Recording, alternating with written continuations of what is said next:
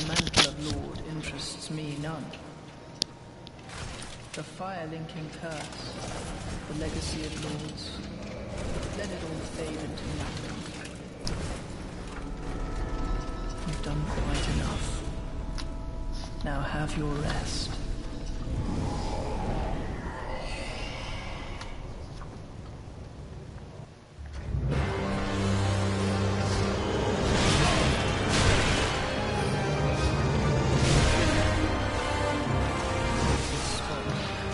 I did this on purpose because I did not mean to come in here at all. I got invaded and then by default I just ran to the boss door and I'm like, oh, I wanted people to see this on stream. Oops. So then I quickly started the stream, obviously, and yeah. So I apologize. Oh. I'm gonna see if any of my other files, if I haven't beaten them yet, just so people can see what it looks like. Because that introduction, that opening cutscene is pretty special.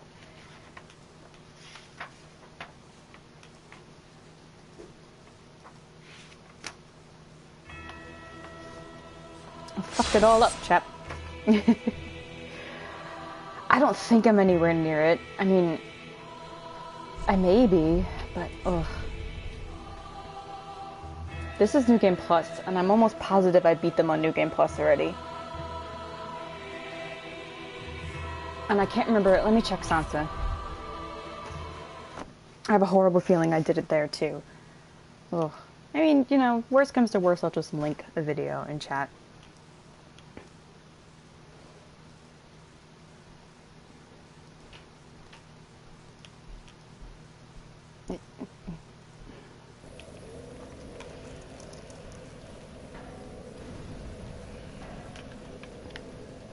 Please, please, please, please, please, please. You know what? No, there's an easier way to check this. Fuck me! I did it already! Ugh. Let me check Daenerys. I'm sorry, I'm about to do this. Let me just check just to be sure. Let me just check just to be sure. I mean, also, if it comes down to it, I can just put my summon sign down and hope that someone who's going to fight them has not gotten that cutscene yet. You know what? I might actually do that. That sounds funny enough to make up for my current panicked state.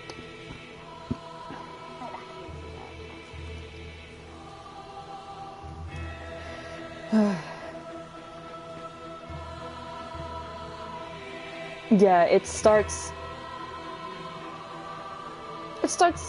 about in the middle of that introduction speech.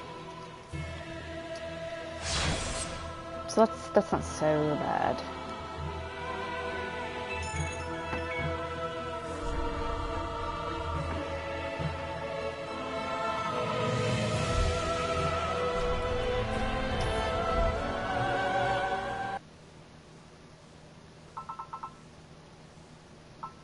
Can't believe I did that. Ugh. In my defense, I've been tired all day. I didn't get any sleep. I think I maybe got like 2 or 3 hours. So it's just reflex. I'm like, oh, I'm invaded. I'm gonna run to the boss. And I'm like, oh no, I wanted to do that on stream. So, and then so I quickly started streaming. Ugh. Please, please, please, please, please, please, please, please, please. God damn it! I did it again. Okay, so that's what we're gonna do. We're gonna hang out on the Ren build. Oh, I could do Daenerys, actually. That wouldn't be so bad. She's fun. I'm gonna wait till more people show up and I'll, like, actually ask them.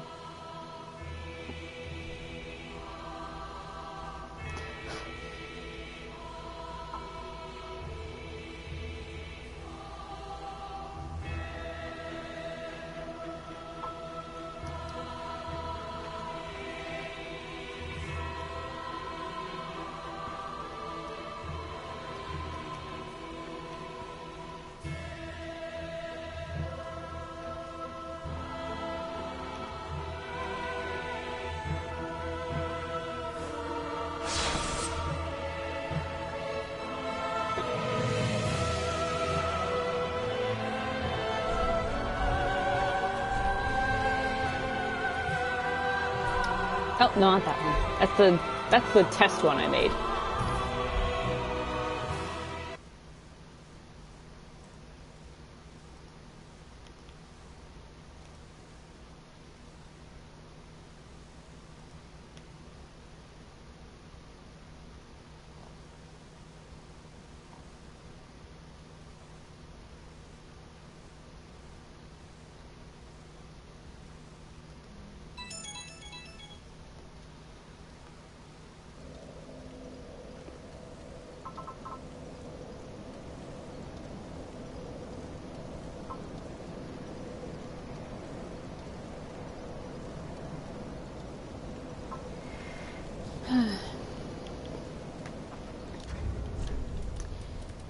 So for anyone who just showed up, I done did a silly. Rushed into the boss room to get rid of an invader and triggered the boss's cutscene. And I started streaming right in the middle, so we just missed, I think we just missed 2 lines of dialogue, but I like those lines of dialogue, and Prince Lothric is really fucking cool. So, yeah.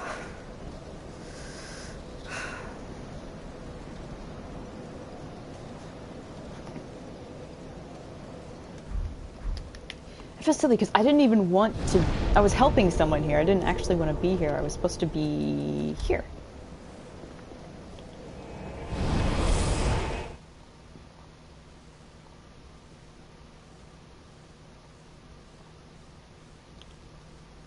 Hey now.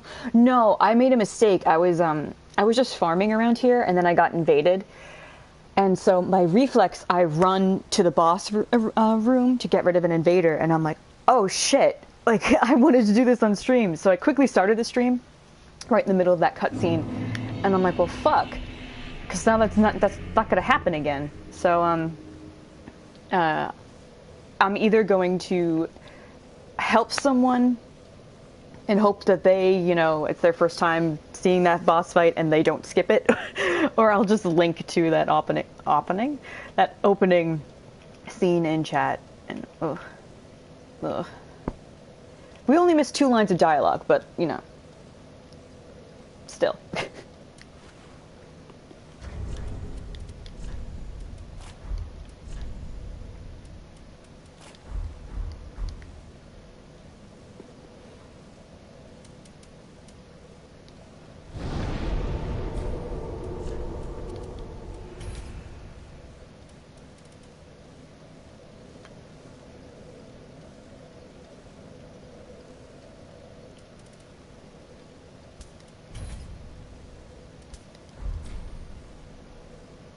Congratulations! I'm hoping we can get there today. Oh, God, I love the Ring City. Did you respec? Yeah, I know you wanted to do Dex Pyromancer.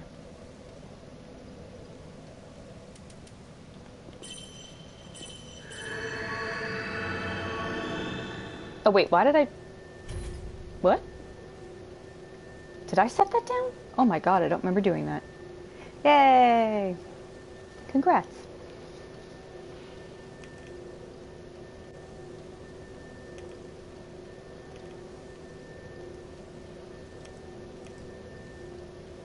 Corvian Scythe. Oh yeah, you finally got it.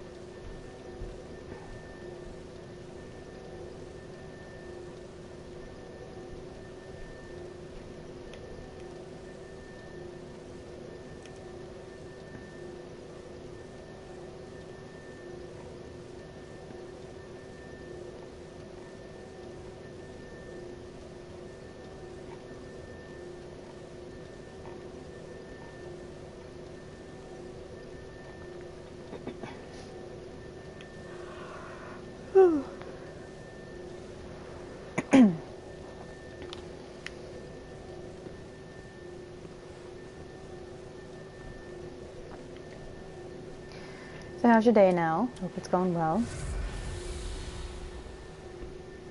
I went around and I just picked up some items. I've been, when we rush through places, I then go back off stream and just get things that I may have missed. So I got some stuff here. Nothing too special.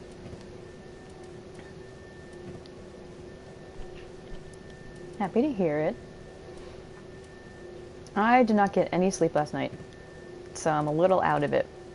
But I have been, like, leveling up and helping people for most of the day, and I noticed that, like, when I'm kind of tired, I'm able to focus a little better because I'm actually trying to be, you know, competent, as opposed to just like, oh, alright, I'm just doing this. Now, having said that, excuse me, having said that, I may and very likely will still fuck up. I think what it is I don't get too panicky. I don't try too hard when I'm tired. I'm like, oh, alright, I'll figure it out.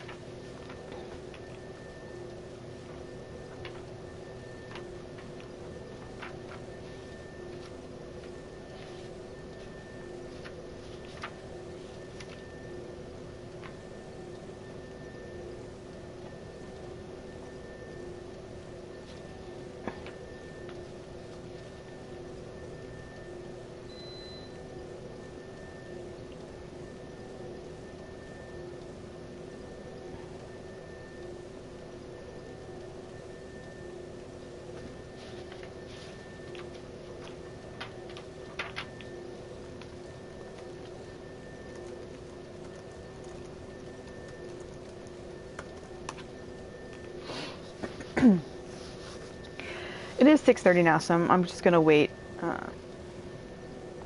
about 5 more minutes. You invaded right after you entered the ring city. Congrats! I'm terrible at invasions, and the person I got invaded by, I did try against him for a bit, but his vit was probably crazy high, because he was not only wearing Smo's armor, he had, like, iframes for days. So I was just like, alright, I'm like, I don't want to put up with this. I don't know why I just didn't let him kill me. Because I didn't even really have any souls. I think it was just the principle of the thing.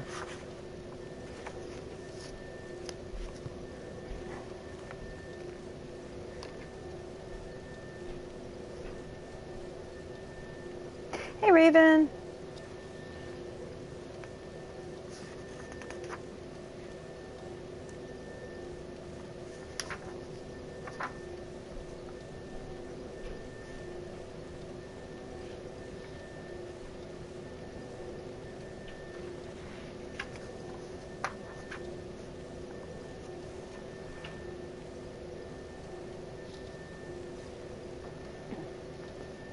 Scythe versus Uchi. Ooh.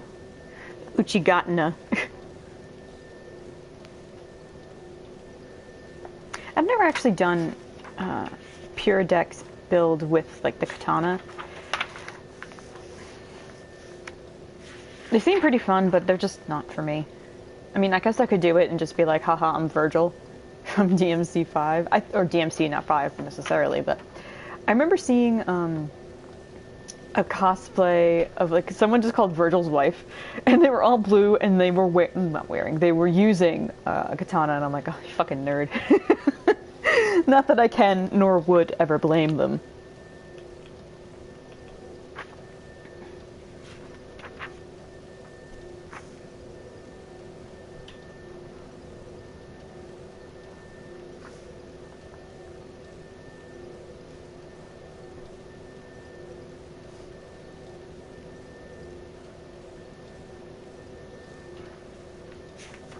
No, Virgil is best. V is good, Virgil is best. V's super good though, so you know, you're just spoiled for choice there.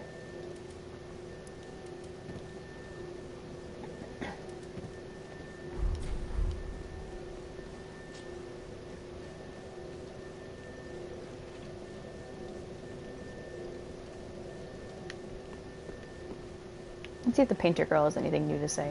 I don't think so, but it could be worth a shot.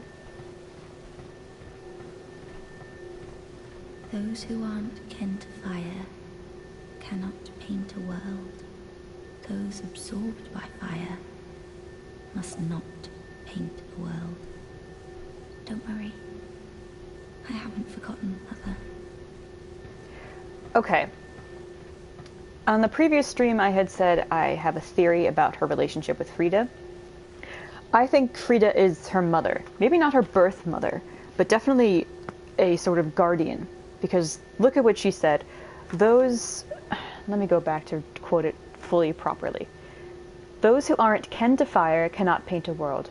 Ken meaning familiar or bonded to. So if you don't know or have an understanding of fire, you cannot make a world. Those absorbed by fire must not paint a world. Those who are consumed, I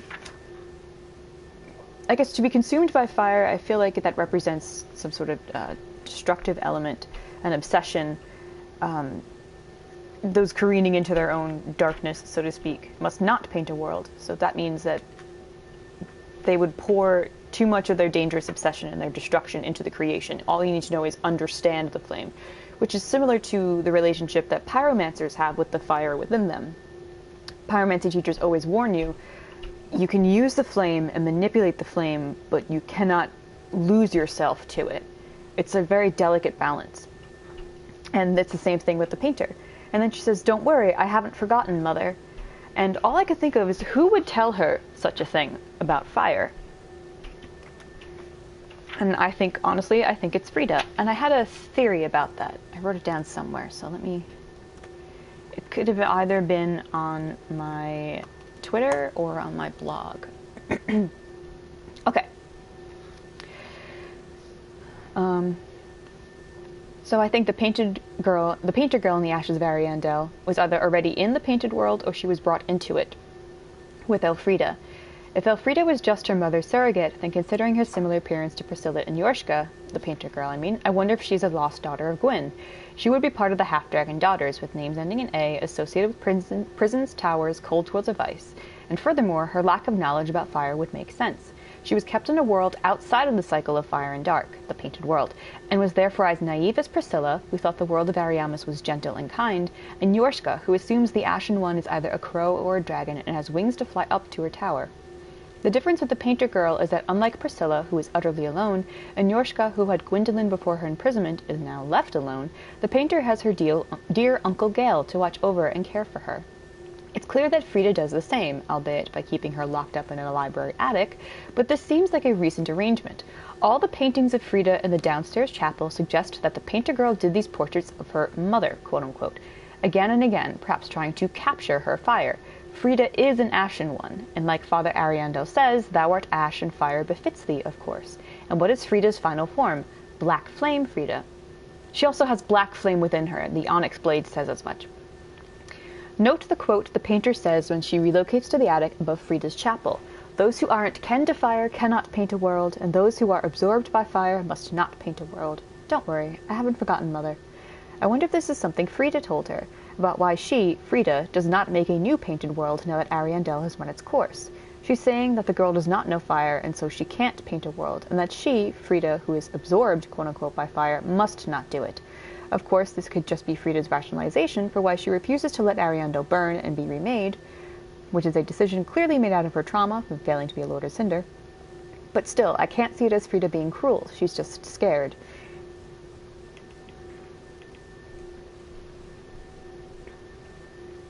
Hey, Kyle!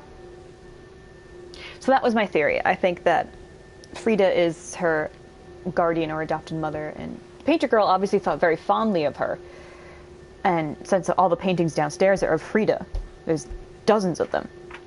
And she calls Gale Uncle Gale, even though they're not related. So I can't imagine why she also wouldn't call Frida, mother.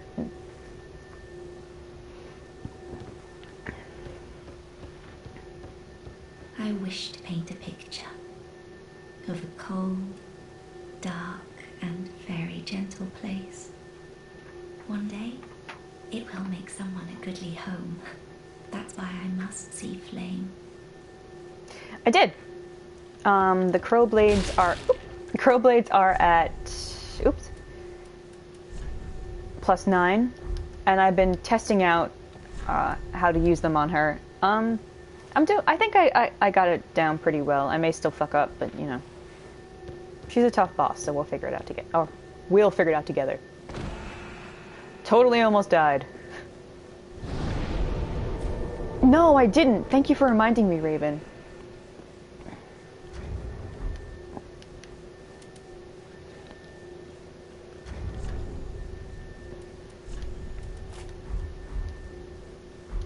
Let me see with my rings. I don't really... I don't really care about an extra spell because I'm not going to use it. Stamina would be good. That's good. And that will boost the miracles. Okay.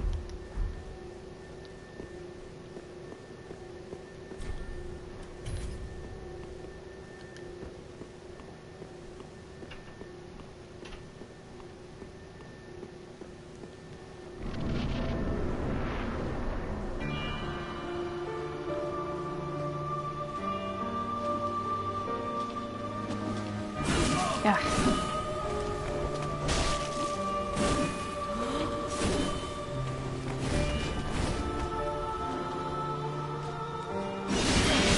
Oof. Oof. She got me. I'm a little rusty on her. I'm a little rusty on her.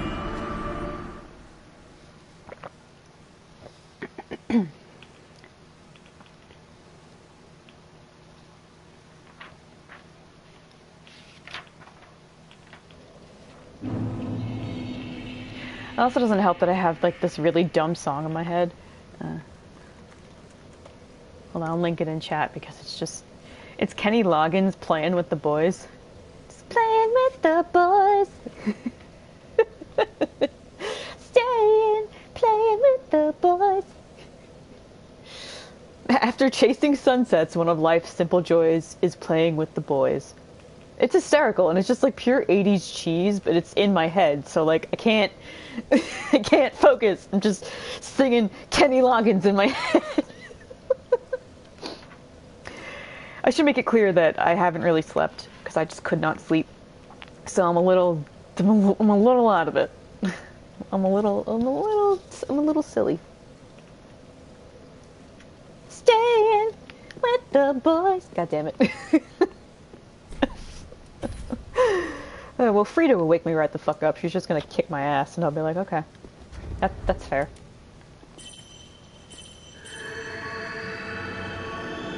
I just need to be more proactive against her.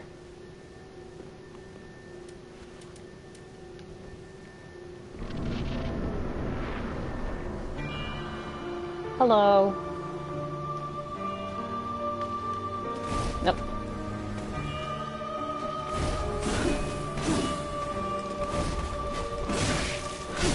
Oof.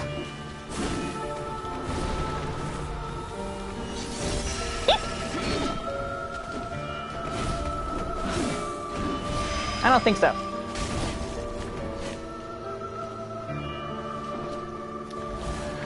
Oh wait, I didn't mean to jump. Whoa, what's happening here, you guys? Why am I being silly?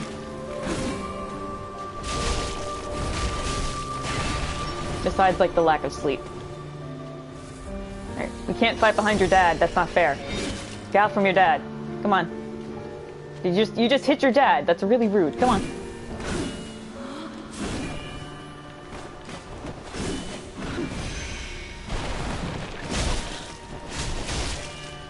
Oh, I didn't have any stamina. Damn it. Oof. Frida, please, I love you. I do unironically love her. I don't know why I don't remember she jumps back every time. Every time, she just a little hop away.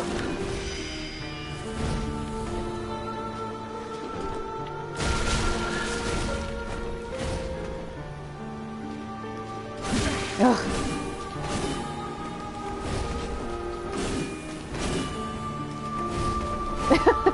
Every time, and I fall for it every friggin' time.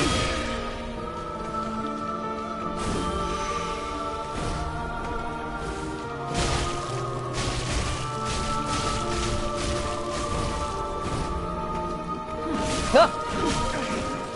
Frida, please. I have to get used to her with fighting with the claws, because I'm definitely not used to that at all.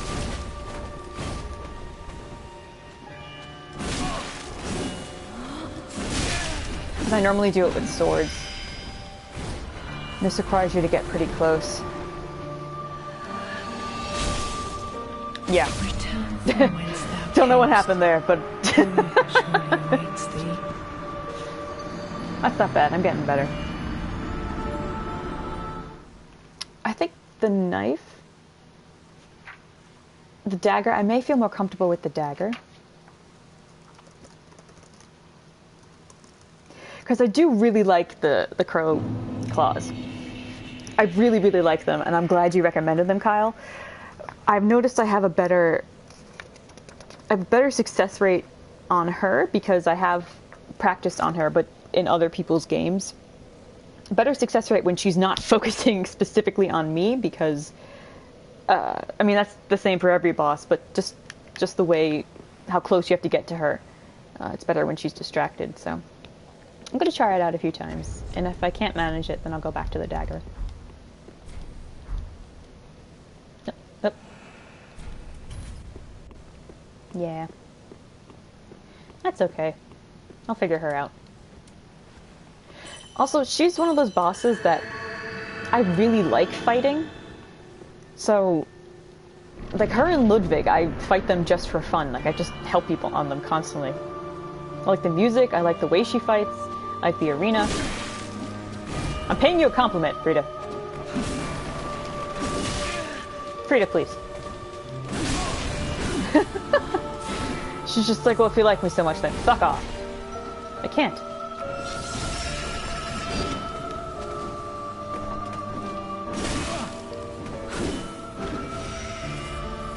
Yeah, the long sights, like she has a much wider reach than I do.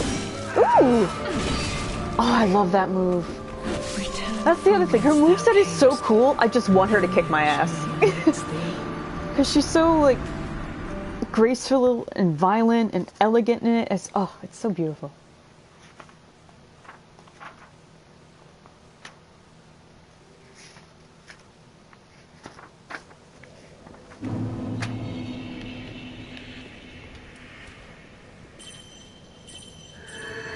That's not really doing anything for me, so I think I'm just going to stop casting it until the second round.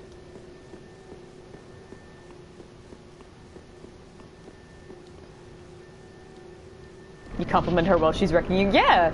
She's great! Like, her and Lady Maria, like, I'm in love with Lady Maria, and Frida too, like, that's fine. You can beat my ass. You're a great woman. I appreciate everything you do and how cool you are.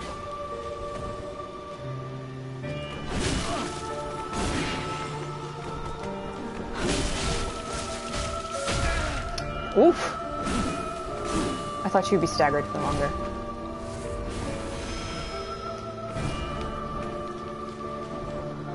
I hear the pitter-patter of your little feet.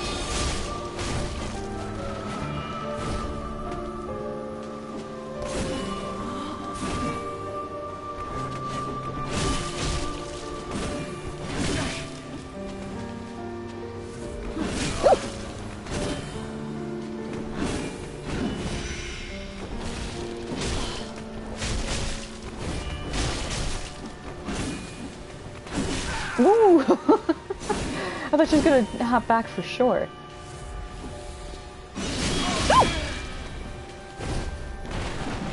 Frida, please.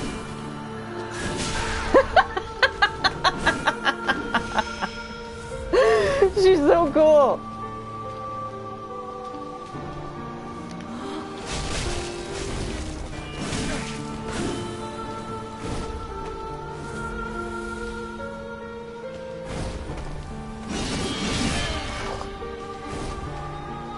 It's hard to figure out whether I should try to dodge through it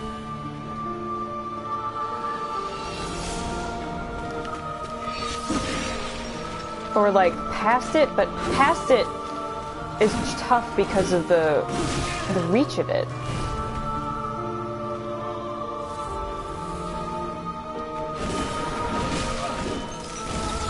Whoa!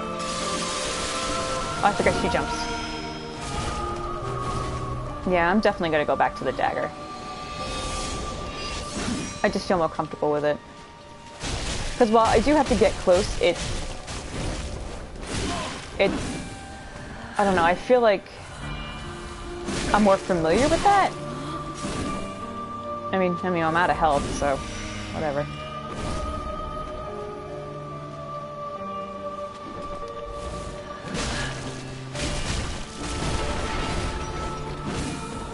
I'm gonna be so angry if I get her.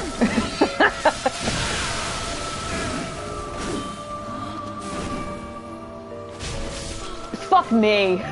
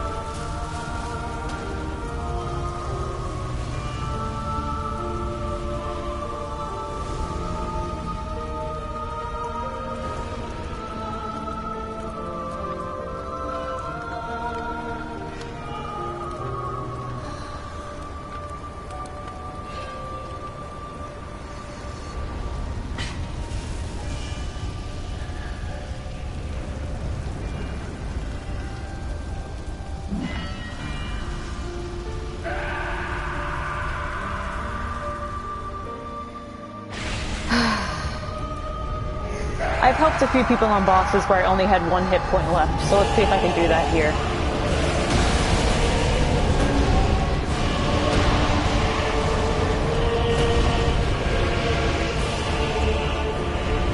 What you want to do is poison him.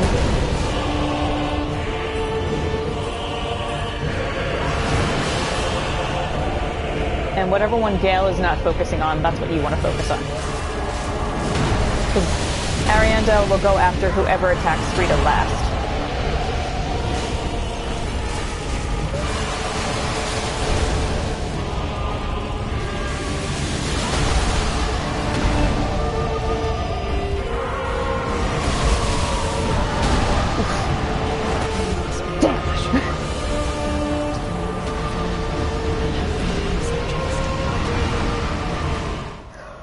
Holy shit, I love this fucking fight. Okay, I'm not going to skip that second cutscene after you defeat her first phase, because I'm going to explain now what the symbolism of it is, so then when you guys see it, you will notice little details of it each time we go through it. So, Frida is an unkindled one like we are, so that means that she can be embered the way we can be. She's currently not embered. So when she dies, and she falls into that pool, that round pool of blood, that's meant to represent the, not just the dark sign, which she has because she's an undead, unkindled one. It's meant to represent the eclipse, or the bleeding dark sign sun that's happening out in the real world right now. And because the blood drips down and then it forms another circle, another pool around the Lord vessel that he's holding and bleeding into, that, to me, that symbolizes not just their connection between Frida and Father Ariandel, but the connection she has with us, because we are the 2 unkindled ash that were prophesied to show up in the painting. So, Father Ariandel hides his eyes the way Frida asks him to, while she takes care of the problem. So he doesn't know that we attacked her and killed her until he looks up and sees her and has that amazing scream, and then he's bound to the chair and he rips off his bindings and just keeps beating the Lord vessel with the fire in it into her pool of blood until the whole thing bursts and the fire comes back. The fire comes back to life and kindles her. And one small little thing I like about that scene is the way he's hitting the vessel on the ground. It's imitating a heartbeat, as if he's literally beating the life back into her. And then I love that the music picks up in this grand swell of like choir, and then the violin's going fucking nuts. So yeah, when I say that this boss is probably my favorite in the entirety of Dark Souls 3, It's because the fight itself tells a story. This whole DLC is a pretty self-contained story, and Frida goes through an arc from the minute we walk in and talk to her till the fight itself. And that doesn't really happen with bosses sometimes. They're just like, oh, it's just an enemy, we gotta kill it. I will say that the bosses in the Ringed City, let me count them, dear. The bosses in the Ringed City all have a character arc too, or they do have a development. Their personalities that I would not expect. He's tied to the chair because he willingly put himself there so he could constantly keep watch over the flame, and he flagellates himself, which means he uses a whip to scratch his back, so his blood will mix with the fire and keep it from getting any stronger. So since Ariandel made this painted world, he uses his blood to keep the fire essence of it as suppressed as possible. And he can't get away from it, or he can't look away from it, because what if it gets stronger again when he's not there? So when we first showed up into the fight, we unfortunately won't see that cutscene again, but when he first show up into the fight, he thinks we're Frida, and he's begging her to bring him his flail because the fire is growing again. And then he looks up and he sees like, oh, like it's not her. He's like, oh, can you bring Frida to me, please? And he's very polite, he's very kind, which makes his breakdown about her death so much more emotional, because he's not. These are not cruel people. They're not like they're desperate and lonely and making terrible decisions, but they're doing it because they're scared. And it's a fun fight. It's fun in the sense that I'm emotionally invested in this more so than like, I don't know, Deacons of the Deep, which is just go kill the Pope, you know.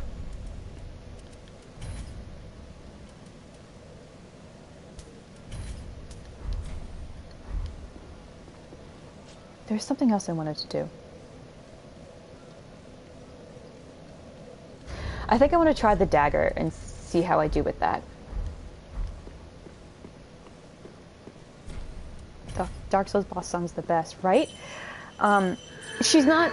Ariandel isn't her father. He's called father as in like a religious sense. Because when she calls him father, it's capital F, a proper noun, which is a title you give to someone. Because Ariandel is a Corvian, like the other crow people we've seen outside, and Frida is human.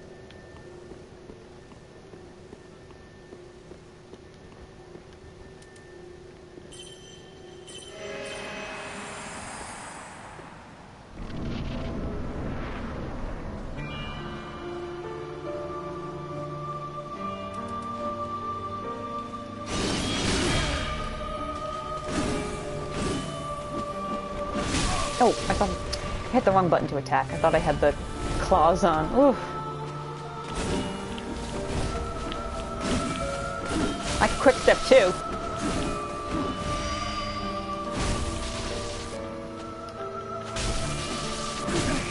You're out of stamina.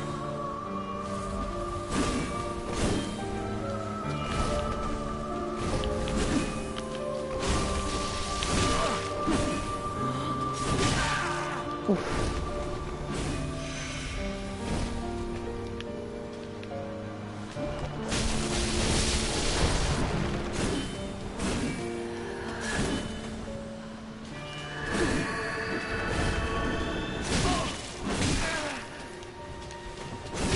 Excuse me, Frida.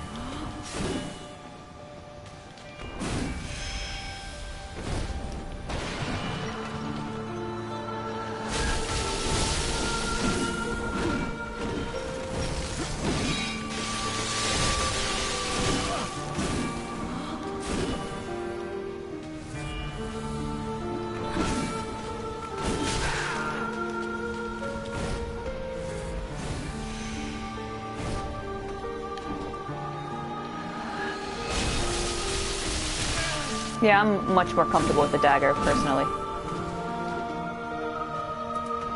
Oh, I didn't even do that. Now I gotta get used to the dagger again.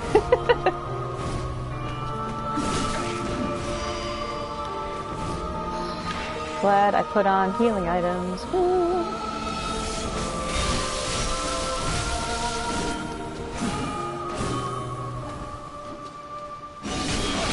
Ugh.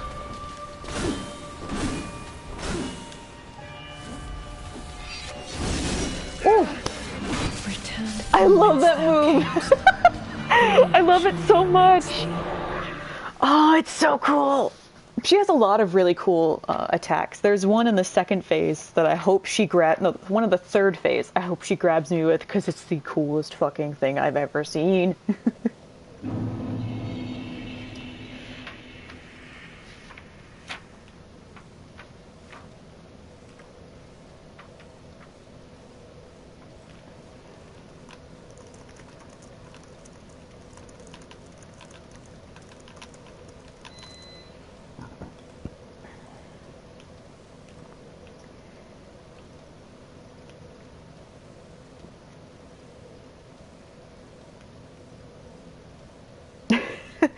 The Cheesecake Factory tells its landlords it will not be paying rent on April 1st.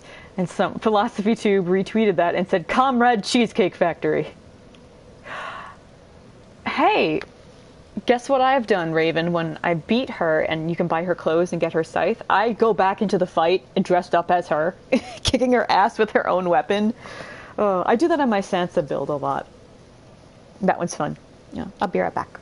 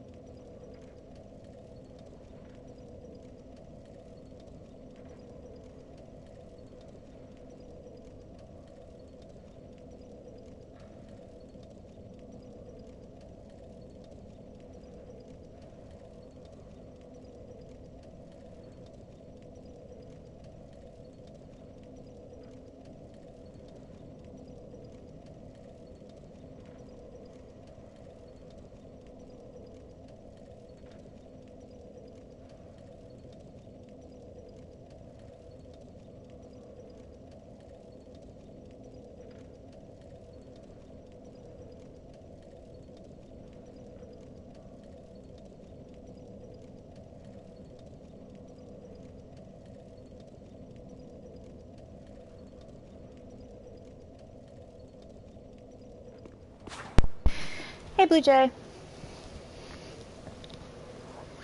I still have that fucking Kenny Loggins song in my head. Stand with the boys.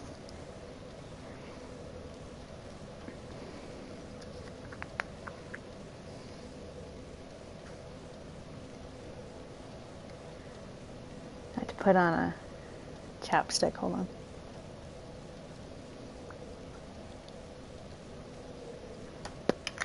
Do do do. Do do do. Okay, Frida.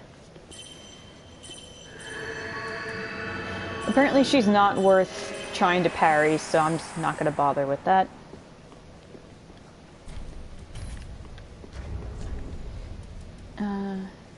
I'm not really doing miracles, so I'm not going to be bothered with that either. What's my carry weight look like? 18? I can try this.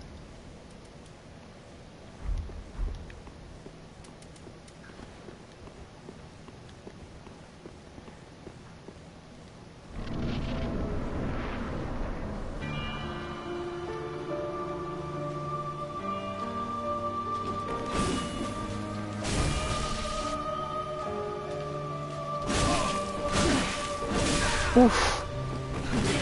That's me. Return from whence thou camest. I like how I can go from one phase getting her to her second phase, one I can get her to maybe a third of health, and one I can hit her once and then she'll kill me.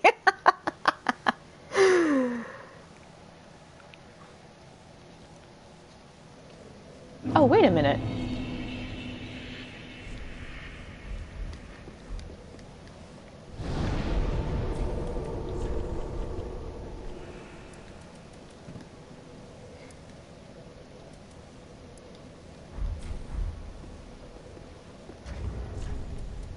Let's try the accordion one.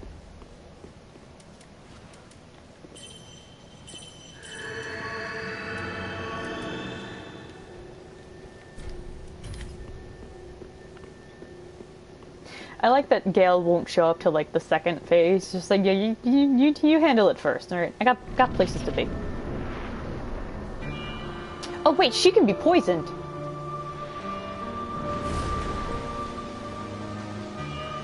Right? I guess not. I thought she could be. I could have sworn I saw someone poison her. Sorry, Frida.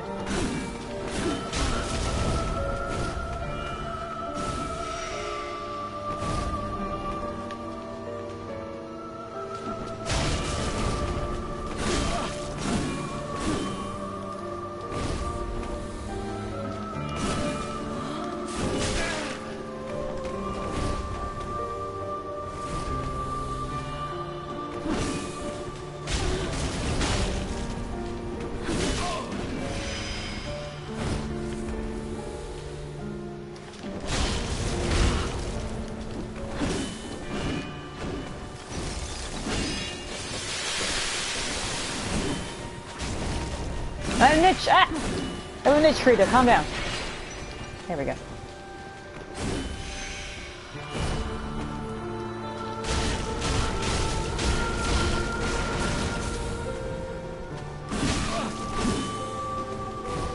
I actually wince each time she hits me because it sounds so painful.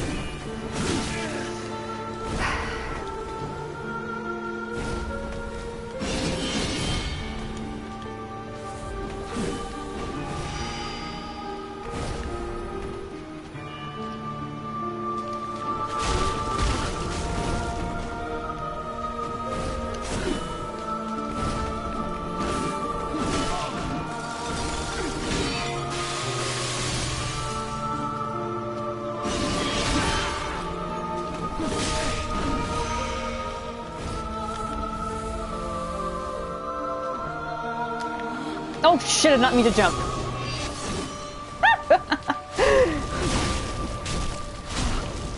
No, I'm out of stamina. Ah! Frida. I like I'm trying to reason with AI programmed boss.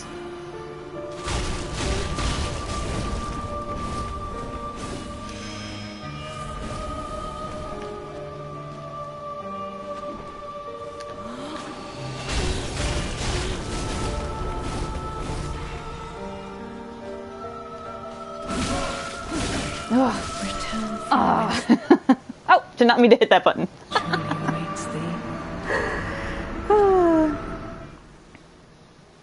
Honestly, I should have tried to jump attack. But if I tried a jump attack, she probably would have gotten a counter hit on me. And that would have been my ass.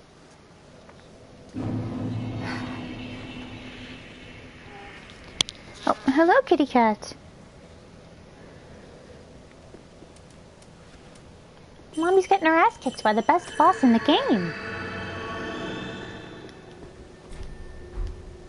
Wait, what? No, go back here, Gale.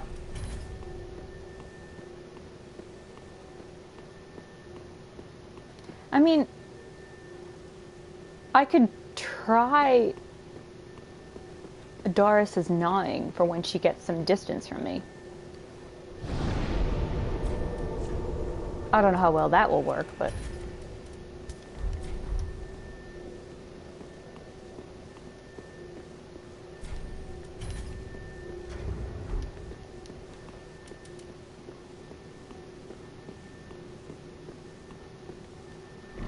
We're gonna be here for a bit, folks, so tuck in.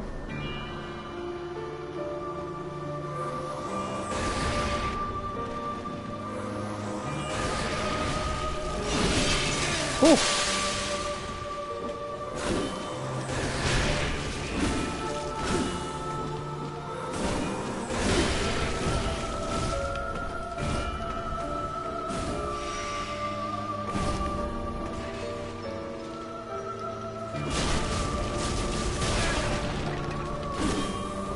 I don't know why sometimes she staggers more consistently than others. So I should just expect her not to stagger.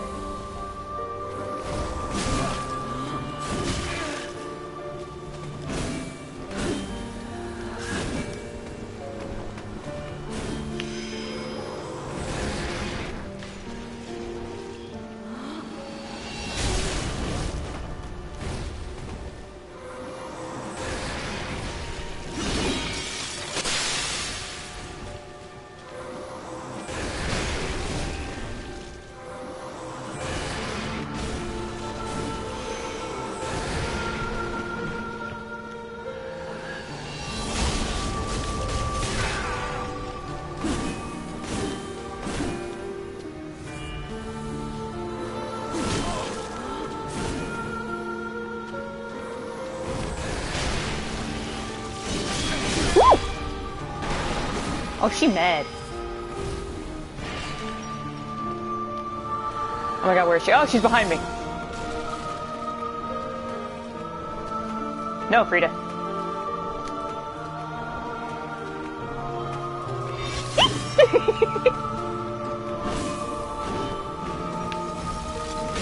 Oh! I thought I dodged that.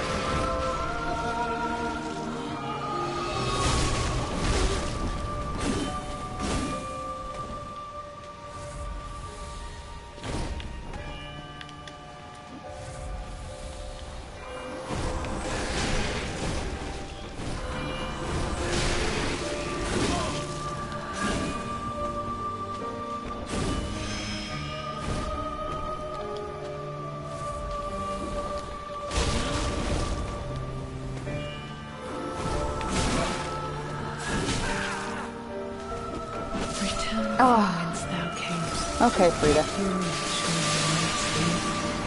Yeah, that's doable. I need to just conserve stamina.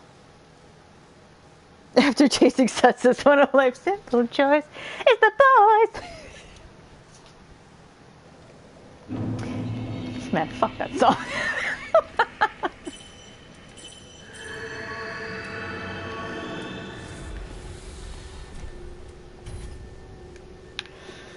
I'm not angry at the song. I'm just like, oh, I can't get it out of my head. Alright. I can't tell if that's doing me any good. I don't think it is, because our equip load is at 19, so let's put it back on this.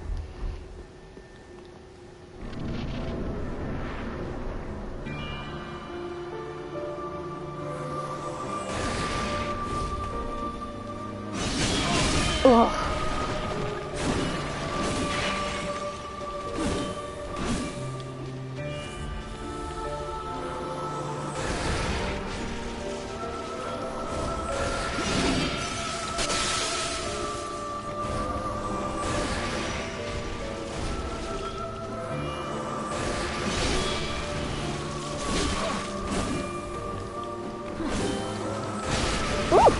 That was close.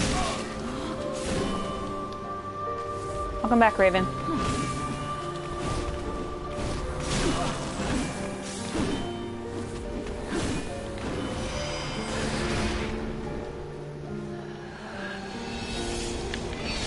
Oh! I thought she was gonna get me, so I panicked.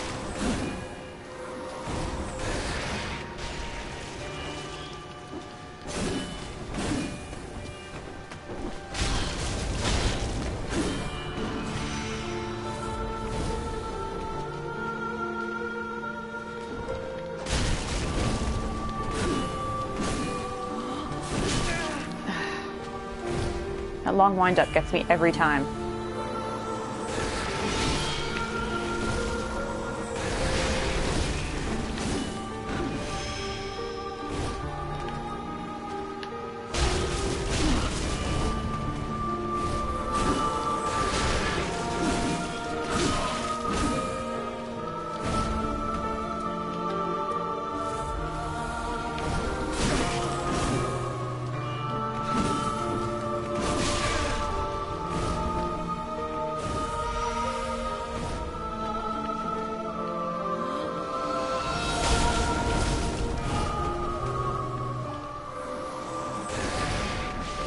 getting smart.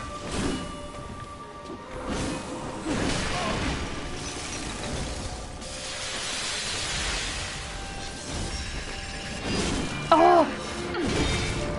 I love that move so much. From whence thou camest, Furia surely awaits thee.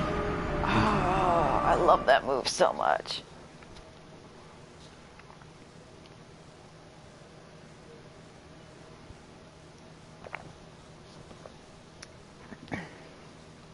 Alright, that needs to be cast a little faster. So, gotta put that on.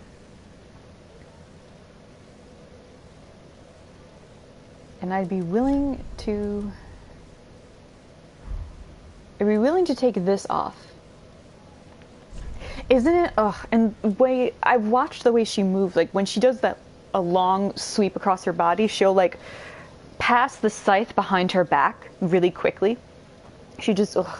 Like if you want to full screen and just watch the fight, like I actually really recommend that because the way she's programmed to fight, it's so cool. I don't know how to describe it.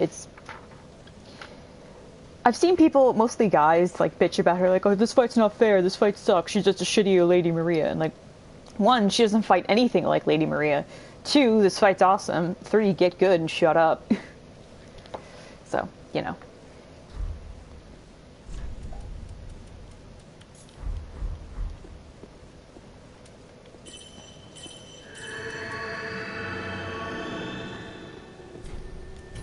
Perhaps I'm being a bit of a dick there, but still. Just shut up and learn how to fight the boss. That sounds mean. It's not saying people who have trouble on her shouldn't complain. It's more that, like, saying she's a bad boss, or that she's just like Lady Maria when there's nothing to support that. Like, stop it. She may not be a boss you enjoy, which is totally fine.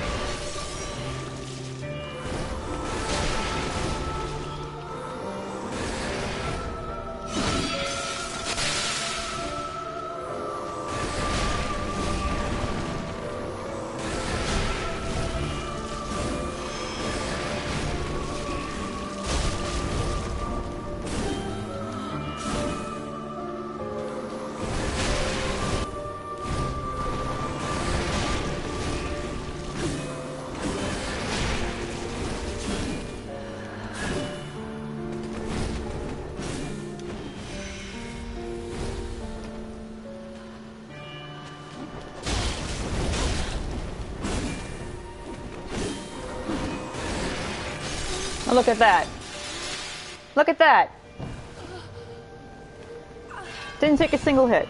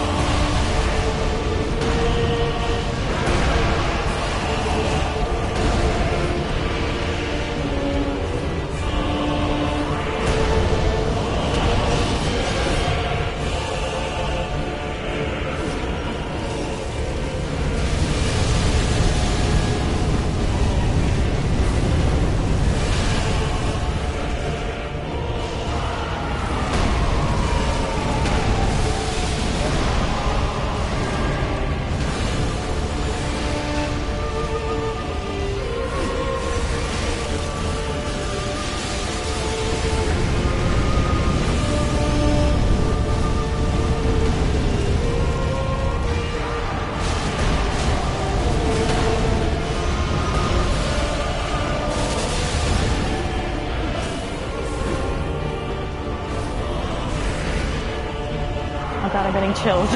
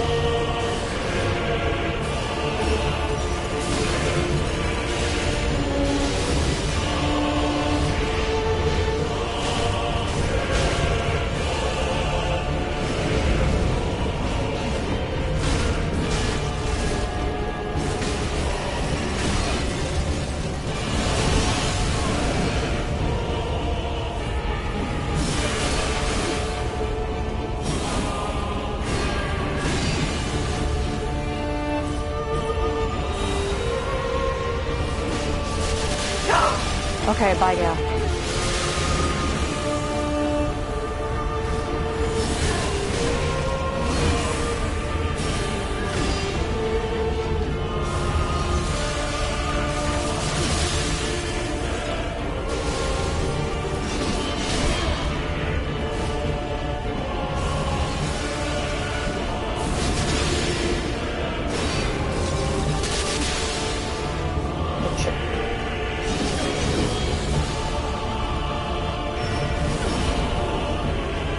That was the move I like.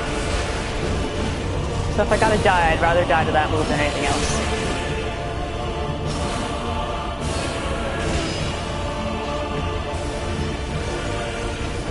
God damn, Frida. Yes! Yes!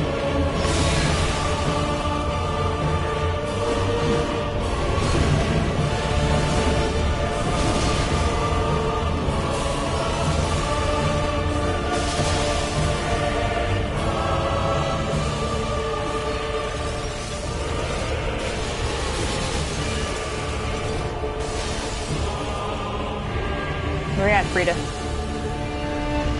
Oh.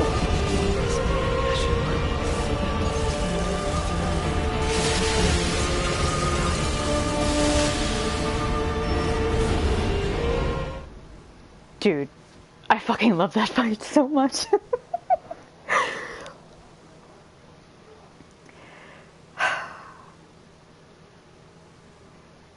So, what I really like about the transition to her third phase is Ariandel not only sacrifices his life and his blood and the fire of the world to bring her back one more time, he does so by speaking the prophecy. He says, when the ashes are two, a flame alighteth. Thou art ash, and fire befits thee, of course. When the ashes are two, line, that's the prophecy, and that's referring to us and Frida, since we're two ashen ones.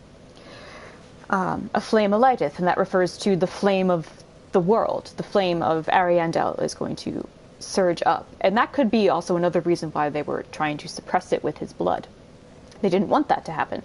So, with his dying breath, Ariandel says, well, thou art ash, you're an ashen one, Frida, and fire befits thee, of course. So he's saying, I will give the fire of the world to rekindle you again. And then she emerges as Black Flame Frida. And from what we know of the Onyx Blade, which I put away, so let me go get it back.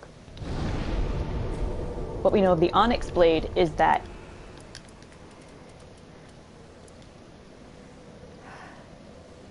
if Elfrida's Black Flame, and Wreath Blade with Black Flame, born of the similarly hued flame that smolders within her. So the Black Flame is something inherent, buried within Frida, and he uses everything he has to bring her back again, and bring her to basically her most powerful form. This boss fight is fucking rad. And the music, oh my god, that music. Ugh. I'm so hyped. Okay, let me just get a sip of water. I was doing pretty well until I died. Gale just takes a bunch of hits, so it's tricky.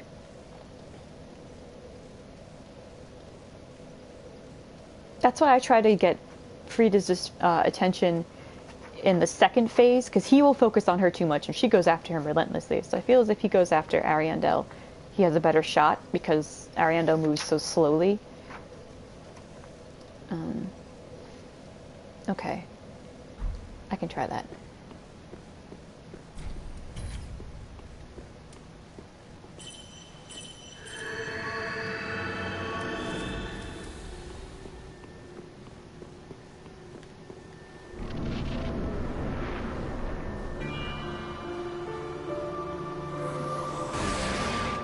Hello, Star.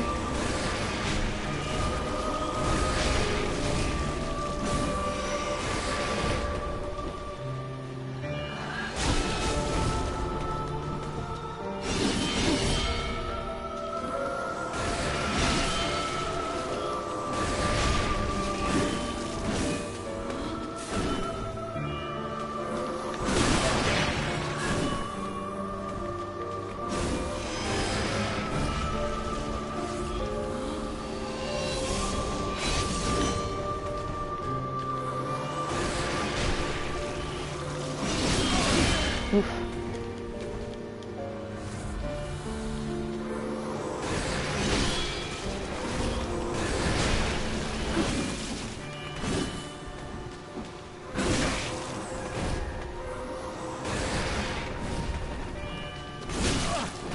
Oof.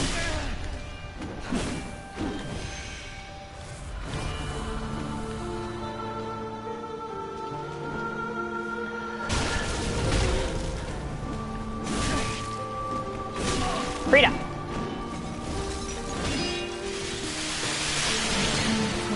Oh, I thought I was out from it.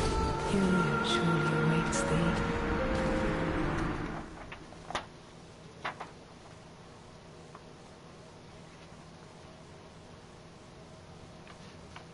I like how I did the first phase without getting one hit. I don't know how I did that. Oh, I know how I did it. With skill. Yuria is her sister. I'll go find her. Hold on, Blue Jay. It'll take like 2 seconds. Elfrida is from Londor, which is a land of hollows, and hollows meaning humans who are so decrepit and deformed from the dark side that they don't even look human anymore. They look like they're zombie undead people, but they still have a conscience or a consciousness. They're still cognizant and can function.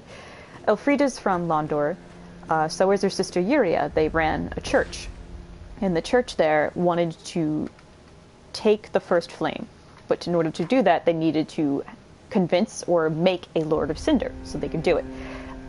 Frida, who we're fighting, she tried to be a Lord of Cinder and failed, and that's why she secluded herself in the Painted World. That is like penance and guilt. And Yuria, her sister here, then sought us out because we're an Ashen One and we could be a Lord of Cinder, so maybe we could do what her sister couldn't. Ah, our lord and rightful liege. Speak freely, thy lordship. I am at thy beck and call. Let's see if she says it again. Our lord and liege. I prithee. No. She specifically mentions Frida at one point, but she won't actually say Frida's name. But when you have the Onyx Blade, she's like, "Oh, my lord, like you smell familiar," and or it's like, "Oh, it's or like you have a familiar scent," which that refers to the blade we're carrying. But then she says like, "Oh, don't think anything of it," and then she alludes to her sister by saying, "Remember that kindness can wear on one's principles." Be safe, I pray. Which means that people who do things because they want to be compassionate can actually end up making decisions that go against their conscience or go against their moral code. And that's referring to Frida thinking she's doing a good thing by not letting the Painted World burn down and to be reborn. And she mentions Frida again after we fight Frida. And that's why I think she's referring to her sister in that line, because then she kind of reiterates what she said earlier. Anyway, so that's Yuria. Frida will only say that line about Yuria if we have Yuria at the Firelink Shrine. If we don't, then she just basically says, leave us be, Ashen One, and you have a place in that world, and that's where you belong. Hi, Hoji! That's okay, we're gonna be on this boss for a while, so you're gonna listen to some pretty and both epic music, so, you know, don't worry.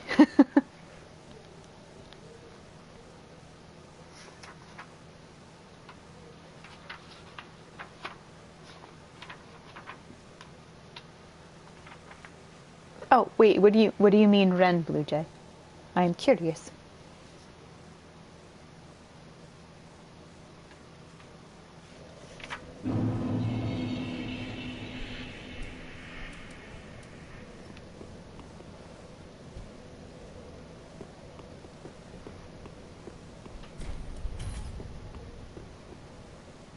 Fun to work with a backdrop of beautiful music and violent noise. Yeah, well, you're in for a treat. This song is absolutely gorgeous.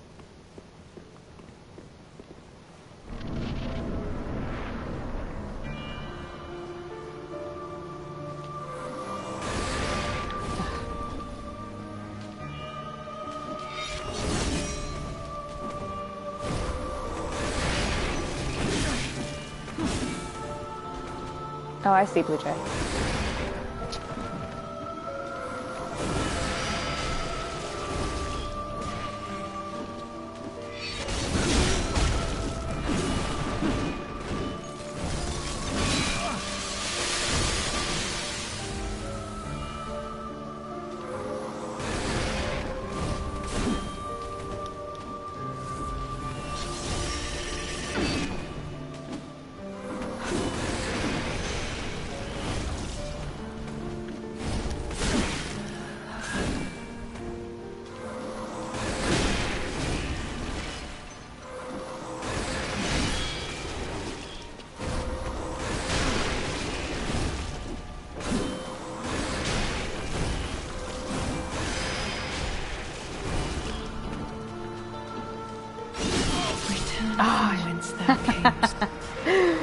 She baited me into the attack.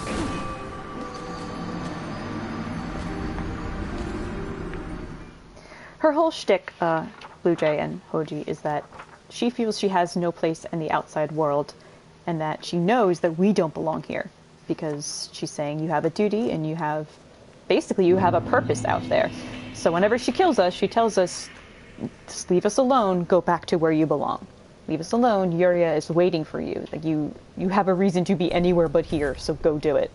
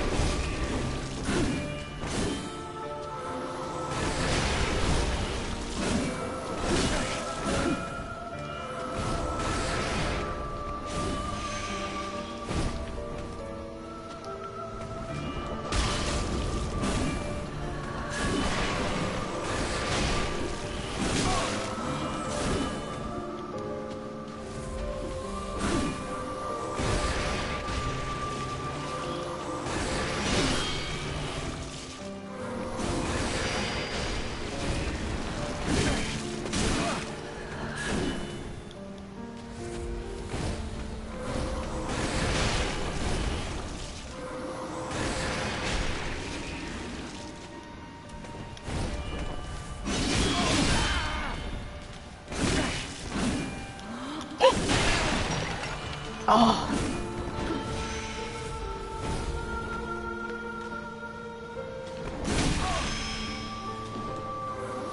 Nope. Ooh.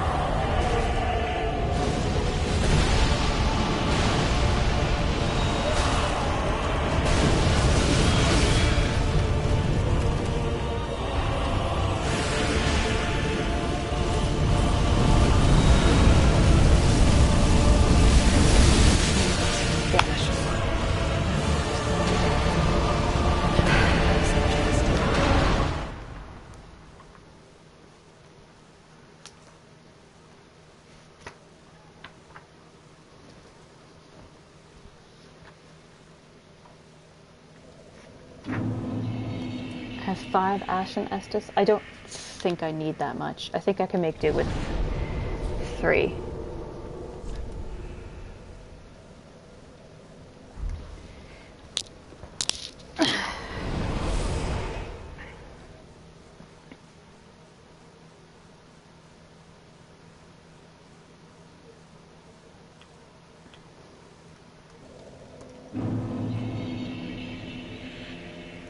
Oh shit, sorry, I forgot to look into that stuff. Blue Jay. Oh, excuse me.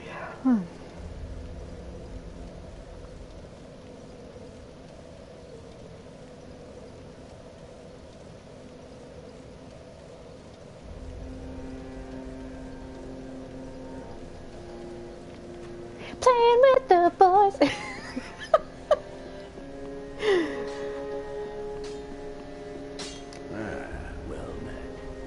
Good to see ye in good health. What needs smithing this day?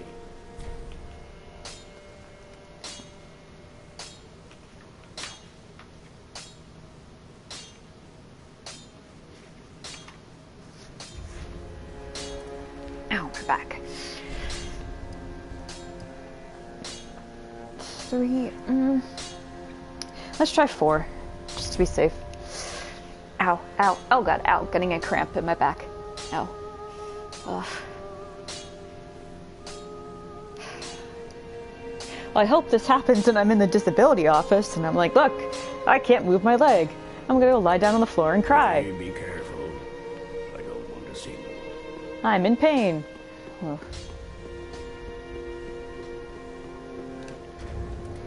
Let's see, can I be a little lighter in terms of equip load? Oh, yeah. Silly Billy that I am.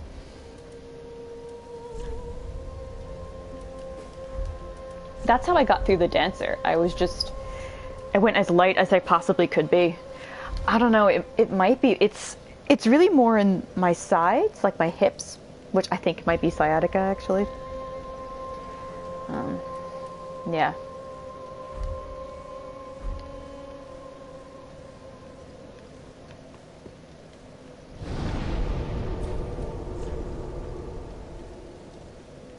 I'm old and busted. No, I'm not old. I am, however, very busted. I will say that much.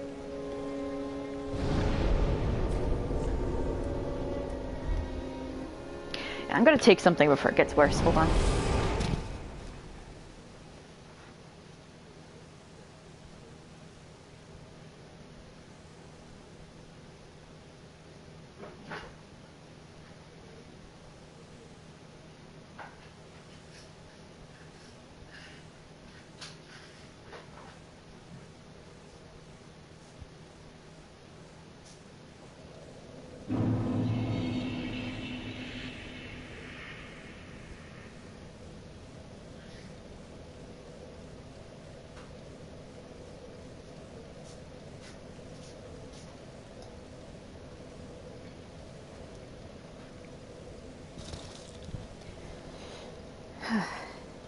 You know what I want? I want a candy bar.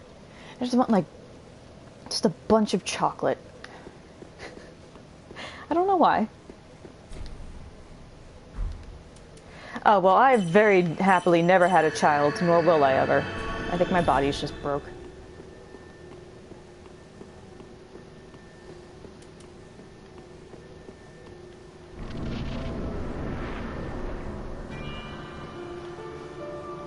What if I could, Raven?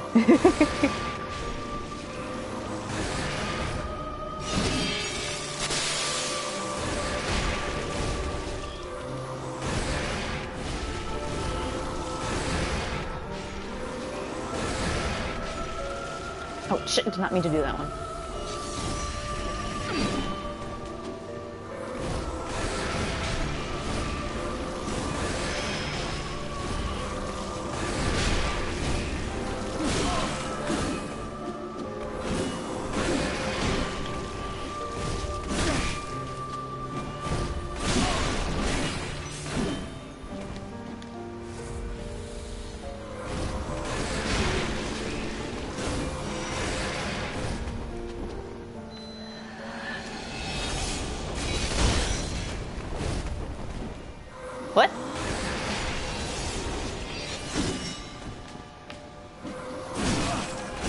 Return from whence thou camest. Oh, I wasn't even paying attention to my health. Healing surely awaits thee.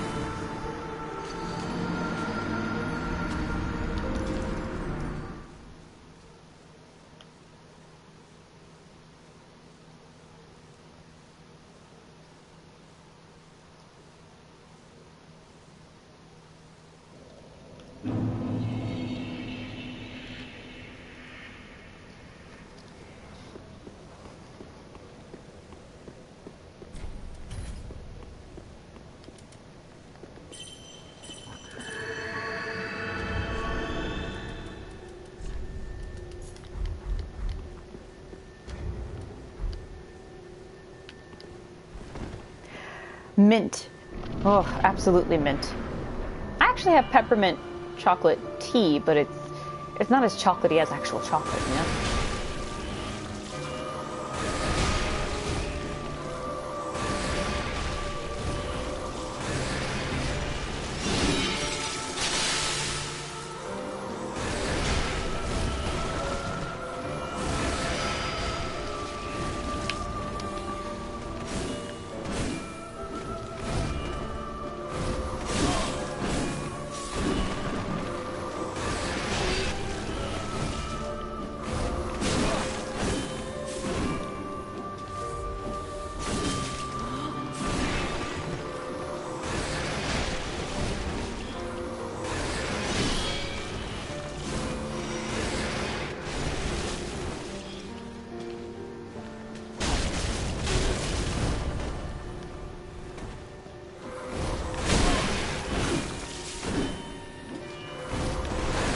It's just a magic pixel of health. Are you kidding me?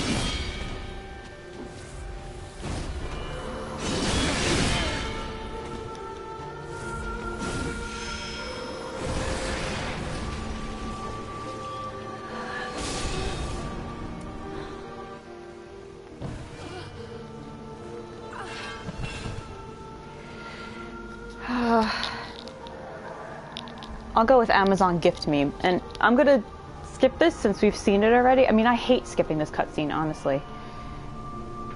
No, yeah, I'm not gonna do it.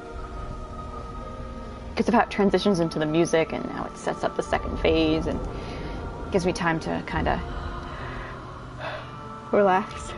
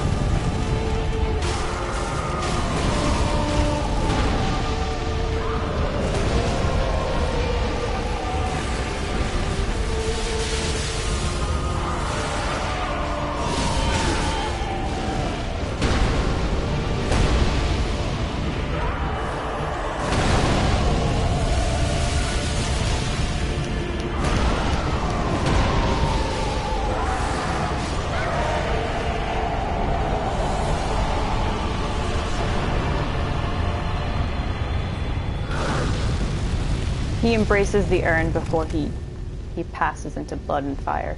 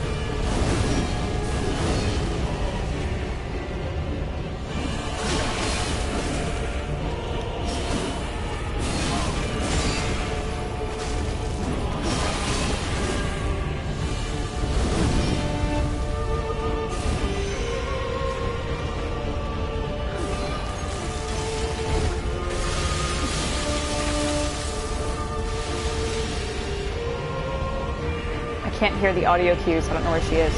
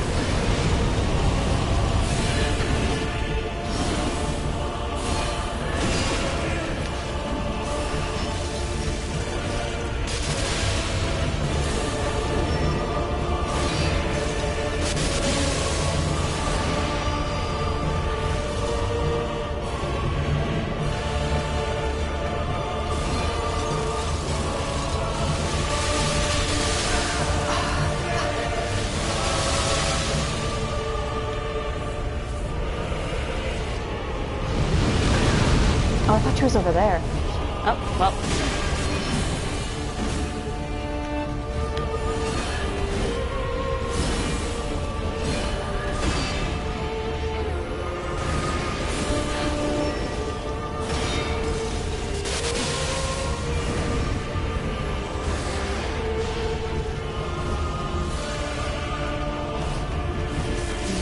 Yeah, I knew it.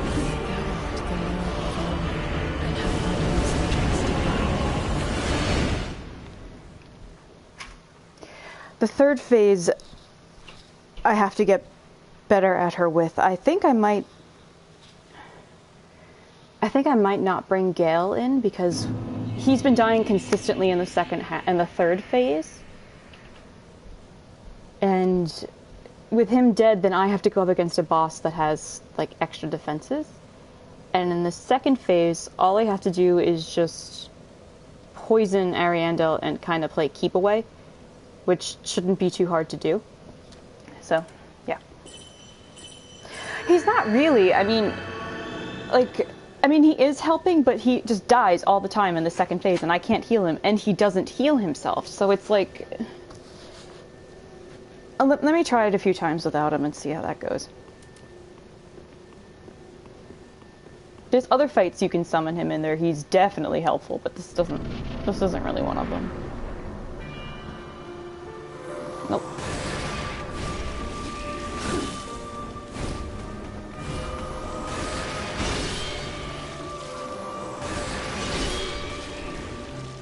Yeah, I can. I just want to try it alone.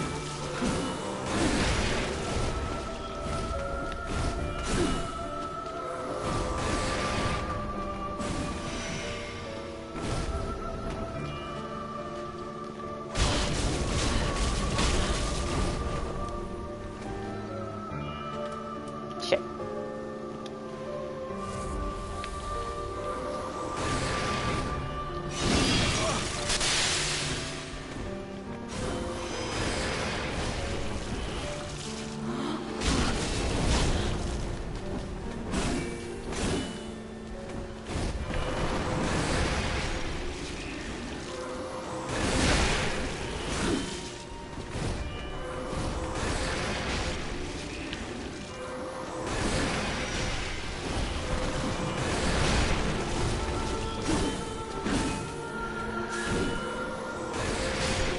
Don't mean to be inside your dad there, sorry.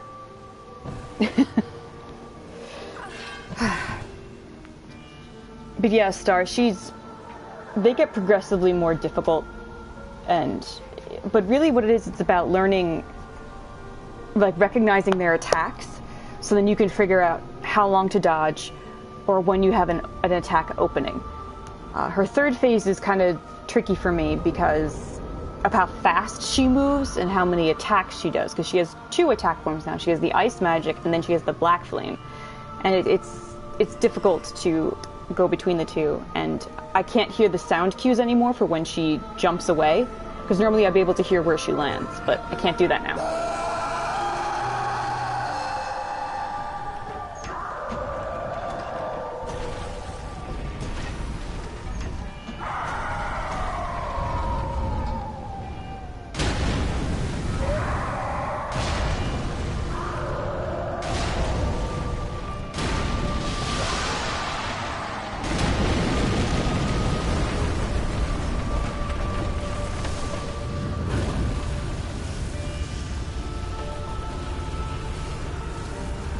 I know, and what makes it even sadder is that you could talk to him, actually.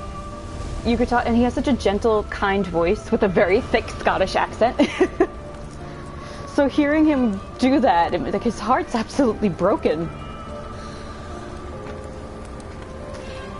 And he just sat there and did nothing because she told him to just cover his eyes and wait patiently. She would take care of us. And then when he looks again, she's dead, and he can't handle it.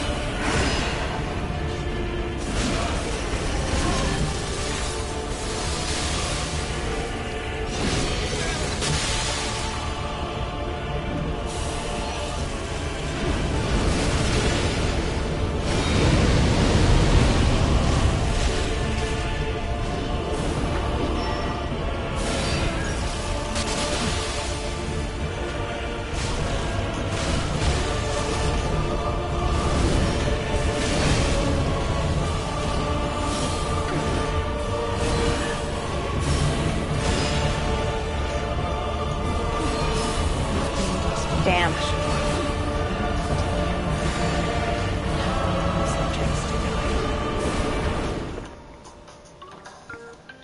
Oh, sorry. I went to speak, and then my alarm started going off for my meds, and then I took a sip of water, so 3 horrible things happened at once. Yeah, that was pretty close. I have to find a way to stay closer to her in the black flame phase. I think it'll be worth it to throw daggers at her, so that when she does go invisible, I can keep track of the daggers. I don't think she can be poisoned. Whew. Thank you. I was doing so well. Like, normally I don't pat myself on the back with these fights, but oh my god, I was doing so well.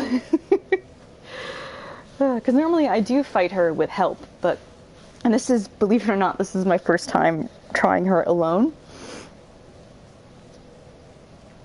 And I feel confident. Honestly, going up against her alone, I feel like I did the first time I played this game, like a real challenge, or just I have to learn a whole new moveset, or not a whole new moveset, I have to learn my moveset since I'm doing miracles.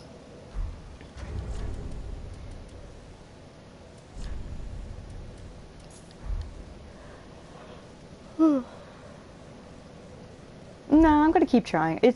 I mean, I've been doing this for 2 hours. If I don't have her beaten by 8:30, then yeah, I'm gonna summon people. Because I do want to start the Ringed City today.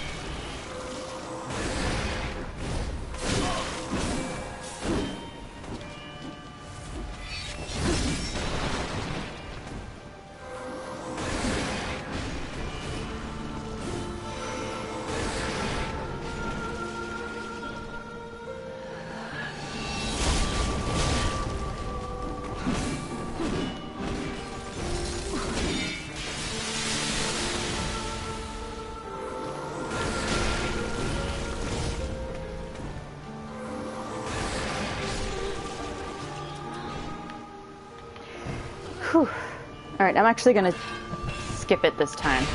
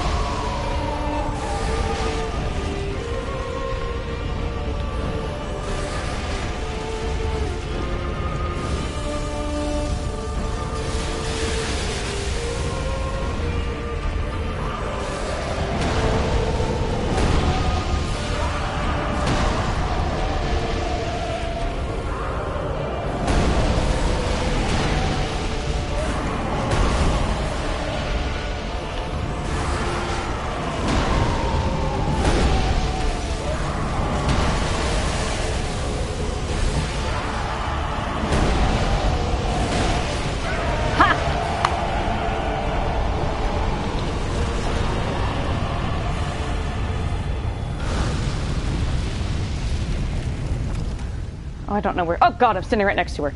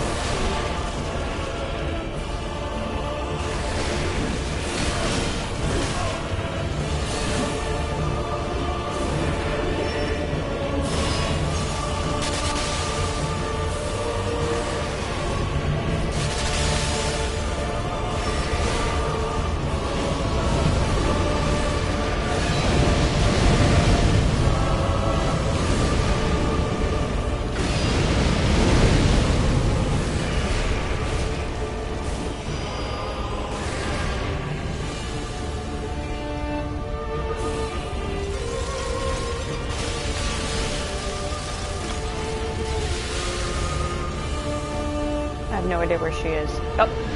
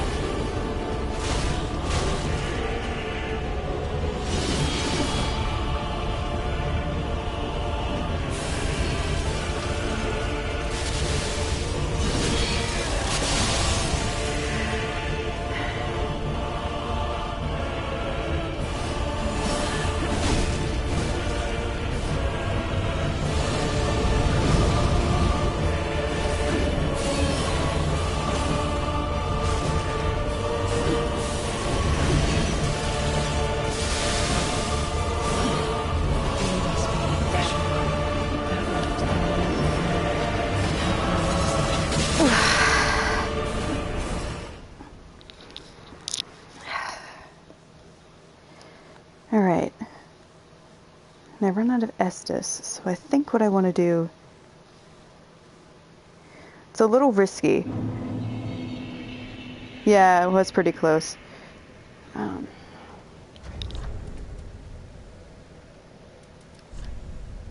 think what I want to do...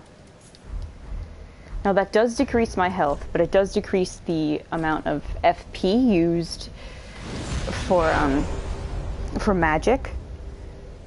Because I run out of I run out of FP pretty quickly, which is troublesome.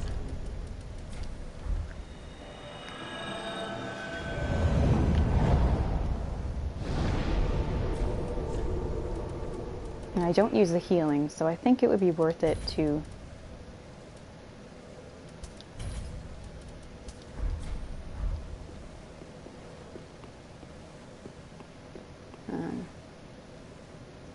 do I want to bring Gale? I've been doing pretty well without him, honestly.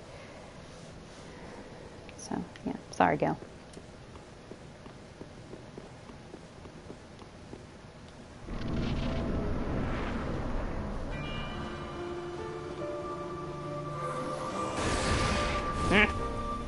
She's learning.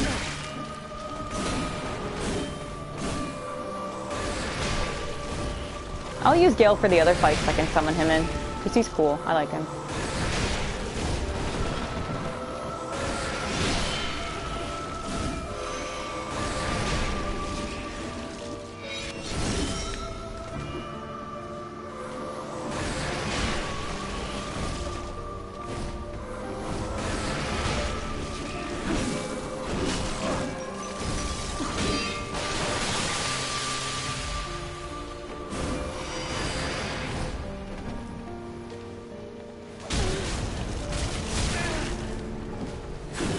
She doesn't stagger, so I'm gonna go for 2 hits.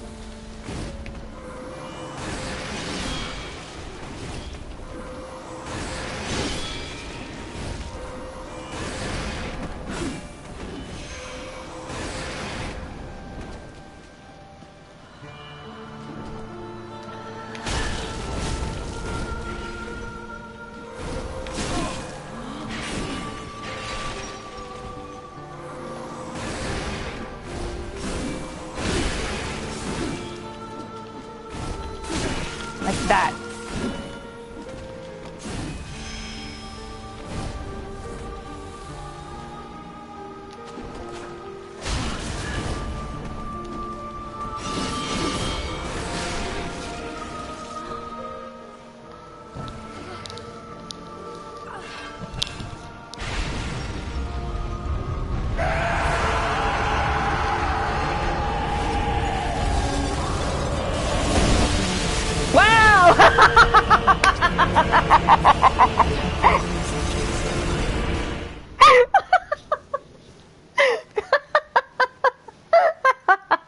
I know exactly what happened.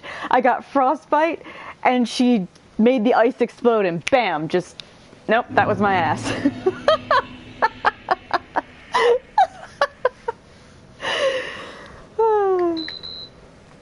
I'm gonna go see if there's any chocolate.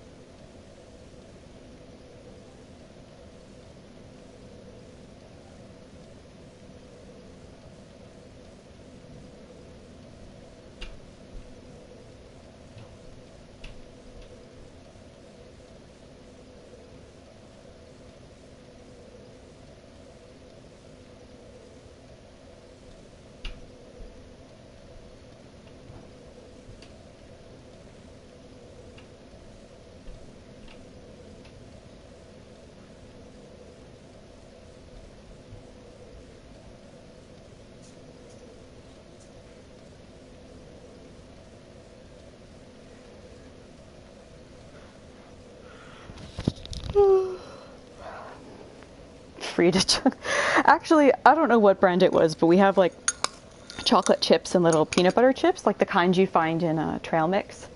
So I'm just gonna munch on that, get my focus back.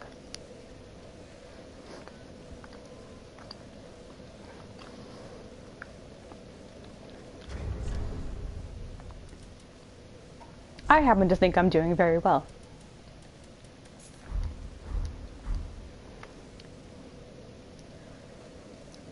Right. It's 8:20. This is the last time I'm going to try her alone. And if not, then I'll just summon somebody. Excuse me.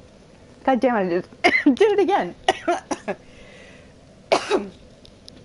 Whew. Sorry, everybody.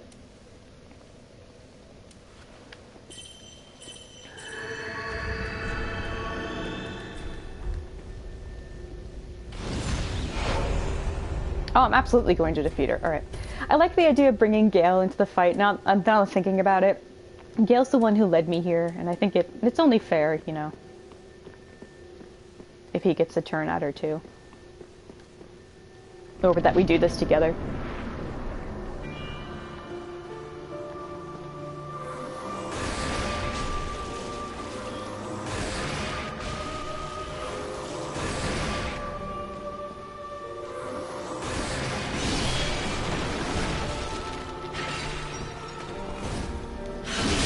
Ooh. Whoa!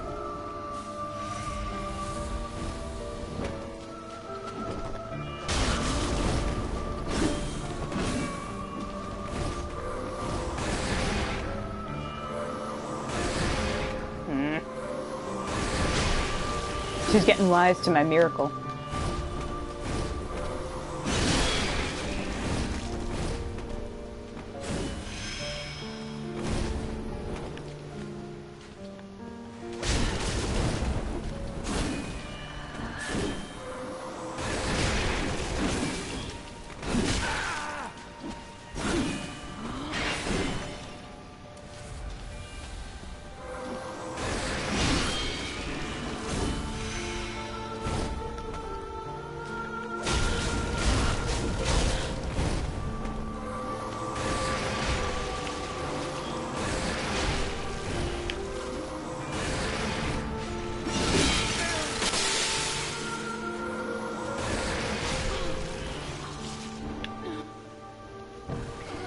I don't know why I always end up so far away from them.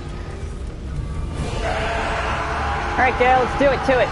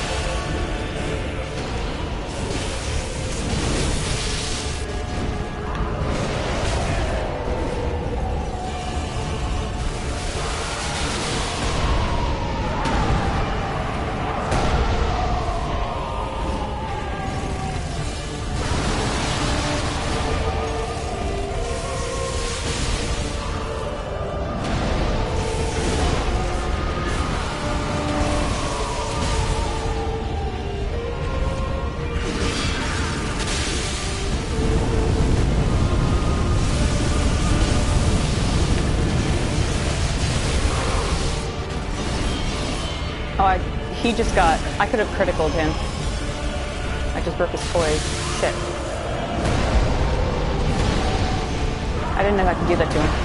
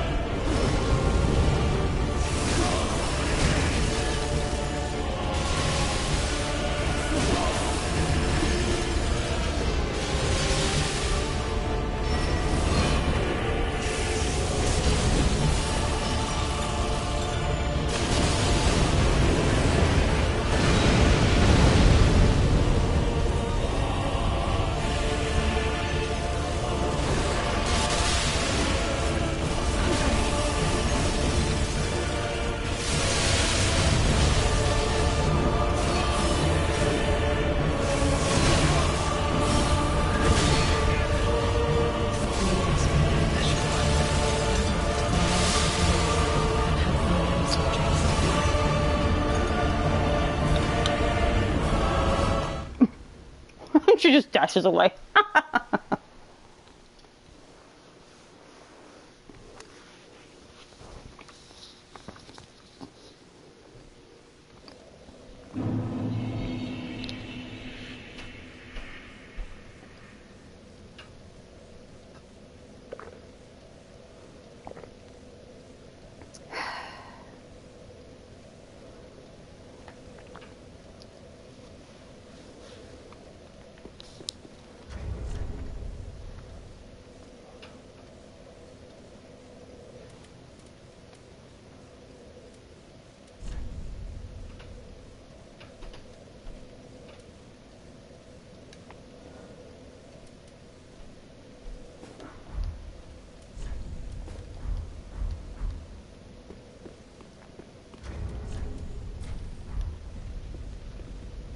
Alright, 5 more minutes.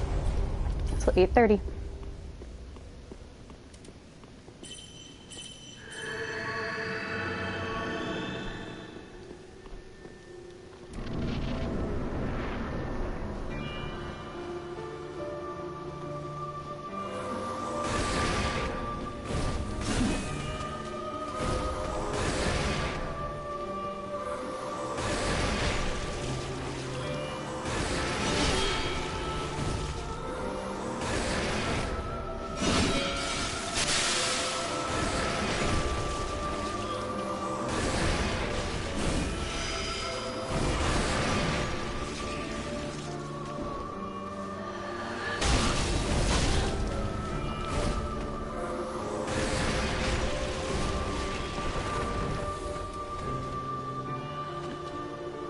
Nope.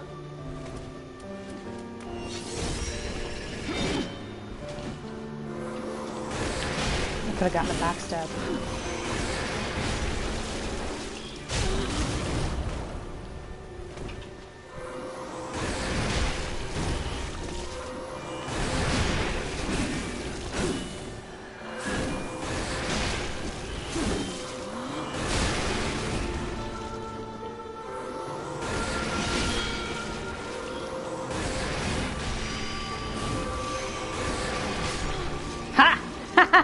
Didn't get a single fucking hit. Okay, time to cross myself.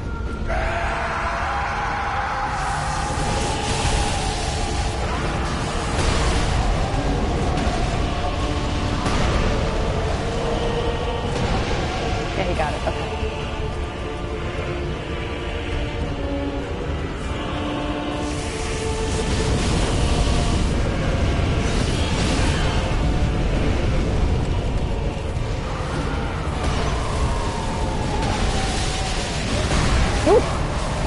He sounded further away than that. Shit.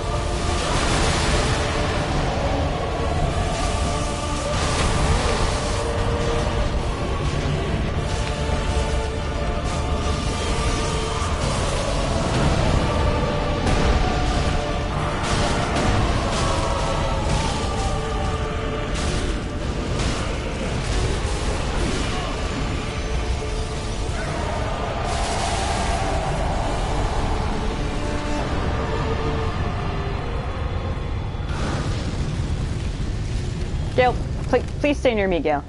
Please stay near me.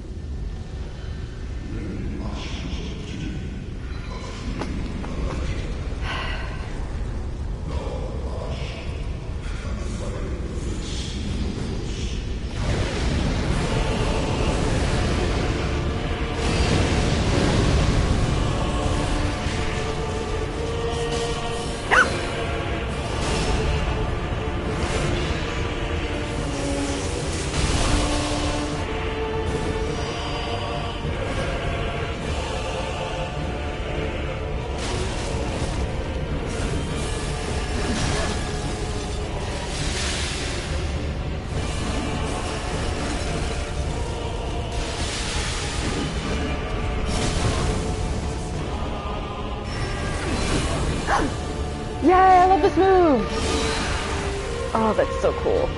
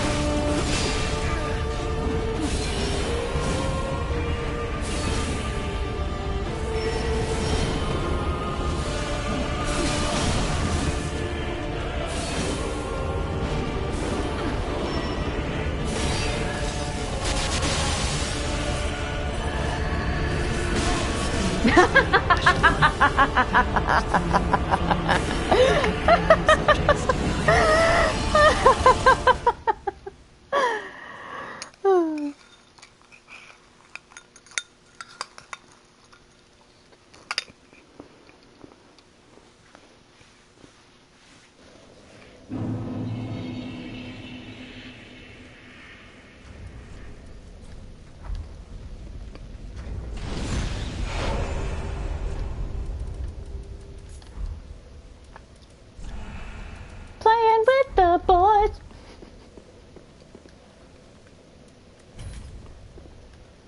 We're gonna get a whole posse.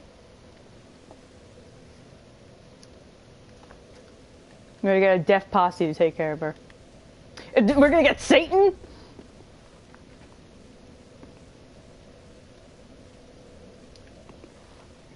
And you know, just for shits and giggles, we're gonna get Gale. Come on, Uncle Gale.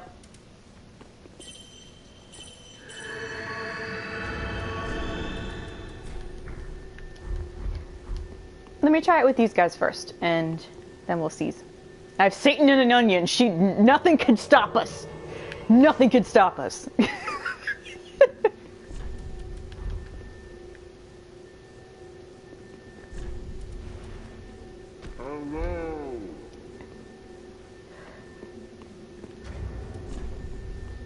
Oh, hold on. The other guy's got to get summoned. Oh my god. Other guy, where are you? Other guy, where are you? Nope. He'll show up or he won't. Yeah. So it's just me and an onion. Yeah, what do you think about that?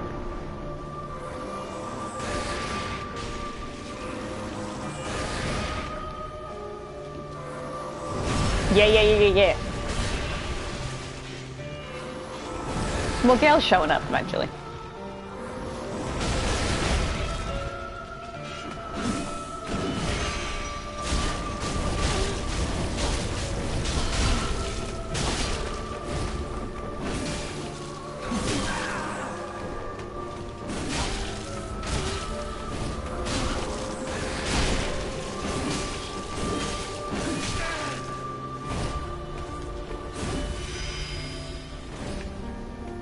Well, it's just because they're other players, so they have some pretty strong builds.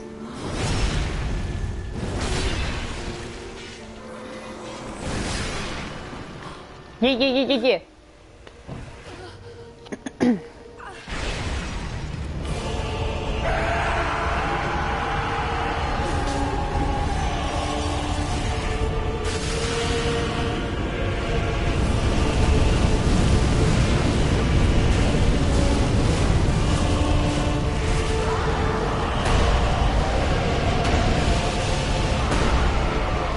Where are you going?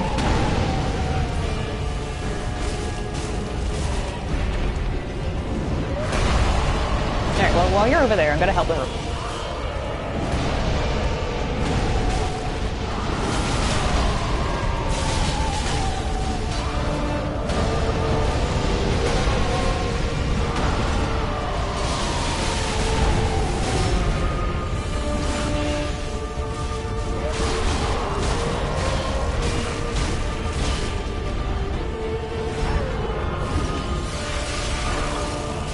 Holy shit!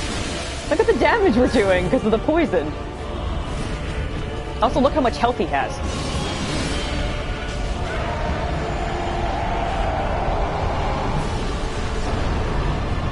It's just you and me, Onion. You and me against the world. We got this.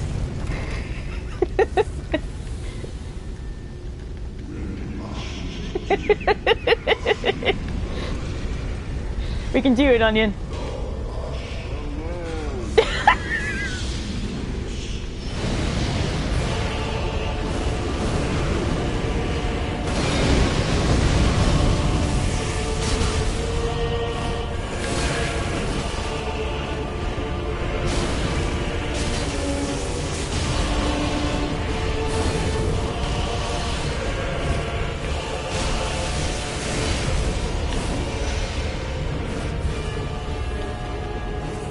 It's good to have Gale when she goes invisible like that, because he will always know where she is and attack her.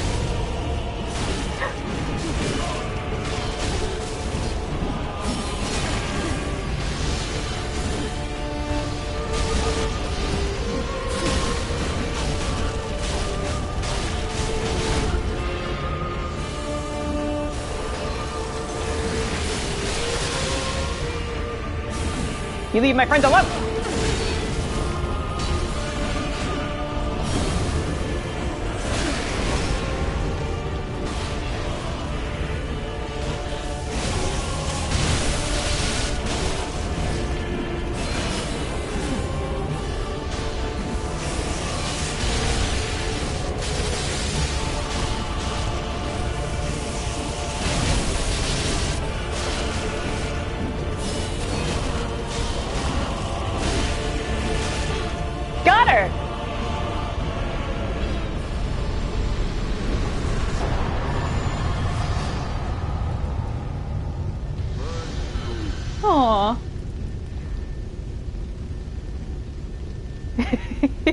Yeah.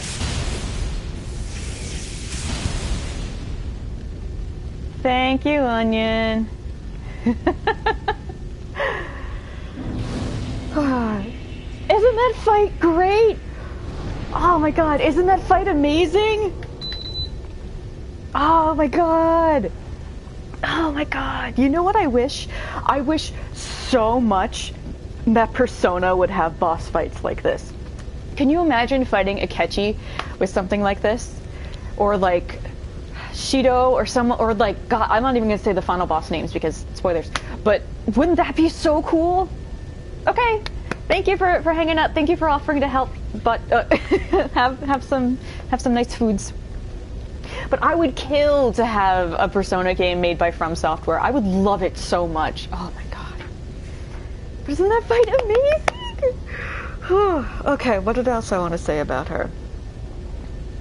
I love how vicious and relentless she gets in the final phase, because the first phase she's pretty slow, she's methodic. She has pretty much 3 major attacks that are slow, but they hit really hard. And in the second phase, she's primarily there to act as a distraction from Ariandel, and she will even heal him. You probably saw that a few times. She would crouch down on the ground and start to heal him to keep him alive. And similarly, if you attack Frida or whoever last attacked her, Ariandel will go immediately over to them, and just they try to keep each other safe, basically. Hey, bud. And in the third phase, when Ariandel gives his life in the fire of the world to bring her back, then she's not fucking around anymore. She's not doing it to like hurt us or punish us, because even when she kills us, she doesn't gloat. She just says, "Leave us be, go back. You don't like leave us alone." She's doing it to protect her home. Like look at what she's willing to do and how capable she is of keeping what she loves safe. That's fucking awesome. And her soul is black flame. Most of the souls we collect, the boss souls, they're either like bright gold or they're dark blue or somewhere. Hers is black flame, and it's very thin. Soul of Sister Frida, one of the twisted souls steeped in strength, used to acquire numerous souls or to transpose to extract its true strength. Frida was the first ash to enter the painting, but together with the good father, they chose rot over fire. As you can see, it's still burning. Yeah, that's basically what she tells you. You show up and you talk to her in the church, and she's like, you see the bonfire, right? Like, you could just go back there. This is not a place for you. This is a place for the forlorn, and forlorn thou seemeth not. So just go home. And you refuse, and then you go up to her again, and she will say, like, you're being too eager. Stop prying into the secrets here. You can go home whenever you want. And then you open the secret passage, and she's like, well, okay. She gave us ample warning. All right. Let's see if the painter girl has anything new to say. I can hear the fire crackle, and soon I will see it. The reason why this fire is different than, the fire downstairs is because Ariandel released the flame that he's been suppressing with his blood. So she's able to the fire burning, I guess the fire that's crackling here, or the fire that's now in the chapel, it's the fire at the heart of the painted world, and that's what she needed to see and understand. My thanks, Ashen One. I will finish the painting of a cold, dark, and very gentle place, so that it might make a home for someone someday. I think that's all she has to say, but let's check again. Yeah. I love it. And sometimes when you leave her, she will turn and wave goodbye to you, which is adorable. So let's see if she does it now. Whoops. No. She did it once before on stream last night. Okay. Now we're gonna go talk to Yuria, because her sister, you know, already warned us about Frida. So she'll probably have something to say as we're holding her sister's soul in our hand. I wish we could give it to her. You know how in Dark Souls 1 you can give Kieran Arturius' soul? I wish you could give Yuria Frida's soul. Just so she could have it, you know?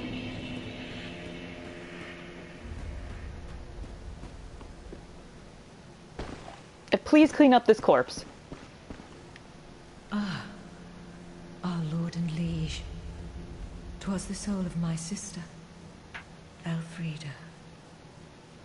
A poor wench turned to ash, who would abandon Mordor. If thou wouldst, let it nourish thy lordship, and in return do her one small kindness. Remember those who stayed by her to the end, in the shadows cast by fire.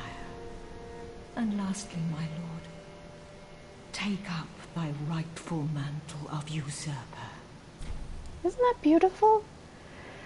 She's okay with us having put Frida to rest, because she's like, okay, let her soul make you stronger, but in return for her strength, remember that there were people who loved her and cared about her to the very end. Which I think is a way of saying, remember that she wasn't a monster, she wasn't a terrible person, that people really genuinely loved her. And basically she was a noble opponent, or a worthy rival. But because of that, I can now kill Yuria and get her clothes, which I'm gonna be completely honest, has been my plan all along. So, hold on, let me get away from her. Be safe, our lord and liege. Because I'm not doing her ending. I prithee wrest the flame from its mantle. And I feel kind of bad about that, but, you know, not too bad.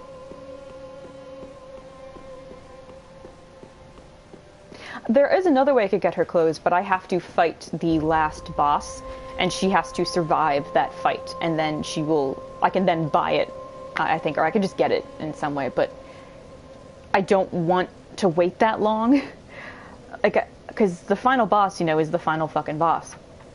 So I don't want to bring her to that, and like I said, I'm not going to do her ending, so...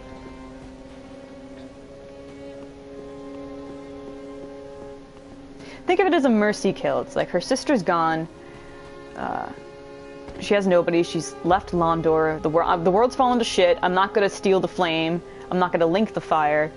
So, you know, they made me have stab Henri in the face. So Ren's not feeling very generous right now. Upon any twisted souls? Okay. We can get two things from Frida's soul. We can get her great scythe, which is my Tumblr name. A great scythe wielded by Elfrida, with a curved blade thinly coated by painted world frost that easily breaks the guards' shields. In the painting, the scythe is a symbol of a long-lost home, possibly explaining Elfrida's preference for it. The skill is Elfrida's stance. Conjure a magic-bladed support scythe into the left hand while the great scythe remains in the right, a stance derived from Elfrida's former swordsmanship. Use normal attack to leap forward and sting twice, or strong attack to coat the earth with burning frost. Yeah, not only was she, you know, a sister and a nun, she was a battle nun, and she fought with a sword. And, like, dual-wielded swords. She's fucking awesome. And pretty much all the moves she was doing with the scythe, we can do with the scythe. We have almost the exact same moveset. We also can get the Rose of Ariandel, a flail used by the bulbous father of the painted world to shred his own skin, producing blood to appease the flame, both a weapon and a miracle catalyst. Ariandel, being the restorer of the painted world, knew that it was painted with blood, and only blood could protect the secret. Skill is awakening. Violently flail oneself to trigger an awakening that temporarily boosts the strength of miracles, just as the good father used the rose himself. And it does exactly what it says right there. Like, when you use the skill, your character kneels down and, like, hesitates and then just starts whipping themselves on the back until blood bursts out. It's pretty cool, especially when characters, like, if you're co-oping with someone and they just turn and stare at you, like, what the fuck are you doing? And this would be useful because it's a miracle catalyst. However, I would really rather get the scythe, but I don't have the int for it. I can just equip that ring so I have enough, but it scales C with it and B with strength, and my strength and dex are pretty low.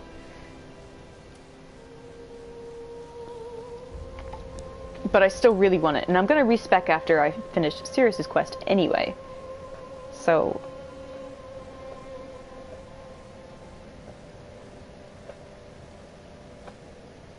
oh, no, sorry, B and C in dex and int. So... I think I can manage. I could get strength, keep it at 12. And then dex get up to 28 at least. Maybe pull a couple up endurance. Sorry, I'm just thinking out loud of what I'm going to do. So yeah, I'm going to get this. Now, do not be away overlong. And I'm going to put this ring on so you guys can see the moveset. It's really, really, really cool. See? It's her scythe.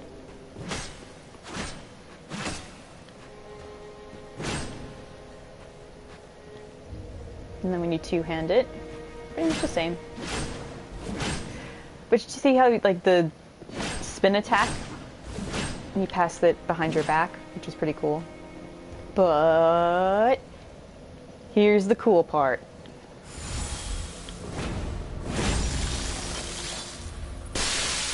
I could do that, or I can do this.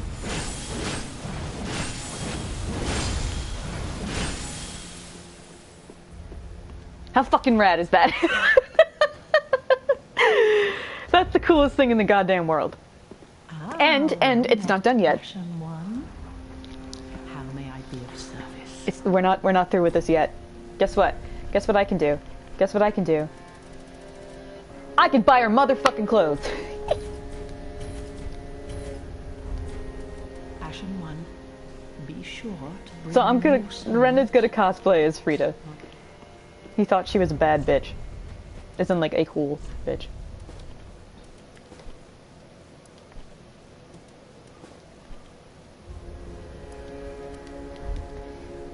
Alright, let's read her clothes.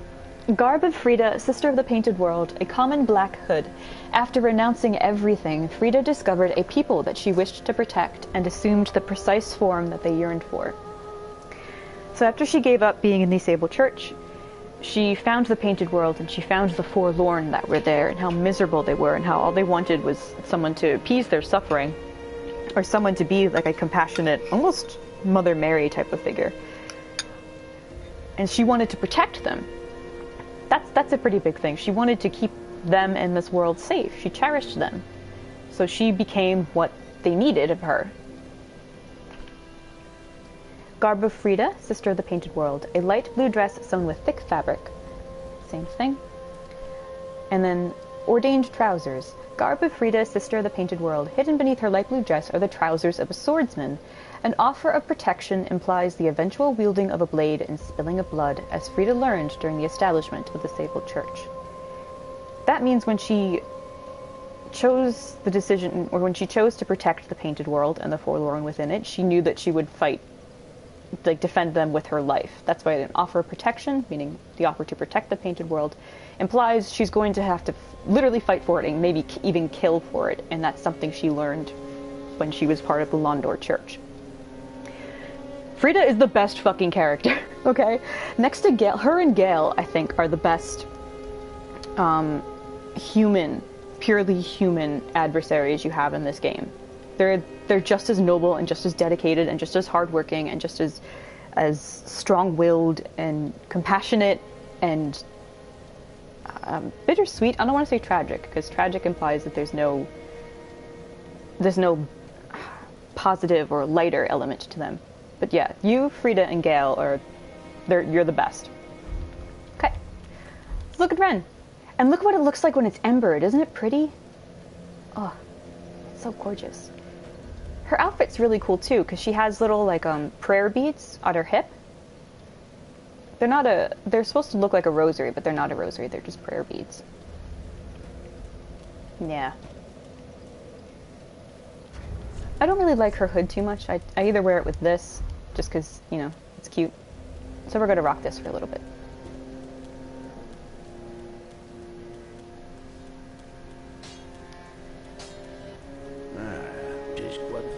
And now we can actually go to the Ringed City. Meet Scales. Ah. I can't buy them yet. Okay. We're going to make a pass of the Grand Archives. And we're going to get... because you can get a lot of souls from there. So we're going to make a pass, Grand Archives. That's going to be fun.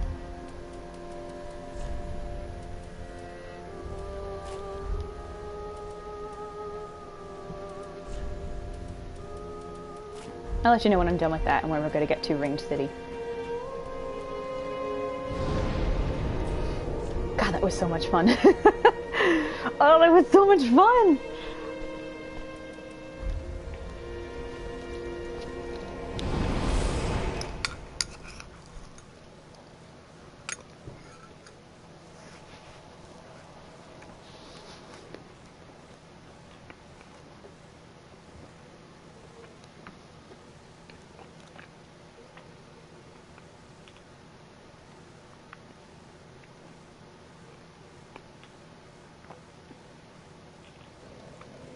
How do the covenants work?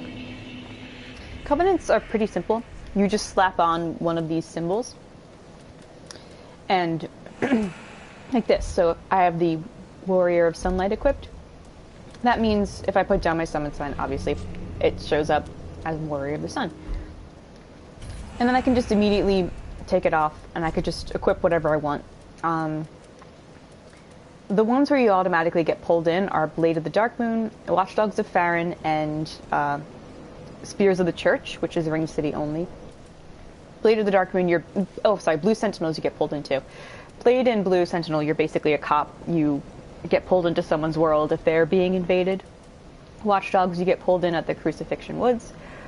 Yeah, it's just whatever you want to be, you just slap it on. That's it. You're it.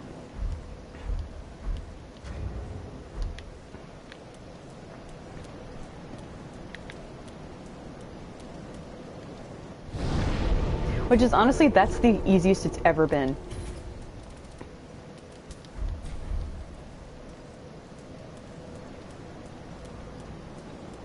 Yeah, it is pretty fun. And if you want to invade, you have to use the Red Eye Orb.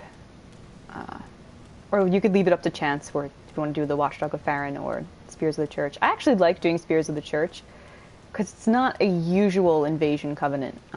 We'll see when we get to Ringed City. If you're from any of you are familiar with Demon Souls, do you remember the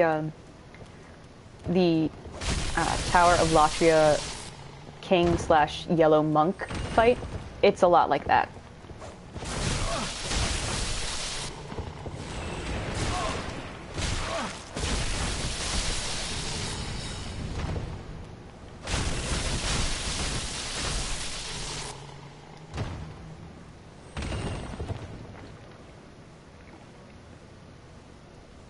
I'm a pretty, pretty, pretty little wax lady. I also may get invaded since I'm embered. I love how it looks! Oh, with the embers and the cinders trailing off you. It's so cool.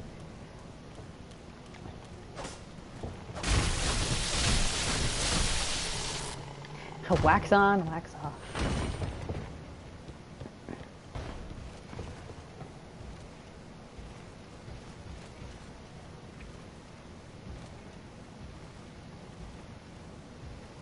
You can drop down to one of these. Oh yeah, it's from above. Excuse me.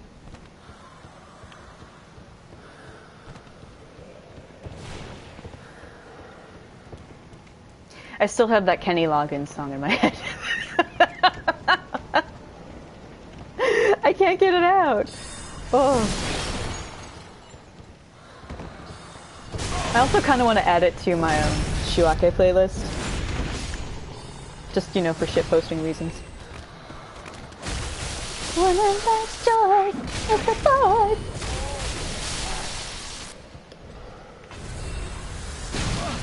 Fuck you. You rude ass. People like you get the steaks.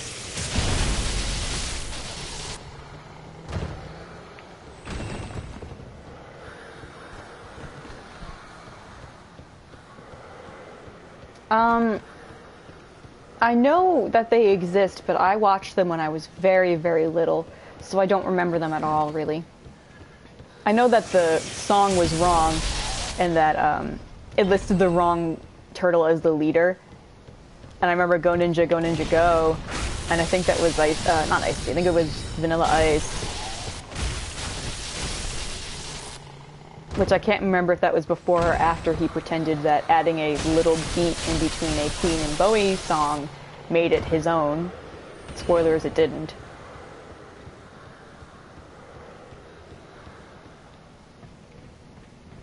Wax on, wax off! Oh! Shredder. Not Shredder. Oof. The rat guy. Rat boy.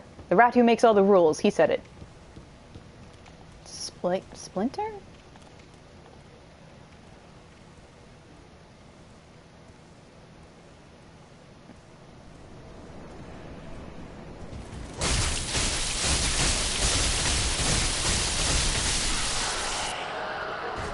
Keep seeing touch bloodstain. Oh, that's a space where someone died. So, say if you see, well, let me go over to one. Let me find it. Yeah, see, you find a bloodstain, and you're like, oh, what could have killed them? You click on it, and you could see the moment that they died. And normally, it's pretty useful. Say you're in a new area and you don't know what type of enemies are around, and you click on it. You're like, okay, like what can I be prepared for? Or say you're in front of a staircase and you see a pool of blood there, you're like, okay, maybe there's a trap or something here. That's also why people leave messages. I'm not seeing many messages right now, but people will leave messages to let you know what's ahead or what to expect, or they just tell jokes, or they lie to you, but yeah. That's why, one of the reasons I say that this game is like a mystery story, because you're like, you check out a spot where someone died, you read clues that they leave behind. Like you have to put the story together to understand what happened. Like it's all like a dark fantasy detective work with really cool bosses. Yep, got invaded. Blobfishy 5.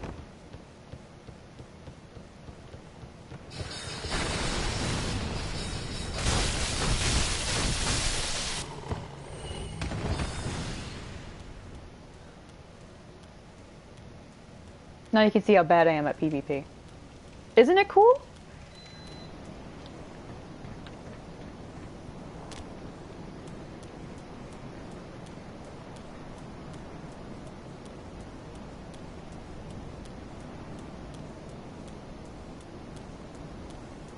I mean, I could always disguise myself, but most people will see right through it. So.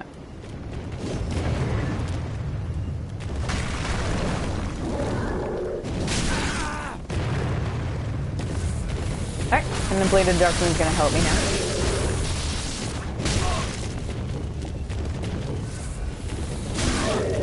They normally show up near where the invader is.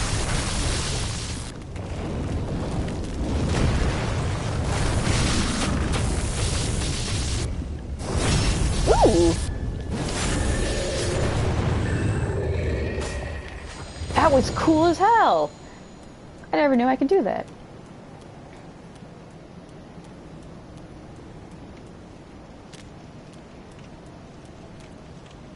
Listen, buddy, I'm just here for the souls.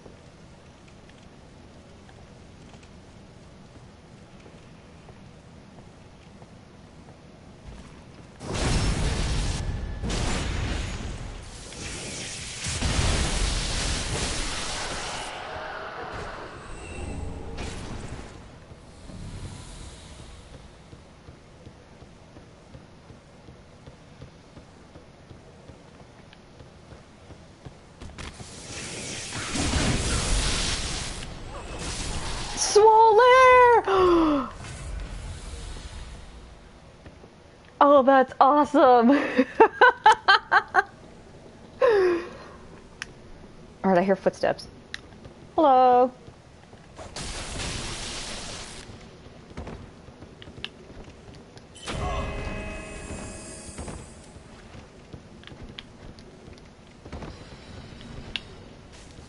Now we're both trying to parry each other.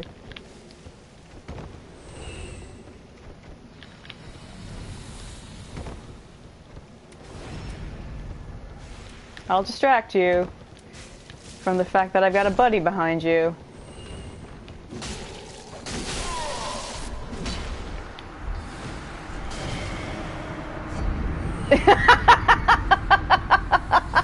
He's imitating him. Thanks, Minook. He does look friendly, yeah.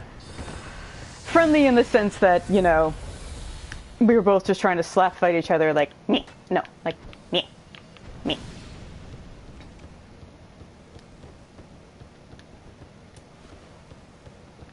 I've honestly never, ever, ever, ever, ever won a PvP. I'm not even joking. That was the first one I've ever won. Like, in my entire series of playing Dark Souls. That's the only one I've ever won.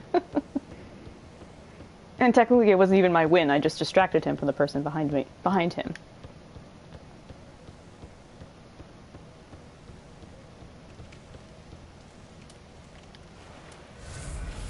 The pitter-patter of little feet.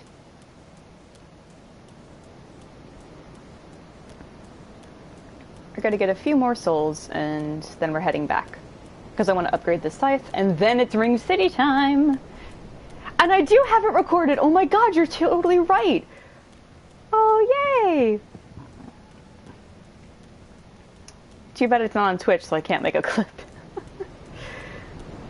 One of these days, I think I'm gonna learn how to just video edit and put together all my various successes and failures in this playthrough.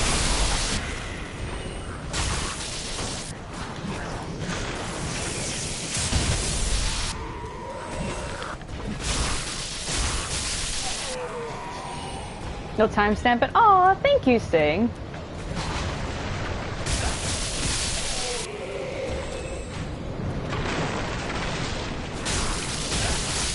Did you not know I was here?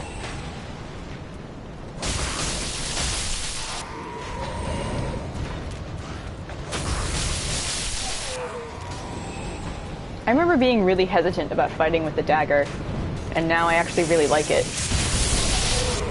To the point where I can't imagine fighting with anything else, because it's fun and great.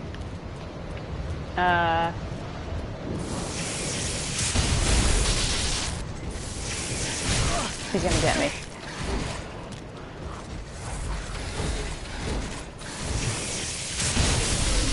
Bye!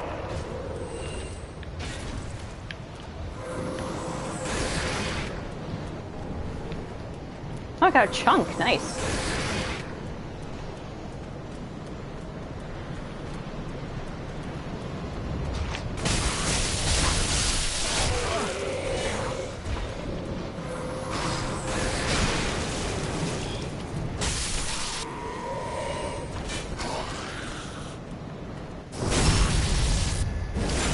$86,000.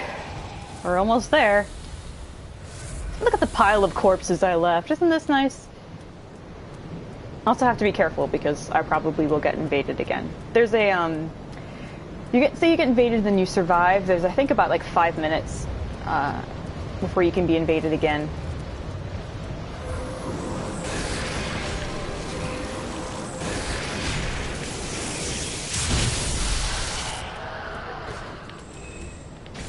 He's just like, oh, what happened there?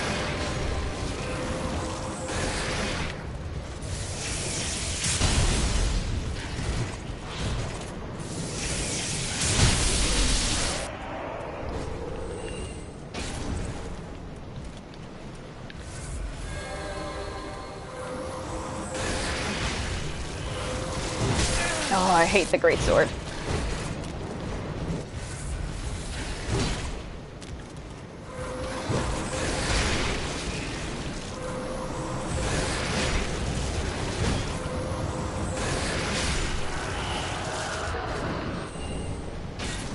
What makes me panic about the greatsword is when they swing it, you can hear how heavy it is as it moves through the air.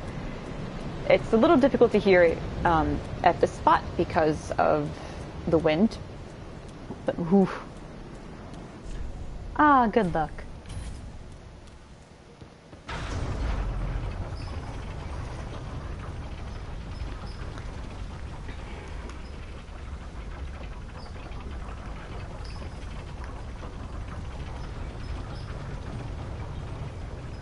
And this is a shortcut all the way back here, which is the beginning of the castle.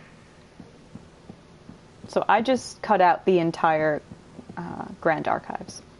Now there is an item below that, but I don't want to risk it getting invaded, so I'll just head back to the bonfire and head back to Firelink Shrine. Because I got what I wanted. I may take like a 5 to 10 minute break just to stretch, because although I did take some aspirin for my hip pain, I can kind of feel muscle cramps instead of just pain.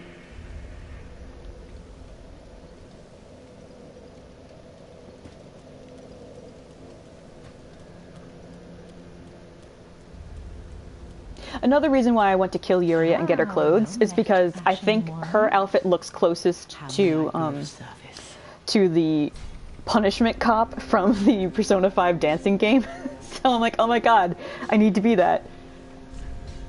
Or Ren needs to be that. Ashen. Bye, lady. Ah, well, lad. 'Tis good to see ye in good health. What needs smithing this day? Oh, I'm a dumb tit. I need actually souls to upgrade it. Sorry. Okay, we're gonna go back and just kill a few things.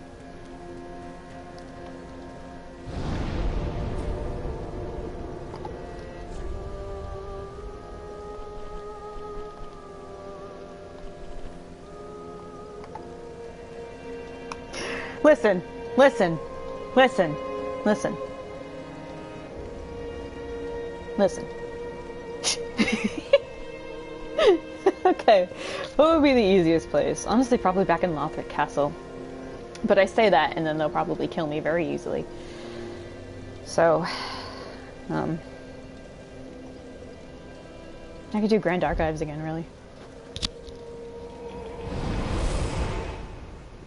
Because I was thinking so much, I'm like, oh, I need souls to buy the items for it. And then in my brain, completely buried the fact that you need souls in order to upgrade the items, too. So I'm like, no, I have supplies. Just do it. Just slap it on. Slap the slab on. He's just like, no, where's my money? So, you know.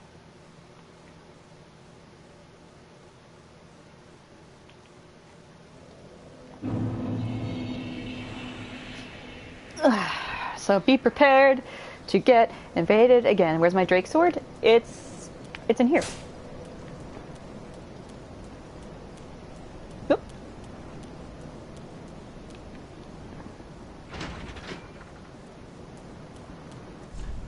Praise the message. Well, just for that I won't.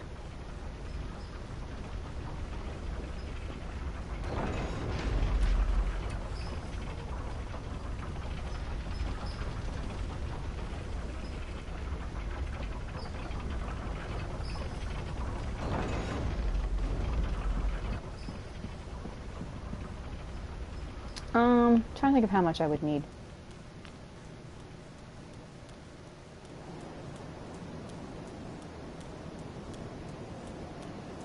That Kenny Loggins song still will not get out of my head. I'm getting angry.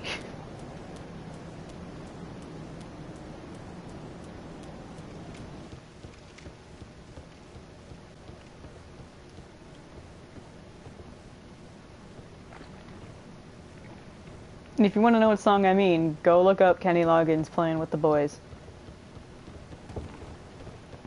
It's been in my head for 2 hours? Going on 3?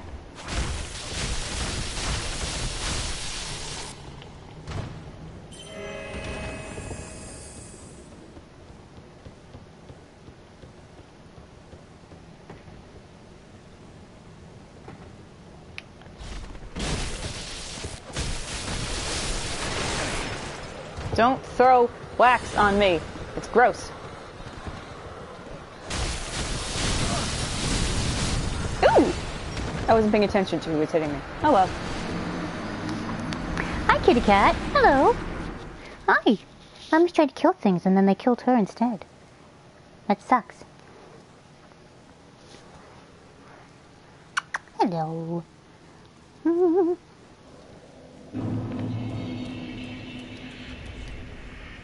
I'll leave it on. Oh, now I won't be invaded though, so no.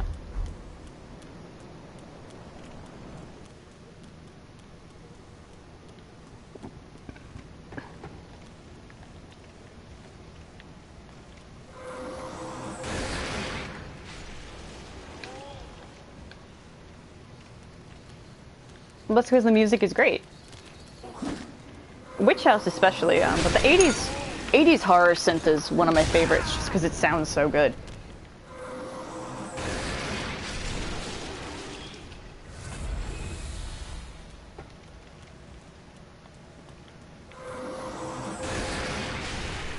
Lately I've been listening to a lot of Russian, Polish liturgical metal, which is written and sung in Old Slavic. So that's fun.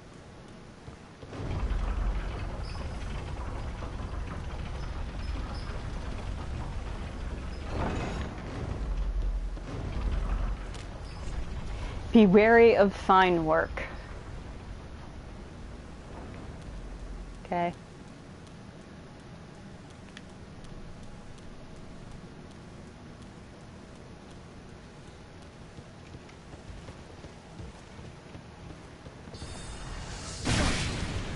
Thanks, I guess.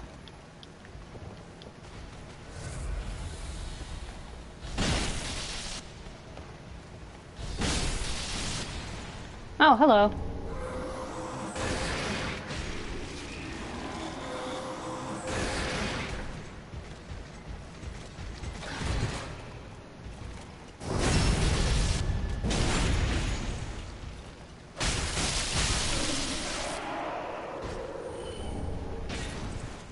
I don't know how much I'll need to upgrade it, so I'm just gonna say it's like 20k.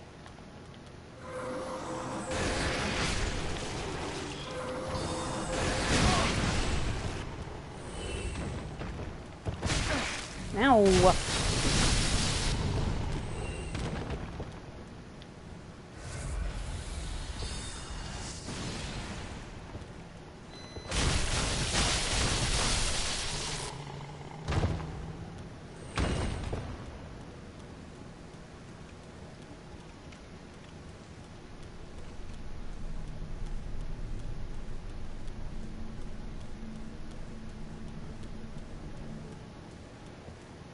Oh, wait, there's cursed books there.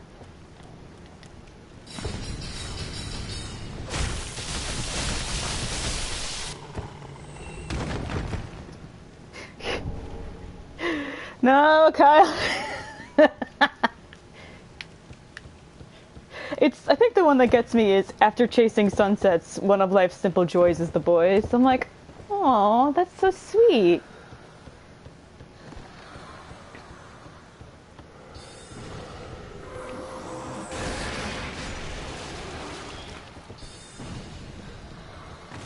It's like, bro, you're as romantic as a sunset, bro. Like, I think that's very kind. Come here, little guy. Come here.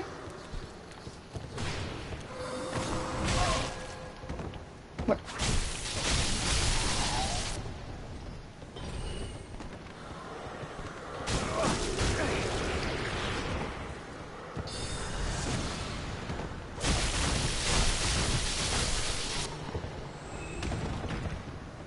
Okay, I can leave now. I'm gonna upgrade it, I'm gonna take a little break, and then it's ringed city time.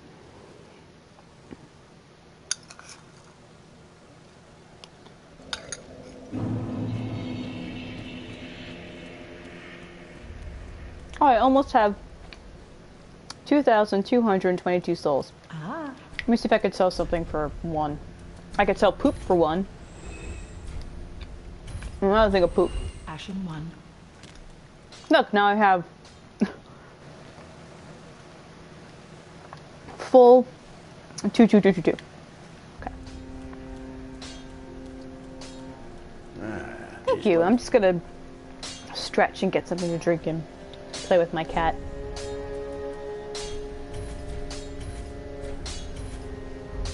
Ready. Alright, I can only get it to +3.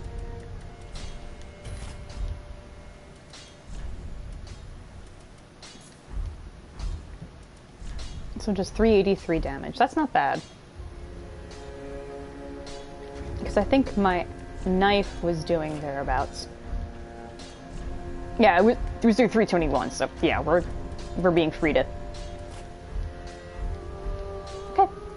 So I will be right back, guys. And about, it's 9:20, so honestly 9:25. I'm not gonna take too long of a break. Be back in 5 minutes.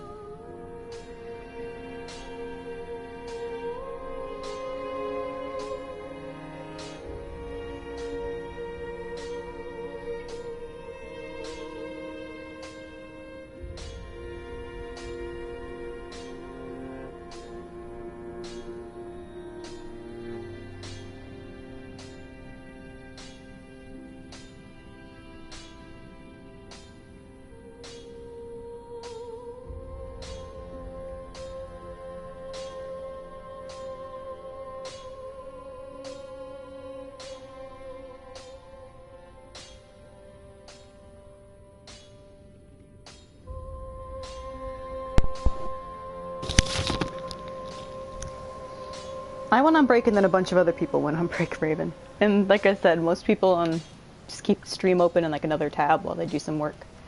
So I'm not surprised if they don't answer right away. Now, before I go to Ringed City,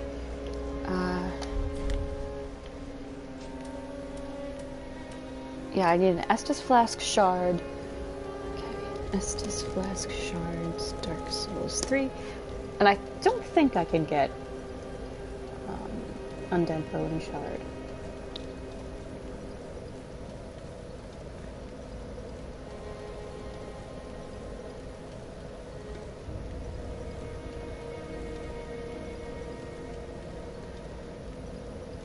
I got that one, okay. I got that one.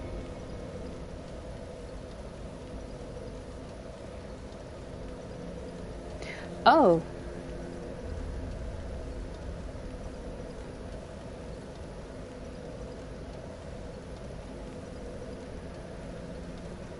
Apparently there's one in Irithyll Dungeon that I didn't get.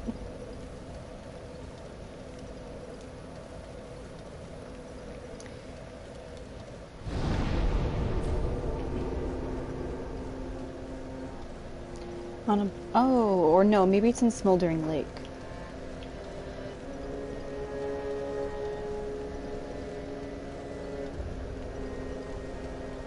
Ah, yeah, I definitely did not get that one.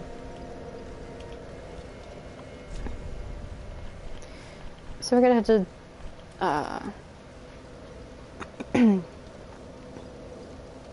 Welcome back, Kyle. We're just picking up an Estus Shard Flask that I'm missing. And maybe an Undead Bone Shard if I am missing one there.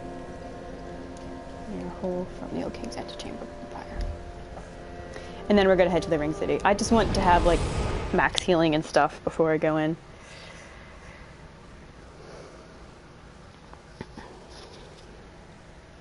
Hello, kitty cat.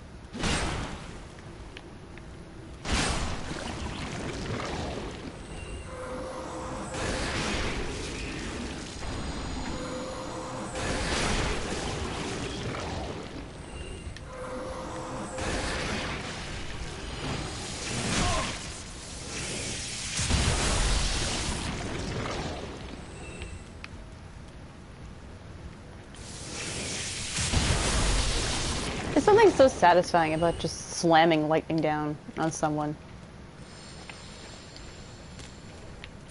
You just smoke them.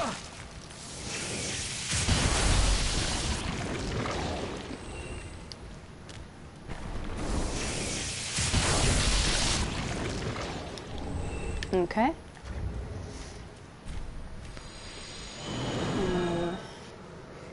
Undead Bone Shard, Dark Souls 3. I think there's only 9 of them. No, there's 10. Okay.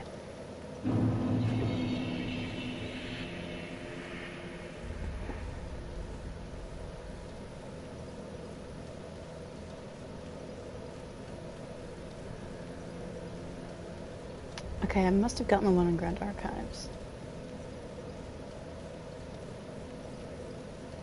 Oh, I don't know if I got it from Lothric Castle.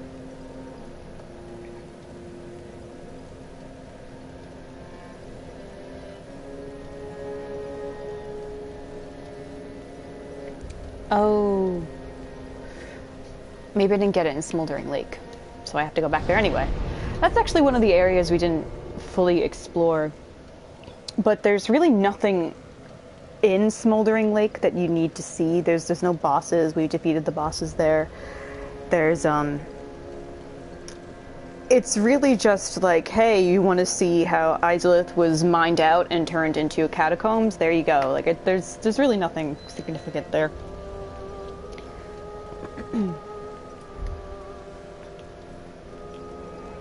And it's also just to let you know that all the demons are dead now.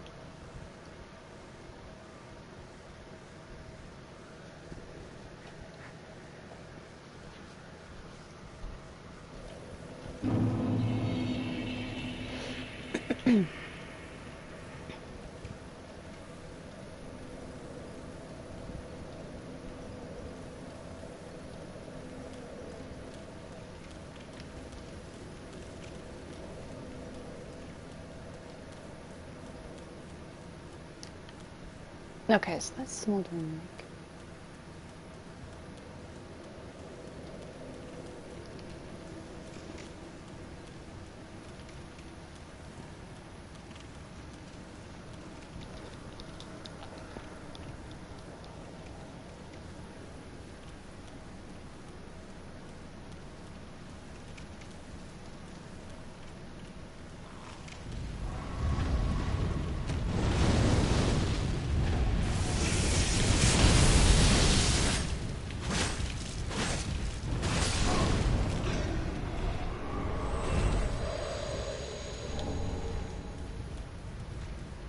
Those guys are weird. They rip out like chaos fire from their bellies and have it float around, see, like that.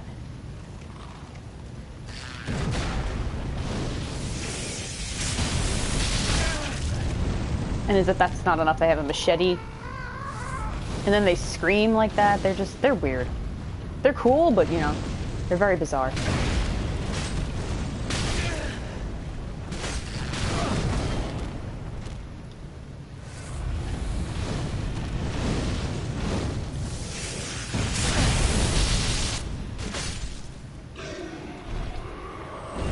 I don't really know what they are because I can't get a good look at them, but they look like...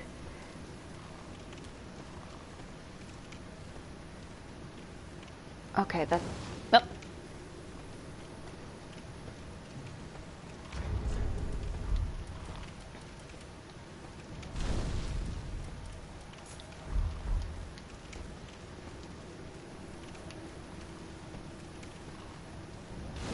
I just want to get a good look at you. No, that's not happening, eh?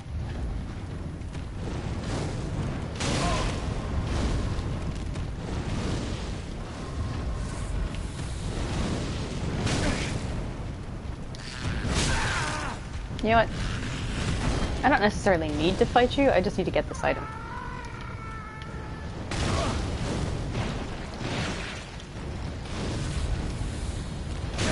Stop making weird noises.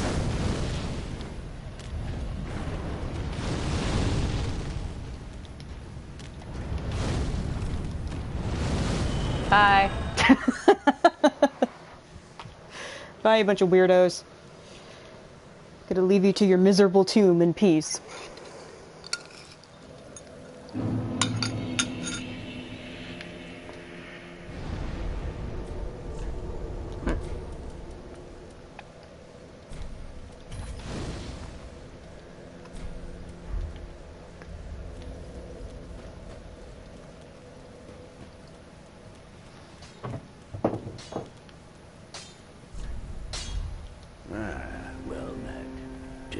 See ye in good health. What needs smithing this day? Oh. No.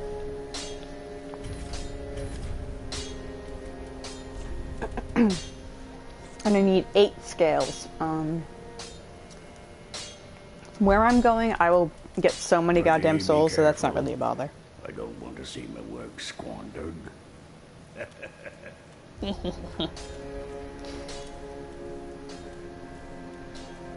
Whenever I hear him laugh like that, I imagine that lizard that's just going hee hee hee.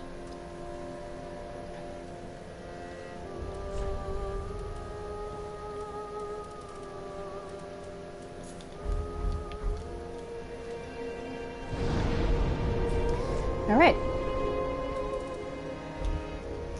Y'all ready for the ringed city? Are you ready for the coolest shit in the world?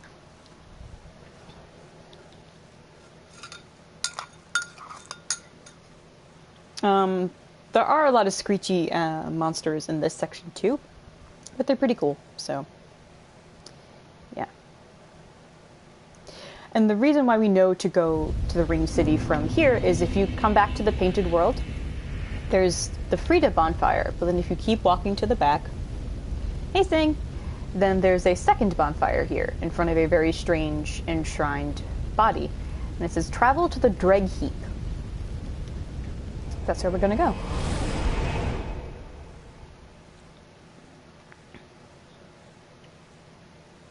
You're traveling very, very, very, very far forward in time.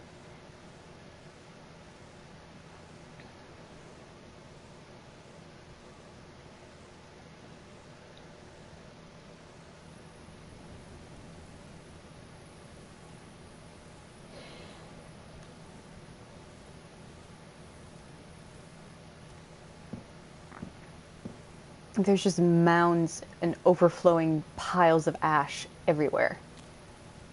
It's like on fire. You can even see it falling down. And the Dreg Heap doesn't look very well put together. But here it is.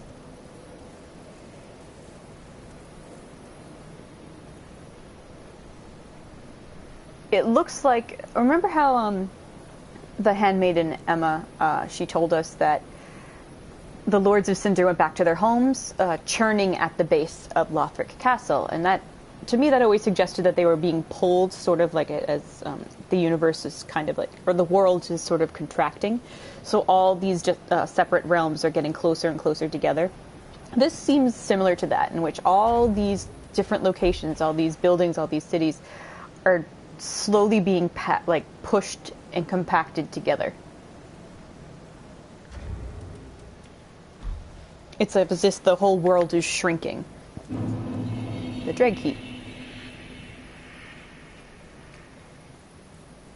And that, I believe, is an arch tree. Oh, look, we have company.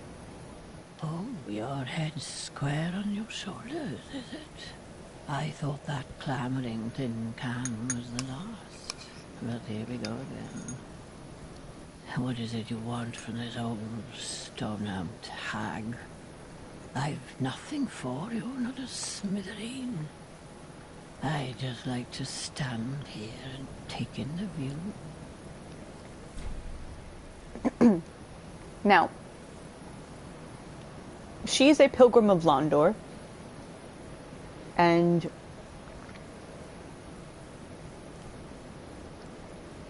I'm kind of wondering if she gave up on Londor's plight, and, you know, it's like, well, we're not getting any Lord of Hollows anytime soon, so she just stays here and just watches the world slowly crumble into nothing.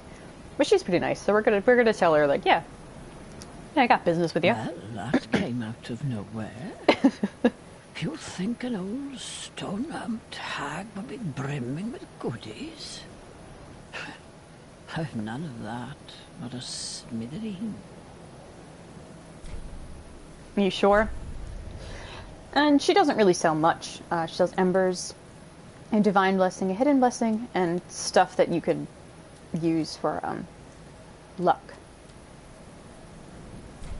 I'm just gonna get a couple embers, because why not? At the close of the age of fire, all lands meet at the end of the earth. Great kingdoms and anemic townships will be one and the same. The great tide of human enterprise, all for naught. That's why I'm so taken by this grand sight. This must be what it's like to be a god. So we have gone so far into the future that it is the end of the Age of Fire. It is, if you thought things were really bad in the base game, this is, no, everything is fucked. Everything is very, very slowly winding down. Imagine it as almost like teetering on a cliff. It's just about to fall over that cliff. And I like the line that, like, kingdoms and townships, it's all the same in the end. They're all just going to crumble into nothing, no matter how great they used to be. Death is the ultimate equalizer. Oh, if you just can't stop yourself, at least hear this. Far below, there's a deep, dark hole carved out of a tree. From time to time, voices brim from the depths of the cavity even now. Mutterings of the very demon that Prince Lorien spoke of, I'm sure. Horrible sounds of an afflicted thing, yet cursing men. Prince Lorien was known as a demon slayer. He was, as we know, like the elder... No, yeah, he was the elder brother of the twin princes, or the elder twin. And by all rights, he honestly should have been the Lord of Cinder, if this were any other story, because he was strong, he was brave, he was noble, he killed a fucking demon for God's sake. But that's not how it ended up being. At the close... Okay, same thing. Keep your marvels intact, love. At least until I lose mine. Okay, bye, Grandma. And look, it's Gale. It's a ghost of Gale. Take the plunge. And anytime you want to jump down from a high height in this DLC, you will land on ash. And if you angle it so you only land on ash, you will not take fall damage. However, there's also, you could very faintly see in some parts that there's like a miracle burned into the ground that pretty much negates fall damage. I think one's down here? No, it's not. But there's some areas where it's very clearly in the ground, as if someone cast it there for you.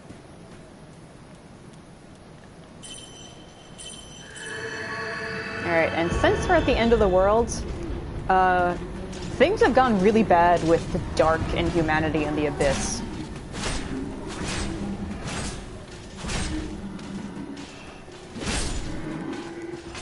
Like, to the point where I'm not sure there's even really any semblance to humans anymore. Look at this, Jesus.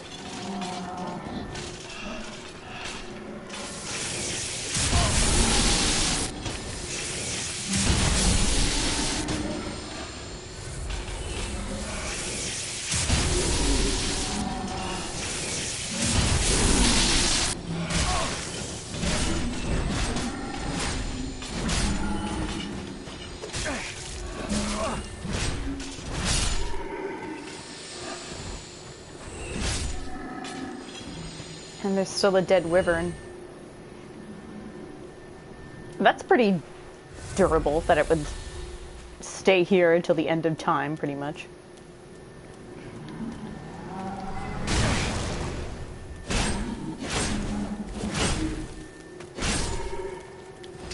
Oh, I didn't mean to do that. Shit.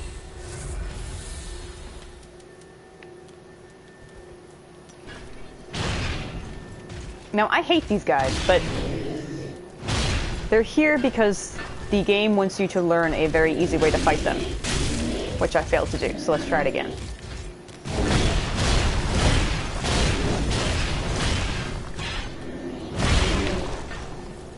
Let me get this first.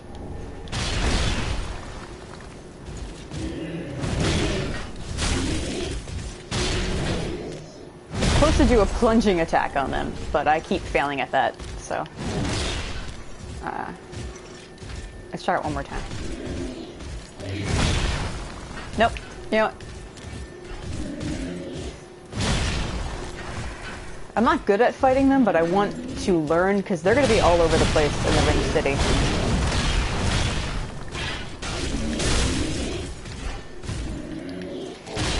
You know, if you would just hold still, I'd be able to slam my blade into your head.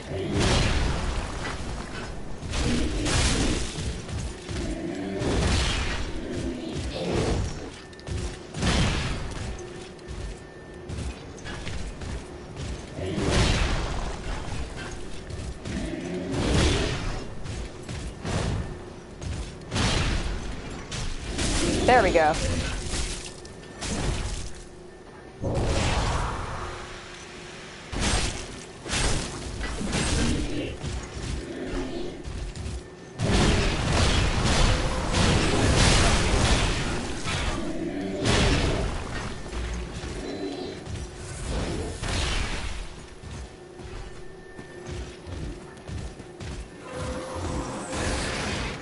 Oh, he's taking the stairs.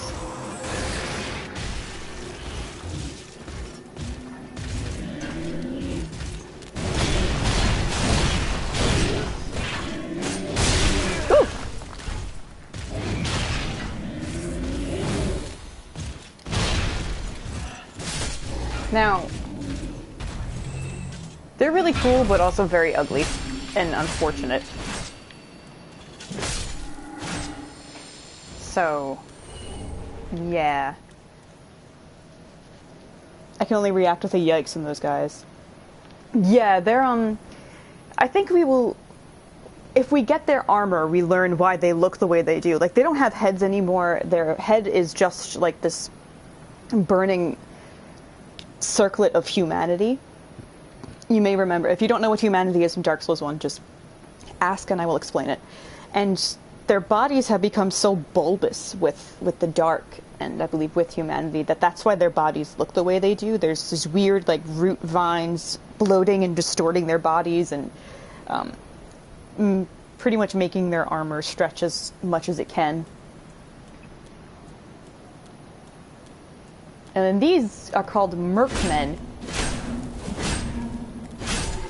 And I wish they wouldn't disappear, because they're very shriveled and decrepit, and they have holes where their faces should be. Be wary of trap, but below required ahead. Part of me wants to switch to another weapon, but I don't have a weapon stronger than this. Oh! No.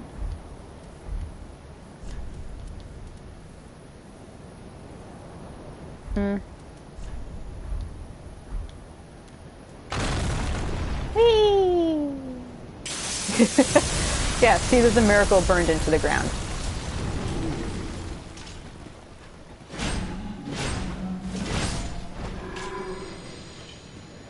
This is the Grand Archives, or what remains of it.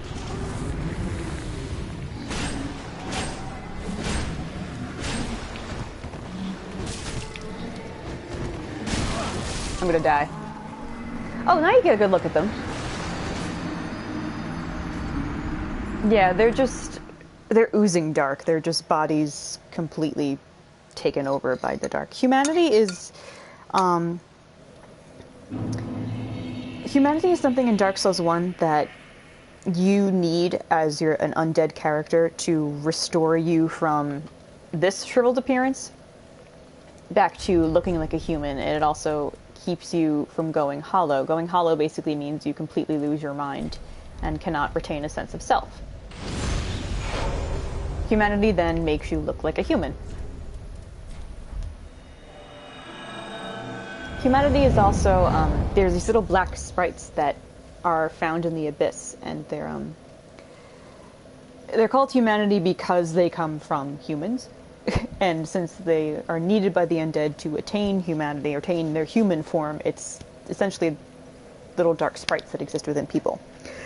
At some point in the transition from Lordran through time to Lothric, humanity and the Abyss, since they're associated, has become so just overpowering, or so, I think just so distorted, that the Abyss will manifest as a disease inside of human blood called the pus of man, and humanity inside of people will it will just start bursting at the seams, or just basically overtake them. So that's why those knights, they're headless, but they just have a burning hole where the humanity should be. And the mercmen that we've been fighting, they fire humanity and spells at us. I'll try to get a good look, because you can look at the spells and they have little eyes. That's humanity. Humanity always have little eyes. You could look it up. Honestly, the humanity sprites are so cute. And all they want to do is just be close to you. Because you're human, so they want to be with you.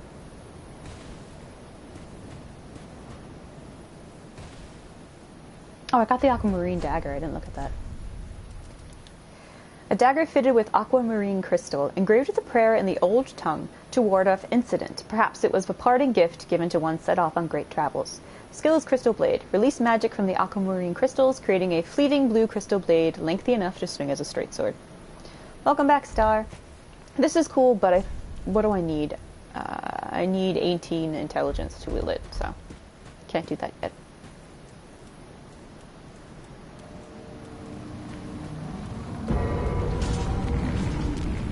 Yeah, see, he's trying to attack me with Dark in the Abyss and stuff.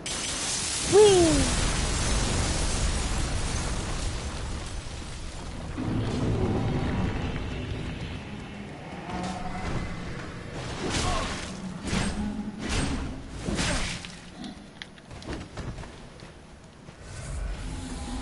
I may not bother with them, honestly.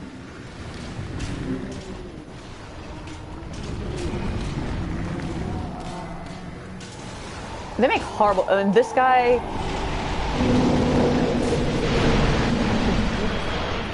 That's a humanity run wild. He just essentially let his out and burst and turned it into a monster to attack me. More than one of them can do that.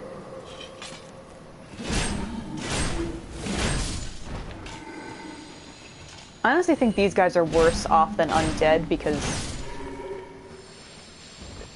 they're just, I don't know, they're just desiccated bone. Taken over by a life essence more powerful than they are. But they're still human. Oh look, it's an angel! They're kind of loud, so I'm going to turn the sound down just a tiny bit. Remember the Heavenly Daughter Gertrude in Lothric apparently was visited by an angel, and that's where the angel worship began in Lothric through her vision. And that's where we had the Divine Pillars of Light spell. I think what she saw were these angels. Which is, you know, totally possible that she had visions of angels at the end of time and then consider them divine, because they do divine magic. That's how they attack you. I really like them. I want to see if I can get a look at them. Because they're really cool looking. No. So I have to be careful because it will see you. And it kind of goes apeshit. Yeah.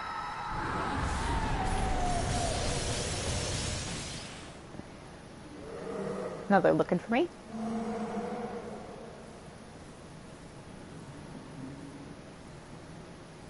And this is Gale's figure telling me, take the plunge, you won't die.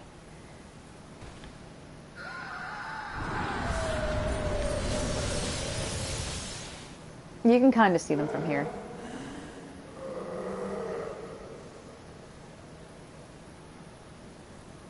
And then it goes back to praying to something up there.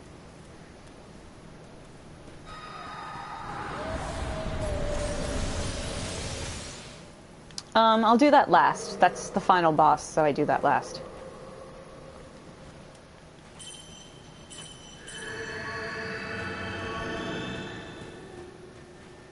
And this is also, I think this is where you fought, this is another part of Lothric. I think it's close to where you fought the dancer. Because these are the sacrificial statues of the knights. It's kind of heartbreaking to see what Lothric turned into at the end of time.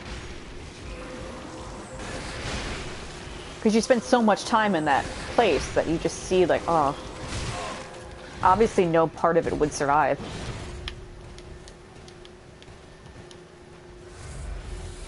Except the fact that there's like just fragments is really, I think, the most heartbreaking part of it.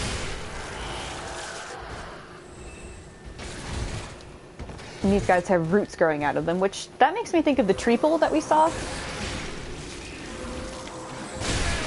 Which I think has something to do with, oh god, I keep rolling into him. Has something to do with humanity. I'm not entirely sure. Treeple just seems to be a thing that is corrupting humans and what they're turning into. Soul of a crestfallen knight.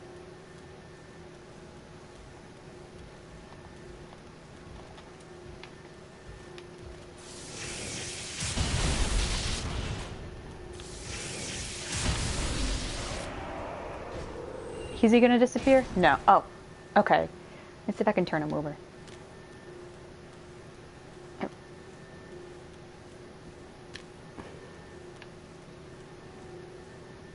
Okay, that's good enough.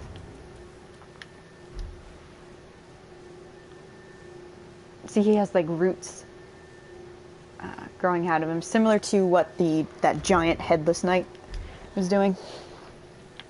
What he had wrong with him too. That is, I think this is a giant desiccated pus of man. Because there's no serpent spheres, but that's basically what it is.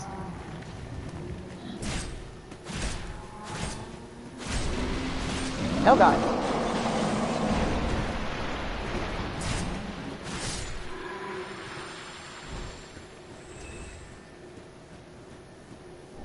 Vested coin. Triple.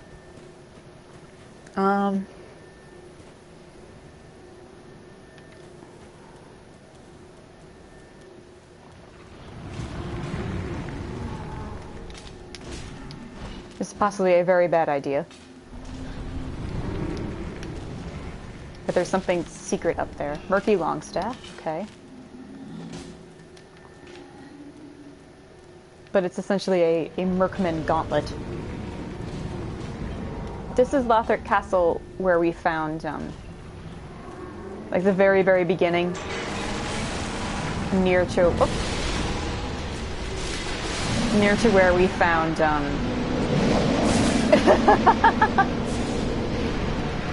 near to where we found Grey Rat.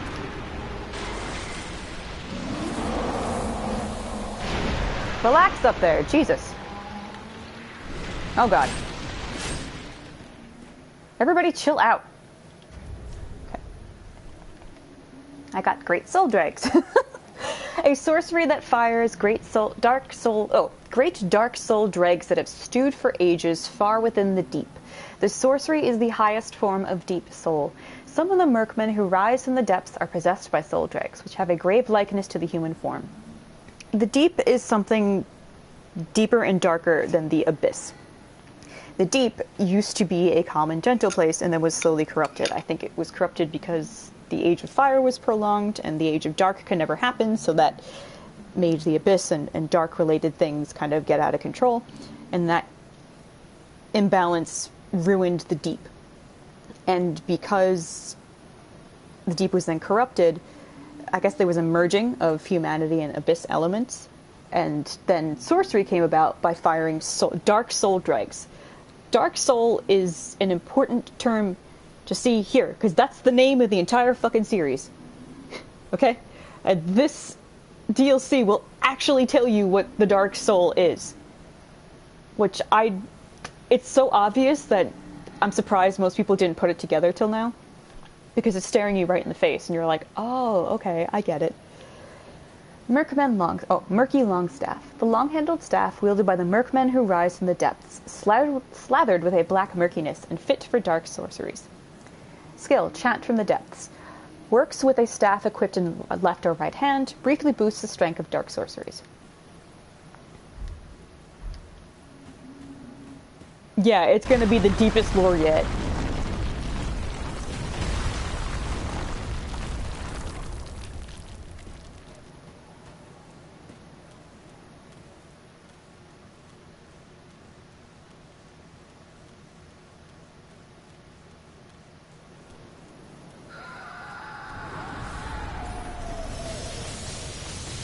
Excuse me, angel friend.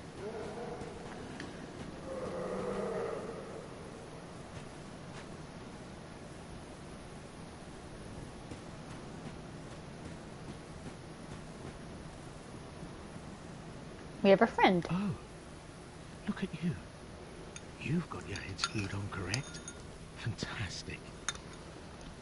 To meet a kindred spirit on this god's forsaken crag. Call me Lab. I can't remember my real name, so let's just go with that. I have a feeling we're going to make a fabulous team. Oh, you'll see. You'll see.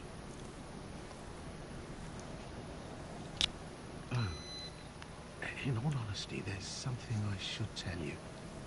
I'm hollow. Yes. I try to play it off. But I haven't a clue about my past, who I was, or what I lived for. Not even my own blessed name. That's why I've come here, searching for the Purging Monument. Said to be in the Ringed City, where the pygmies who found the Dark Soul at the Dawn of Fire reside. All I can say is, those little stones aren't doing much to help me remember anymore.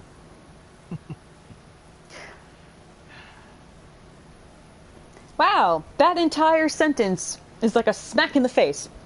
Remember way back in Dark Souls 1, the intro, And it was telling you about all the people who found the Lord's souls. And it said, and the furtive pygmy, so easily forgotten. I bet you forgot about the furtive pygmy. The furtive pygmy, which is the progenitor of humanity, the Lord's soul they found was the dark soul. So, technically, dark soul means human, or humanity. So dark souls is just humans. They are a disparity incarnate, something that's dark, and we think of a soul, we think of something light. And if you look at humanity, they are this little black sprite, like ringed in white. So it's darkness, but it's outlined in white. So a dark soul is almost an oxymoron. It's an impossible thing, but that's the essence of humanity. Dark Souls is about humans. Which is, I think, one of the reasons why PvP and co-op is actually a staple feature in these games, is you connect with other people. You can play with or against other humans, other people. How fucking cool is that?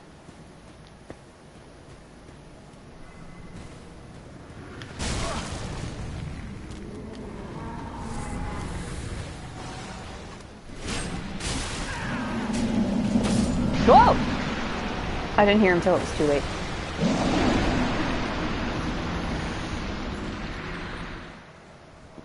Isn't that cool?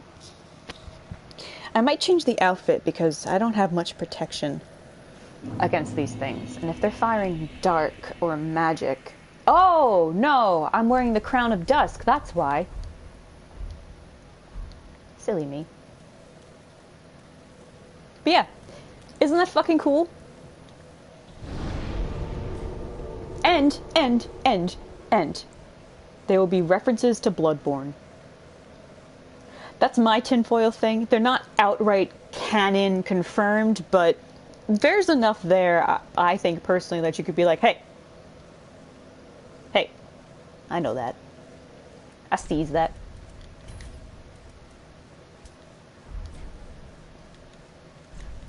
This doesn't seem to be doing anything, because nothing really has bleed.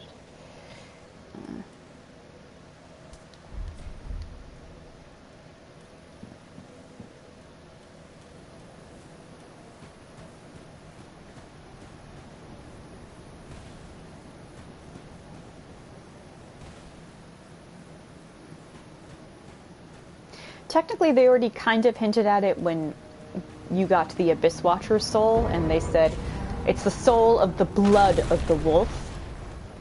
So the idea that you can make a blood covenant or a blood pact with a soul implies that a soul is an essence that can be affected by blood, or that blood is something that can merge with or take shelter in a soul. Which makes me think of blood echoes, honestly. Because blood echoes are just, they're kind of weirdly defined in the game, but blood echoes, from what I understand, they're the essence of a life, or the ultimate fixation, or the whatever was important to the living thing, that the blood that you're taking it from, like a vampire. Think of it like a vampire bites a human, and say whatever the human's greatest passion was lives in their blood. The vampire will then take in that passion and get strength from it. That's technically what blood echoes are. So if blood echoes are really just like a metaphysical, spiritual thing, then of course a soul can be impacted by blood. And as we can see, blood can actually be corrupted in this game by something intangible, because the pus of man exists, and the pus of man is just a disease from the abyss that's tainting human blood. That's why pretty much every creature in Lothric bleeds black.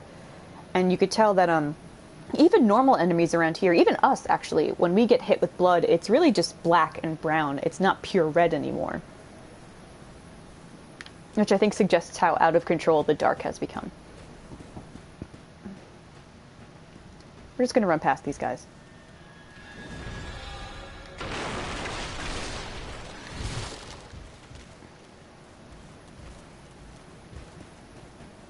I should probably keep talking to Lap. I don't think he finished what he had to say. Oh, he's gone. I guess he did. Oh, right. I did want to kill Yuria and take her clothes. So, when we get back to Firelink, that's what we're going to do.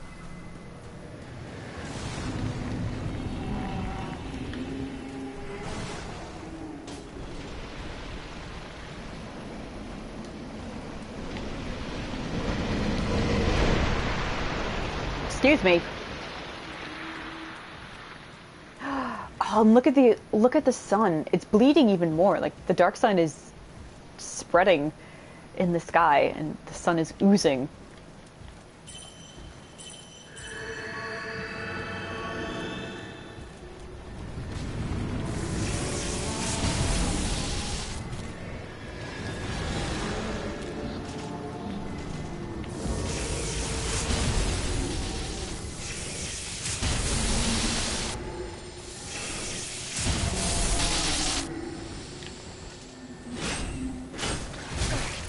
Hello. Oof. I should not be hitting that hard. I might be a little under-leveled for this area, by the way, because I am only at level 120. We technically do have one more boss to fight in Ariandel, but I wanted to get something here.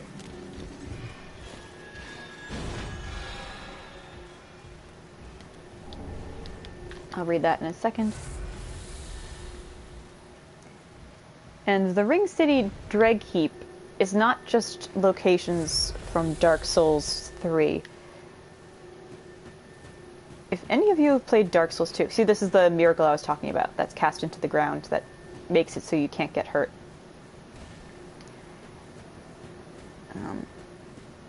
If any of you have played Dark Souls 2, you may recognize some bits of this area, or you will absolutely recognize the name.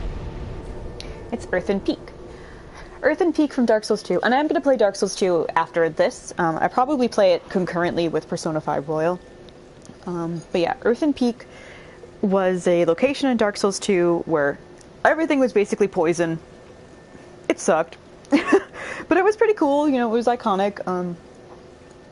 So the fact that 3 is outright referencing 2 and like putting a nod to 2, like, yeah, okay, it's part of the series too, is because most people assumed that they just wouldn't make any references to it at all, but there have been some scattered throughout. But this is just blatant, like, no, look, Earthen Peak.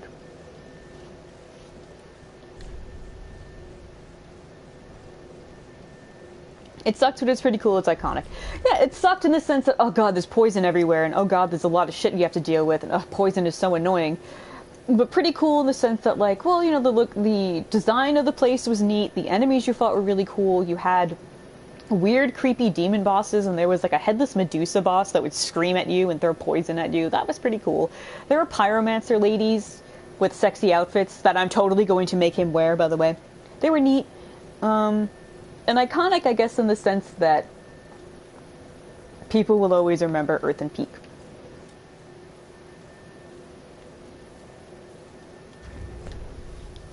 You can never forget Earthen Peak.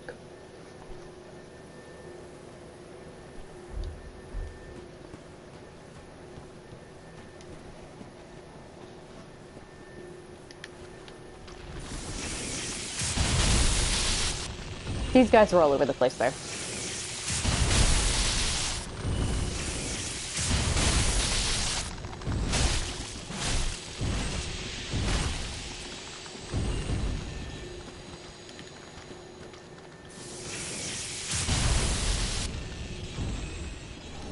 Black Firebomb.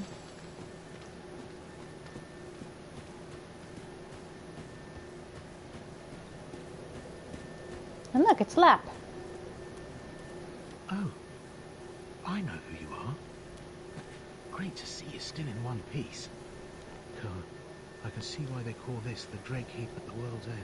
Mangled remnants from every age and every land. It actually sort of lends credence to the old rumours that the Ringed City rests below it all. Don't mind me.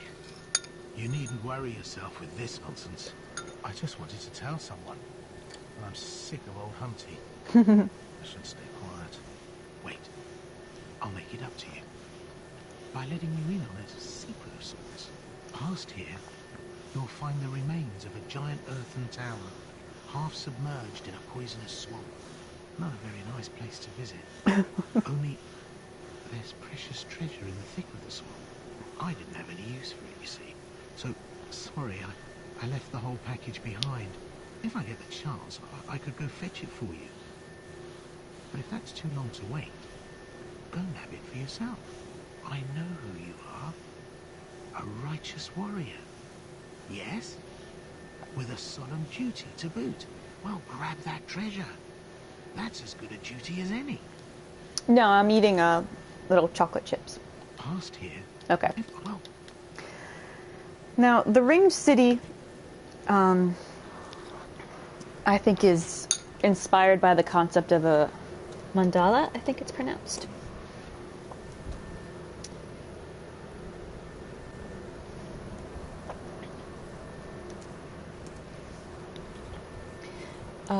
Mandala literally means circle in Sanskrit.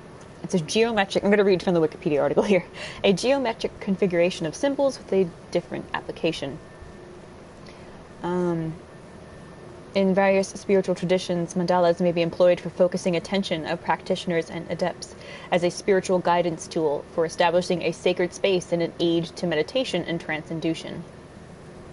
In the Japanese religion of Shintoism, it represents deities, or specifically paradises, kamis, or shrines. Kami are spirits or some type of god. It really just depends on the context. It's also used in Buddhism. There's a lot on the article of Buddhism specific to various teachings. Let's see. I'm going to stick with the Japanese, though, because the developers were Japanese. The Shingon Buddhism branch, which is based on Mahayana Buddhism, makes frequent use of mandalas in its rituals as well, though the actual mandalas differ. When the founder returned from his training in China, he brought back 2 of them that became central to the Shingon ritual. The mandala of the womb realm and the mandala of the diamond realm. And they give you links to what those look like, if you want to read more about it. These 2 mandalas are part of a religious rite or method of prayer for the new Shingon students. And a common feature of the ritual is to blindfold the new initiate and have them throw a flower upon either of the mandalas. Wherever the flower lands is something that seems to be determined by the deity, and that's what the student will follow. It's also in Nichiren Buddhism and Pure Land Buddhism sect. They're associated with a higher power and guiding you towards what you're meant to study and what you're meant to venerate and dedicate yourself to. Let's see what else. And they're also teaching aids, spiritual teaching aids. So, the idea that there is a ringed city below it all at the end of the world, and that is where the pygmies, the progenitors of humans, are, and that is where the dark soul lies. It's creating a very... what's the word I'm looking for?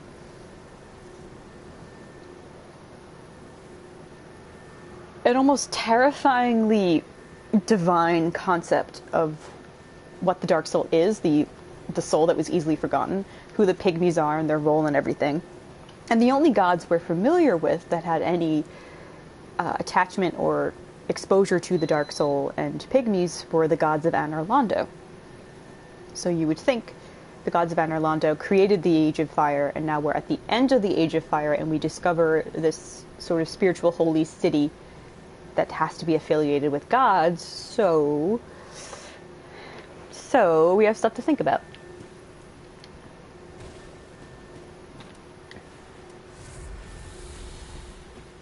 Prepare for more shrieking angels. There is a way to kill them, but I won't get there yet.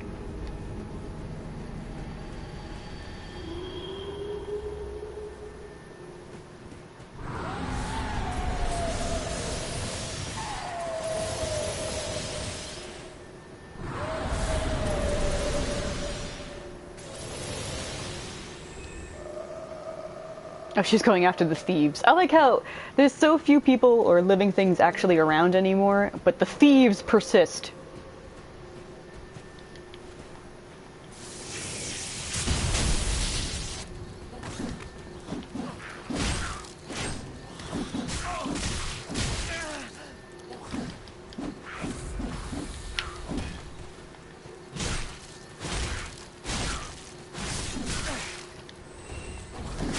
I can't wait till I level up Int. And this does more damage. Desert Pyromancer Garb.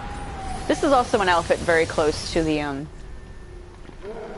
punishment cop that Akiden can wear, so we're probably gonna go back and forth from this and Yuria's outfit. But since I'm a guy, the top is different. If I was a female character, it would just be a tube top, and your boobs get pushed up. So it's a push-up tube top. Garb of the Desert Pyromancers, who once walked the halls of the Earthen Peak.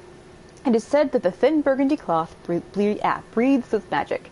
Desert Pyromancers, most of them female, were known for their great fans of flame and enchanting looks, but what is enchanting can also be deadly, especially when clothed in such alluring garb. Let's see what it looks like on me.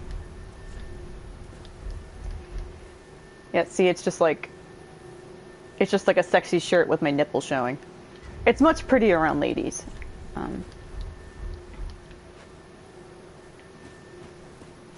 So when I respec my character, I may actually change the gender. Like, I'll keep it as Ren, but I'll change it because I want to be a lady. I'll be Punishment Cop Ren.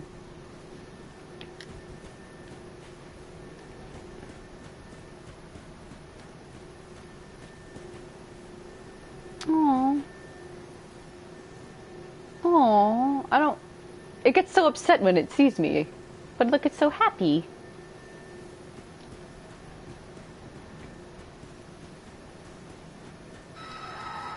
It's fine. Shh, it's fine.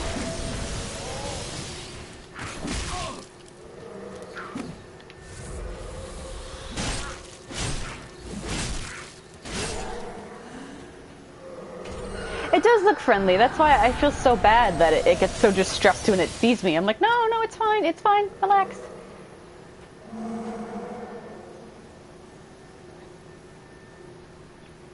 I wish I could hug it.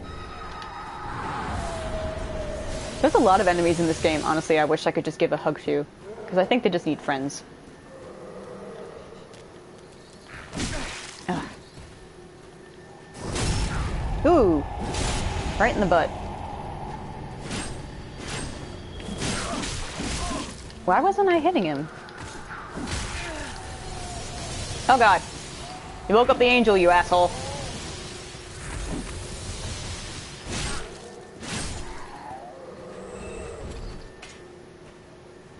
And true to form, since this is Earthen Peak, look at the poison swamp. We're going to be in Molasses Swamp, you guys.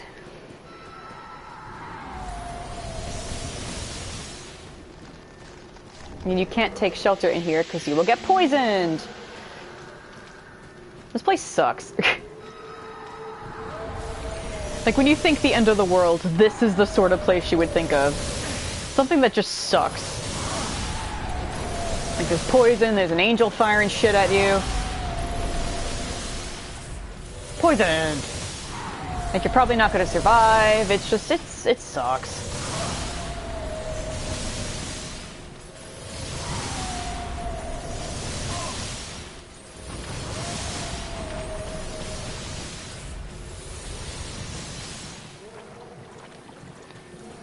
And then there's another huge armor dude. It's just, you know, just...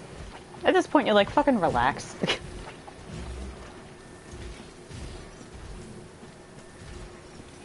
And yet thievery still persists. Oh, okay, bye.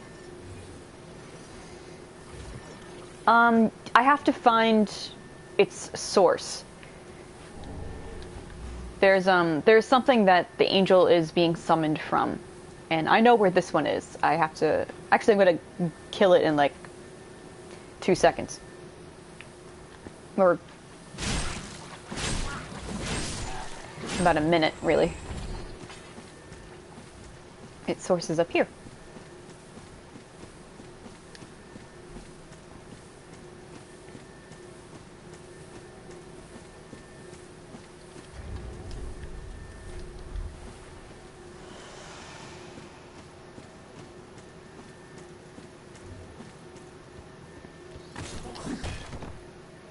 I'm not fucking with you. I have no patience. He's probably gonna follow me. No? Okay, bye. This is what the angel is growing out of. Do it. It can't actually defend itself in any way. And look at what that's growing out of. Oop, not that. Remember how the cleric set that we can find says that they wear a stone hump on their back to protect themselves? It grew out of a Pilgrim of Londor.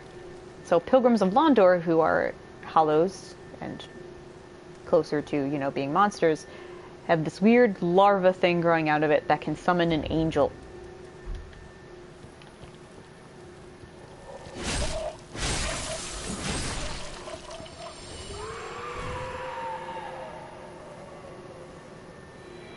Now it's gone. So that's why the Pilgrims of Londor were so desperate to get to Lothric, is because they heard Gertrude had a vision of an angel.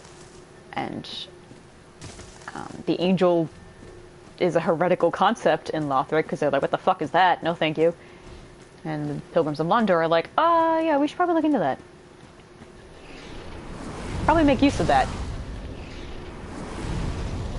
And the clerics with the stone humps on their back will actually come into play in the Ringed City. Thank you, Raven. Take care. Like, there's a reason why they knew they had to contain something from bursting out of their bodies. Also, this bitch, this is what, see her outfit? She's really tough. But she has such a cool outfit. And she's, like, weirdly sexy.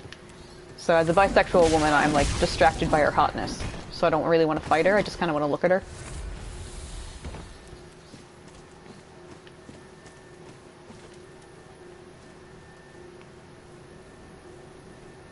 She throws pyromancies at me and she hits me with a whip.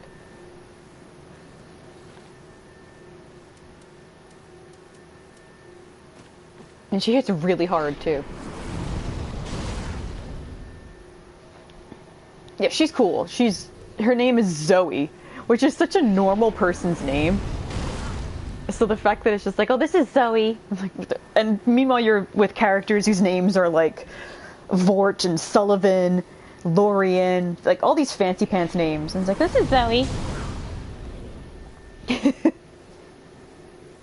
It's like Jessica. It's like if Jessica were a boss's name. Oh! Bye, little guy.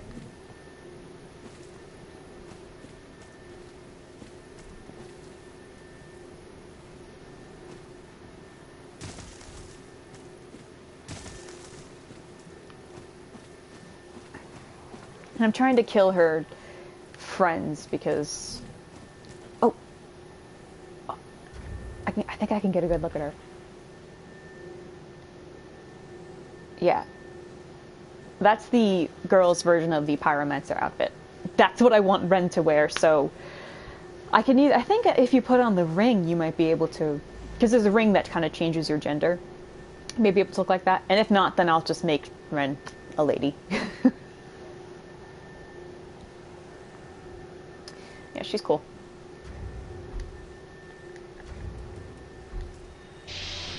Oh, that's not what I meant to do. I don't think she can get... Oh, no, I think she can get up from there.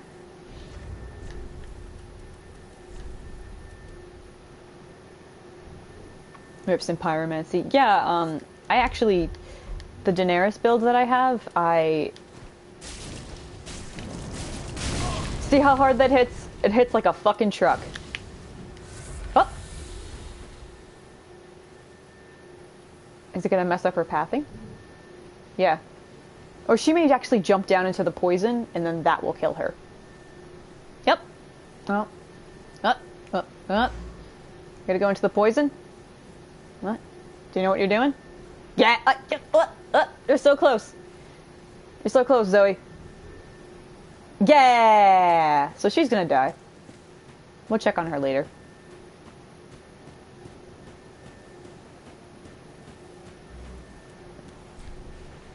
Oh, I have all the prism stones. I love when their pathing gets messed up. It's hysterical. Because they're just like, huh? What? Huh? Like, I'm not programmed to handle this. Yeah, see, that's her health going down. And then once you're dead, Zoe, I'll take your clothes. Then I will be the prettiest lady. Me. Oh, no, that's, those are the thieves. Okay, well, where the hell are you, Zoe?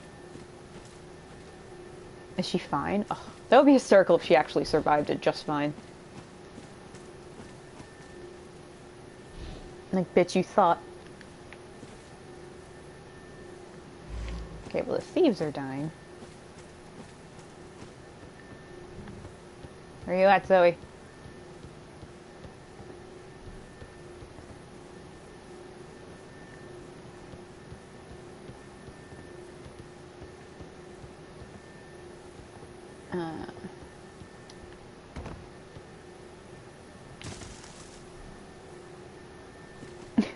Like, yeah, I'll just hang out here in the poison. Oh, fuck! She's fine! I didn't know there was a ledge there! Oh, Zoe, you crafty bitch! That's what the outfit looks like from the front. Okay, well... Well, thank God I have this. With poison arrows. Anything to get out of actually fighting you, Zoe.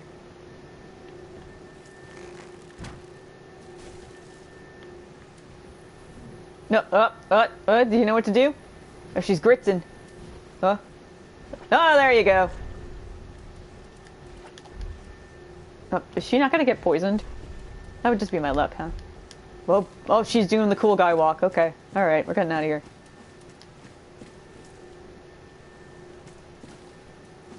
Oh, she's turning around. Okay. She's got an arrow sticking out of her. Is she just gonna... This is fun. It's like a nature watch. What will Zoe do next? Where is she going?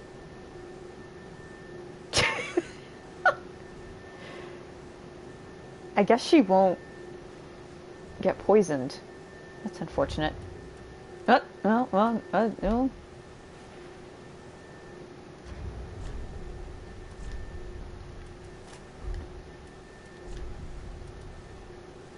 Alright then.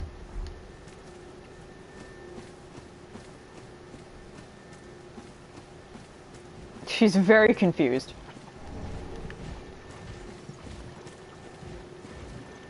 What? Oh, god damn it.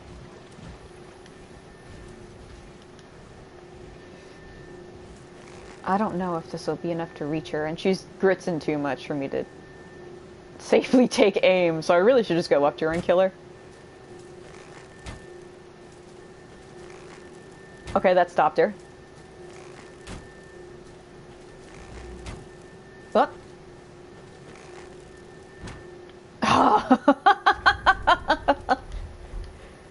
I both love and hate when they get wise to you. Pirates of the Caribbean theme.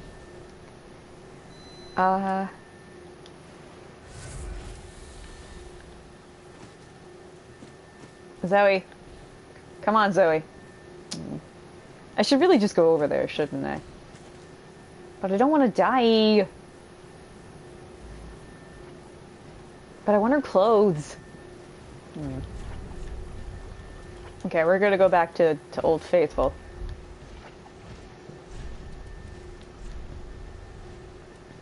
And we're gonna find stuff that has the best fire defense.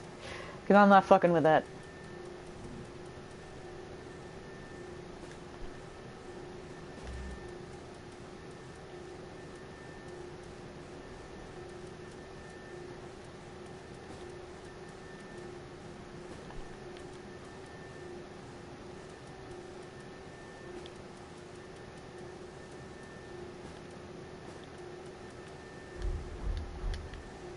We look ridiculous.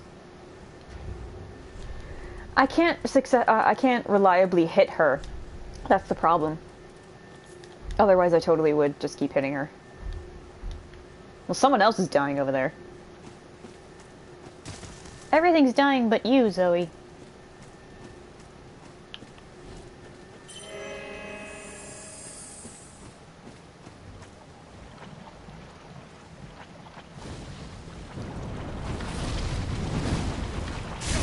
Ugh.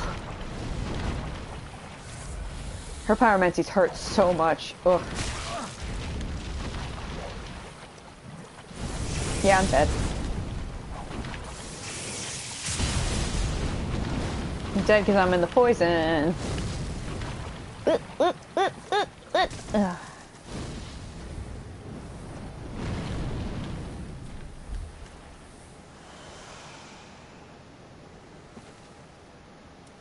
I forgot I had Great Heal equipped.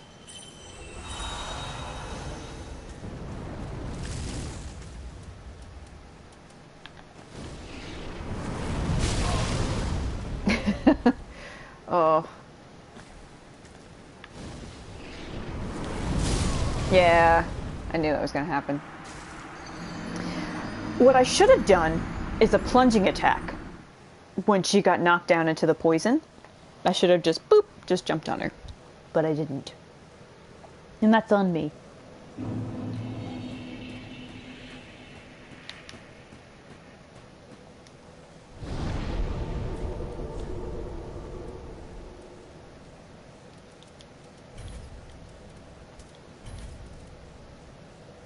I don't really have many projectiles.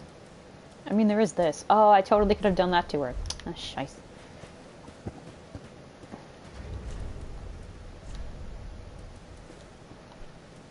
Alright, let's go back to Old Faithful, which is Carla's clothes.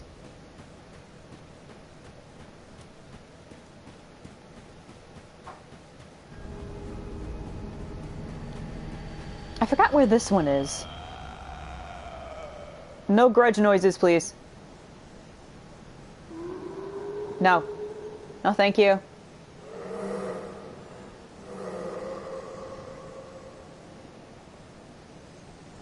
Alright, bye.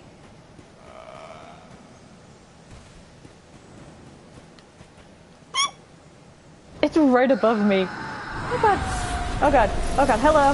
Hello. It's fine. It's fine. It's fine. It's fine. I promise.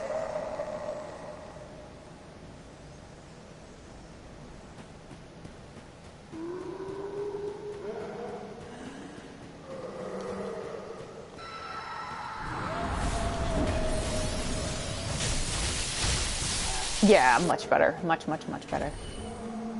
I like Frida's Scythe, but it has like a longer wind-up, and I need to be able to do much more damage in that time than I actually am at this point, so yeah. It's gonna be on the back burner for a bit.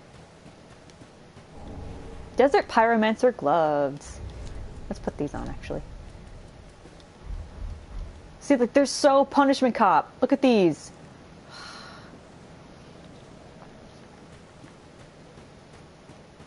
I want to be sexy too, god damn it. Oh, does that... No, that leads nowhere. Okay.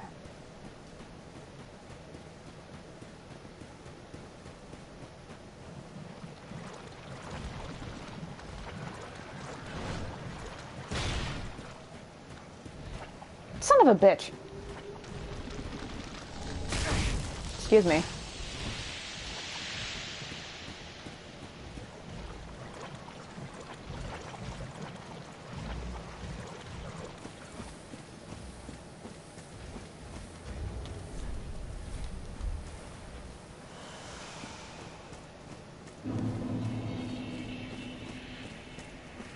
I love the sound of you walking on the tree, the bark and like the soft crunch of the bark and the branches and the leaves. It's pretty.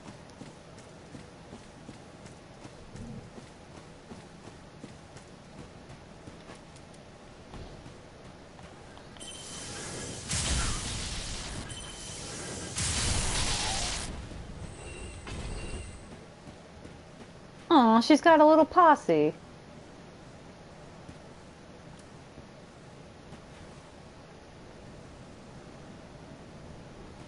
I have no idea why she's hanging out here.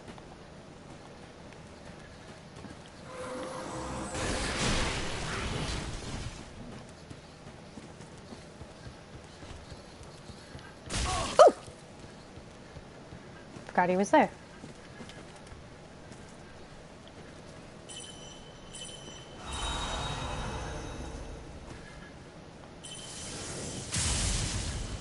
Up, up, up. I don't know where she went, but...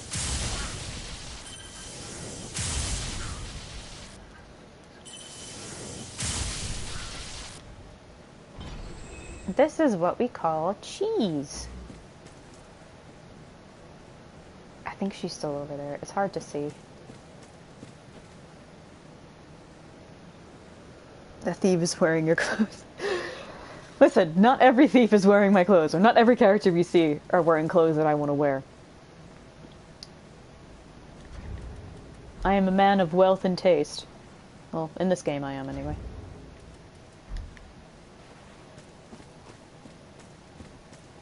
Up, up, up, up. No fall damage? Oh, she did fall! Yay! I'm coming back, Zoe.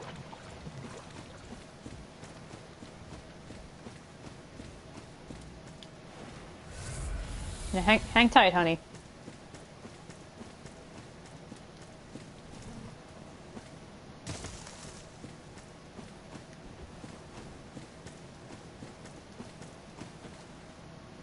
They're not there anymore, okay. Oh!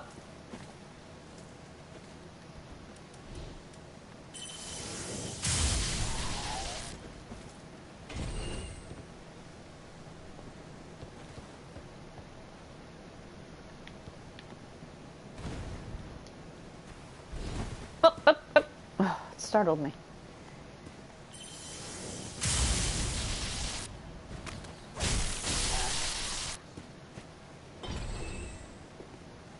Is that the ledge to land on?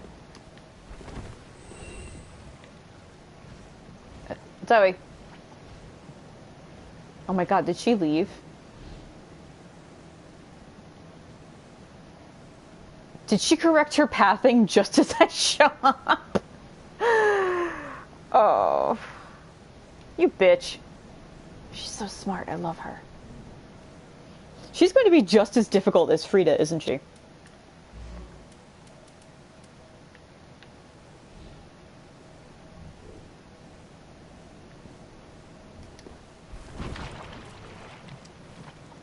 I have no idea where she went.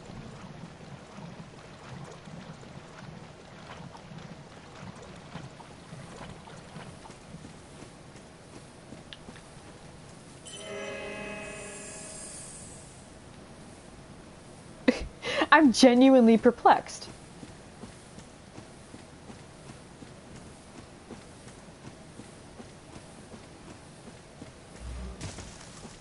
Because I don't think that's her.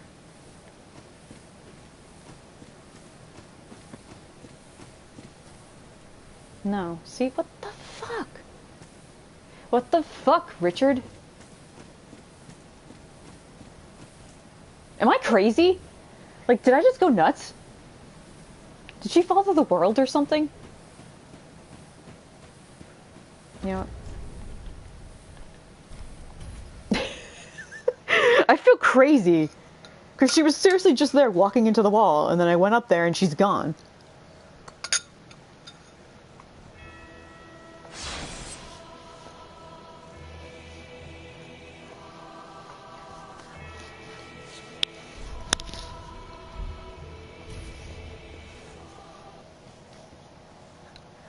I did this because this will reload the world.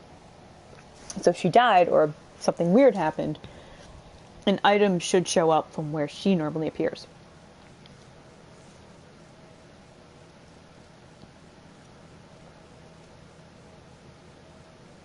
No, I think I can.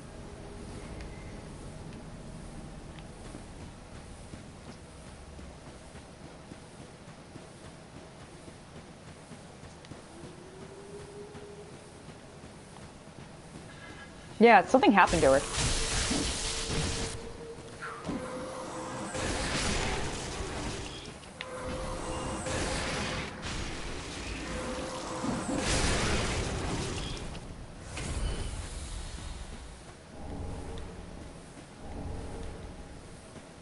That's weird. That's really, really weird. Because I think she either drops Flame Fan or something like that. And maybe the hood doesn't drop if you're a guy. I don't think the hood drops if you're a guy. Yeah, right? I think she Bethesda clipped through the world. I think that's what happened. No, here it is! Ah! This hood is actually really pretty because it's a creepy black veil over your face. Oh my god, you guys. Oh my god, I can't wait. I can't wait. We're gonna be sexy, you guys. We're gonna be super sexy. So now, look at those abs. Look at my nipple. Oh, now we just need a skirt, and then we're good to fucking go. Yeah. I can't remember where the skirt is. No, I think it's over here somewhere. Excuse me. I'm sorry. Excuse me. I'm so sorry. Oh, I'm dead. Oh my god, I'm not dead. Sorry, I was distracted by my own sexiness. If only Goro could see us now. This outfit's kind of cute too, though. I mean, like, my abs and the little, like, pointy witch shoes. I'm fucking styling. Oh, you're right. Excuse me. I think the skirt is closer to where you fight Demon Prince. I kind of remember it being a bit out of the way. Or are you guys guarding it? Yes!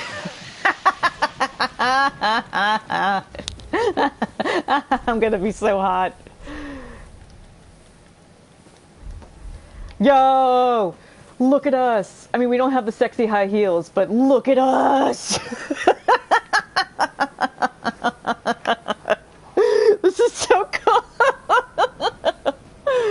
This is it. This is our outfit for the rest of the game. Go away, please.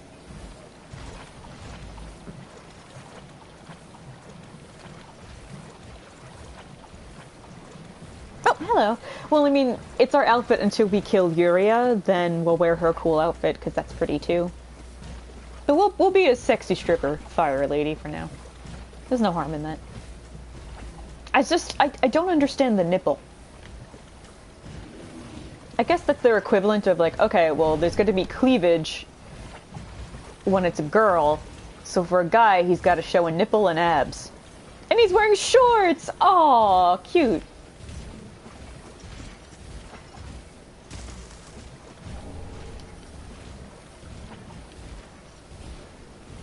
The sexy has summoned me. Like, look at us. I mean, we're poisoned, so we're kind of gross and creepy, but let's be sexy. Showing a whole lot of leg. Or just said he wanted a titty out, I guess. Yeah, like you gotta have one titty out. What if it gets too hot in that leather thing? You gotta have a titty out.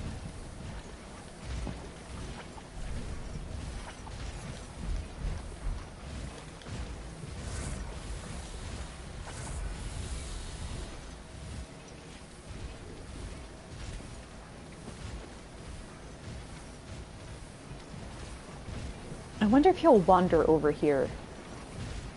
And if I can jump on him. Hey! Come over here. Come on. Come on! No? No? Maybe? Oh, I don't have my... Oh, wait. I should probably get his attention with a spell, eh? Hello! Nope, nope. Move out a little, please. The nip is meant for distraction for the enemies. It's a tactical necessity. You don't understand. I have to dress like a thought. It'll help us in battle.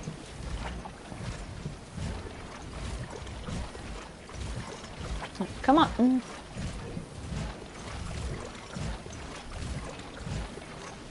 You suck.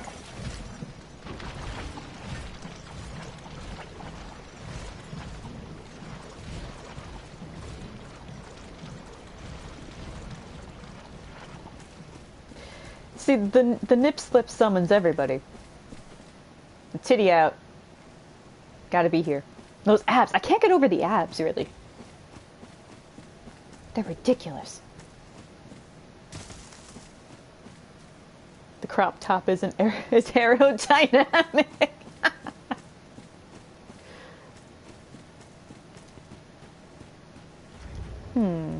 I wonder. No. Oh, look, now I'm running... See the difference in how I run? This is how a female character runs.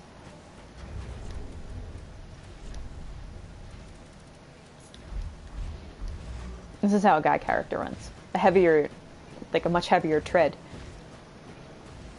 And you're fighting monsters at 6, but you have to meet your boyfriend at 7. Does that explain Akechi's black mask outfit? It's like, babe, I have to go mutilate shadows, but, you know, I know we had a date.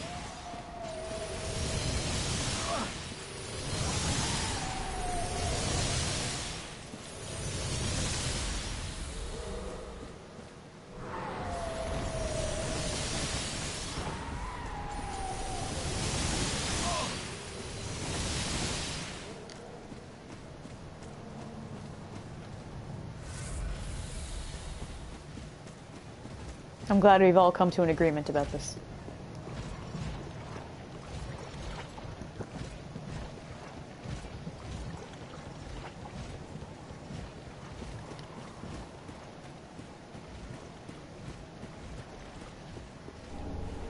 Ember. Aww. It looks so sad. Like it's growing out of the Londor but the Londor Pilgrim, but look at it. And it somehow summons an angel. Like, I'm sorry. I mean, I'm not too sorry because I'll do this.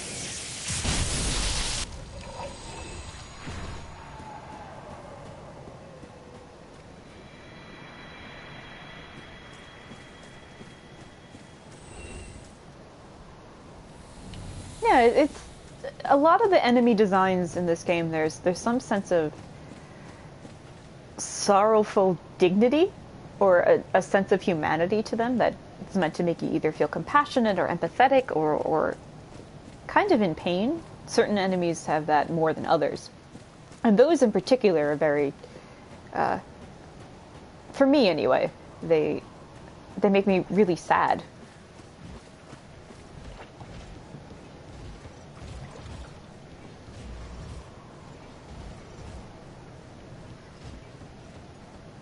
And I know I said it earlier, but I love the way the sun looks.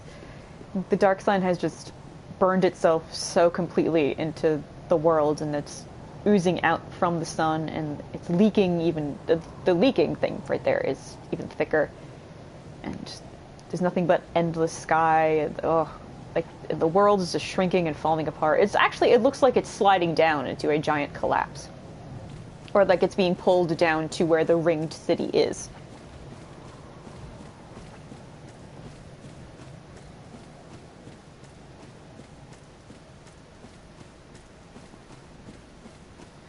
Now there are some items around here. I won't get them till after I at least get this bonfire. Take the plunge. You won't die. Thank you, Gale.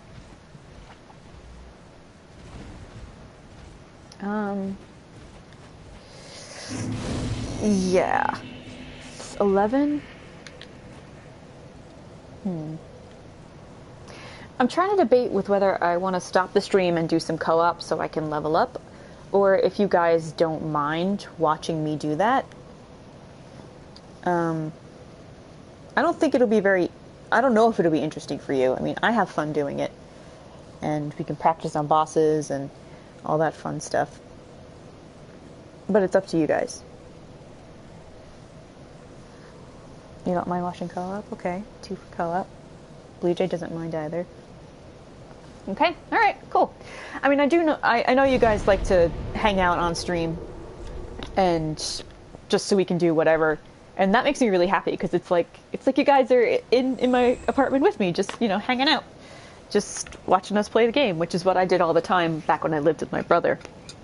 And now I don't. And that's what I did with my best friend when I was in high school. So I don't really have anything. I mean, I don't have anyone to do that with anymore, which makes me kind of sad, but what can you do? We could go back here to Ashes of Ariandel, because there's some parts we didn't get to. No, we shared it. Like, with my best friend in high school, what we would do is she would play all the Resident Evil games, and I would play all the Silent Hill games, because we loved both of them. We were huge horror fans. So we would do that every couple of weekends. We would just marathon that. Or we'd marathon Friday the 13th, or Halloween, or just watch horror movies in general. Like, that was our shtick. And with my brother, we would play Final Fantasies, or I would watch him play Devil May Cry, because I wasn't good at it back in the day, so I never bothered with it. I was actually really intimidated by it, now that I think of it.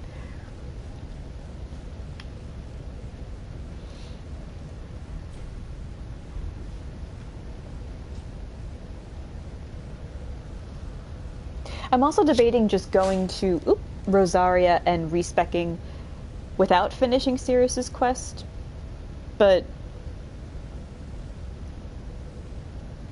let me check and see what you get if you finish her stuff. Because you get her armor and stuff, yeah.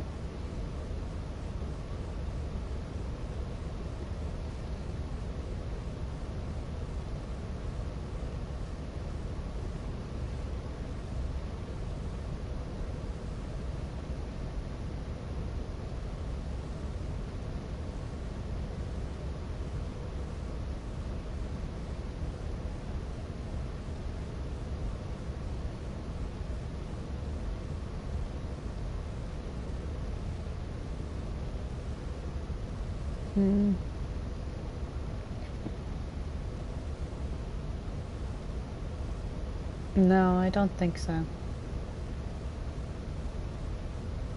I mean, I'm not gonna actually wear her outfit, but I personally feel bad, like, not. I mean, she swore herself to my service, so I just me, in a meta way, I feel like we should fight the final boss together.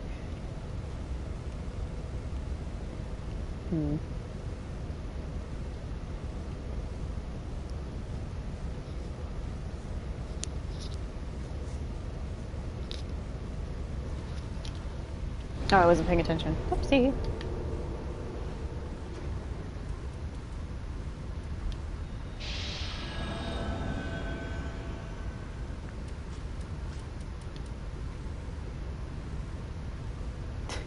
I got a titty out. Why won't someone summon me? Oh, there we go.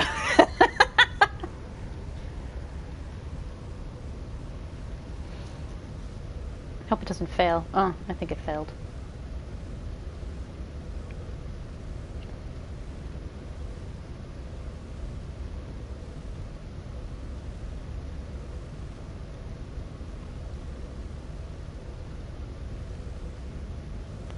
Boo.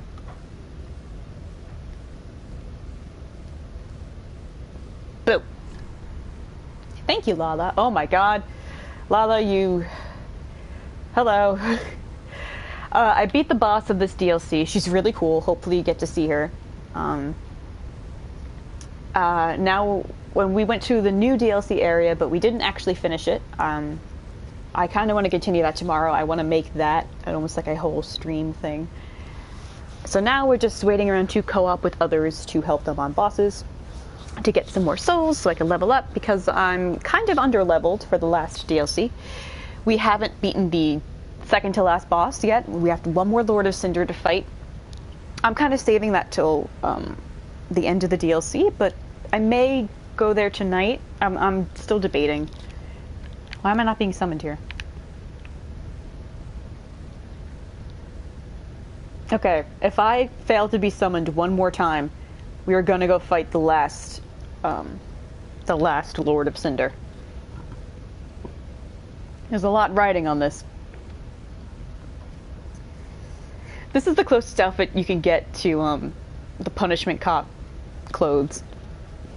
No, we'll watch you later. Okay. The first 2 hours are me trying to fight the boss that's in here.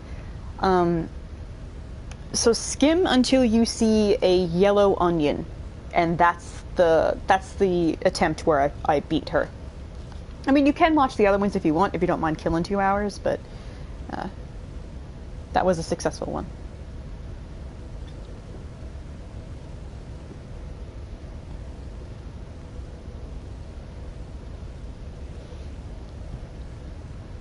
Alright, there's a lot riding on this. Hey, come on, look how sexy I look. Come on. You have so much time now. Okay.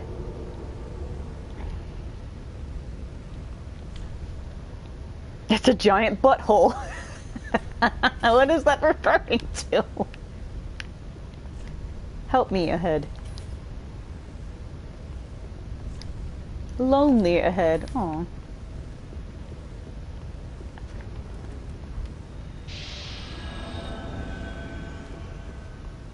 Yeah, the notes can be like that. There will be like tri-tongue butthole, or if it's in front of a female character, it'll be like amazing chest ahead. Or if it's a very narrow space that you can't fit into, there will be a note on the ground that just says fatty. He's too sexy to handle. They saw the nip out and they're like, nah, no, I can't handle that.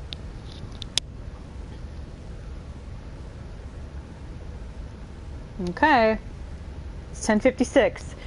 If at 11 p.m. no one has summoned me successfully, we're gonna go kill ourselves a prince. The only problem there is I accidentally triggered the beginning of that boss scene. Like, that has an opening cutscene. So, I'm going to link the opening cutscene for you guys to watch, and then when you're done watching it, it's only like a couple, I think it's like 30 seconds, but it's pretty important, and I want you to pay very close attention to Lothric's voice. So then when you're done watching it, come back to chat and let me know if you recognize it, and then we'll go in and fight. Oh look, it looks like I failed. Fuck this, let's go back to Lothric. So we can go playing with the boys. Staying with the boys. One of my joys is the boys. It actually works well with this fight.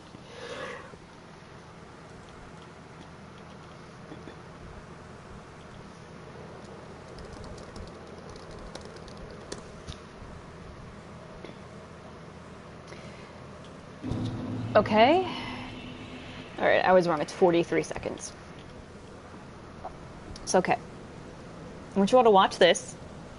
No, it failed, Raven. I want you all to watch this, and then come back here and tell me when you're done, okay? Because this is important.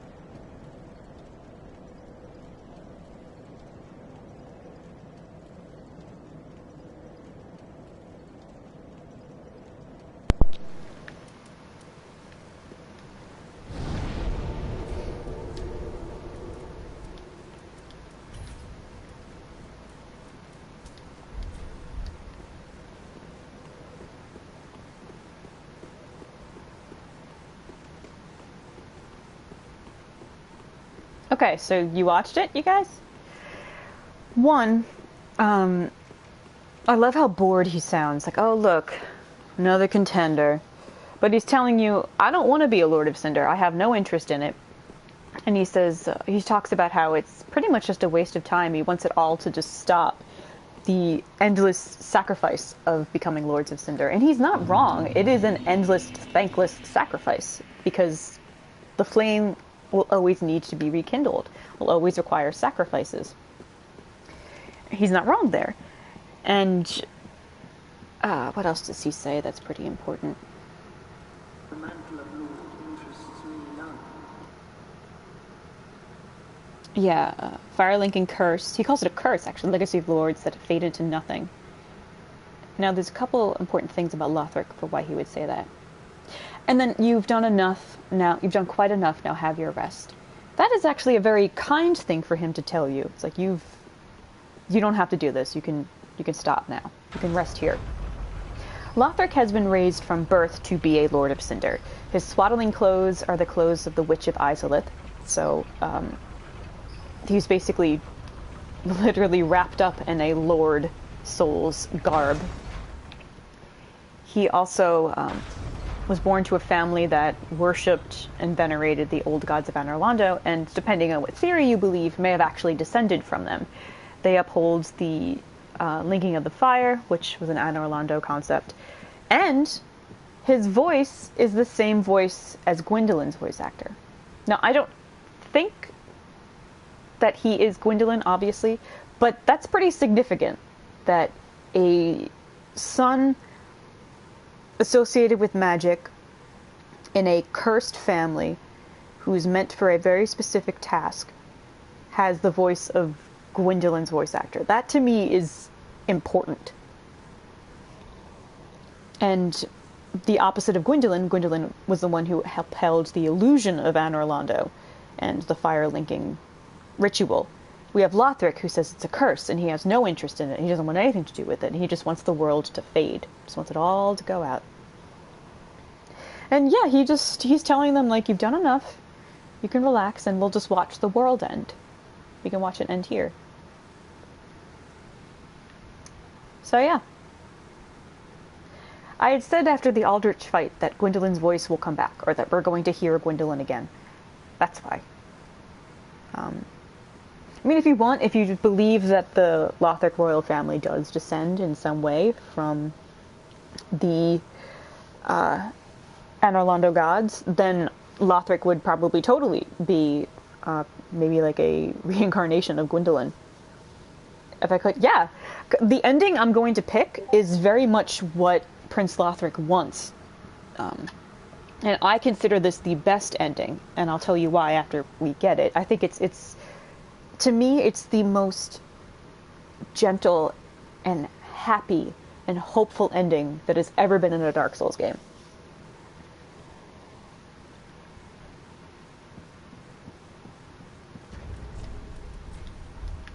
And in a way, by picking this ending, we are doing what he wanted.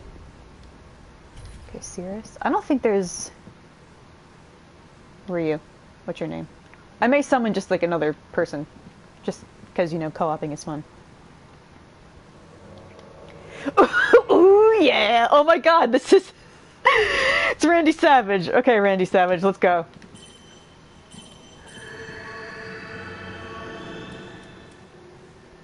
Oh my god, I hope it comes through.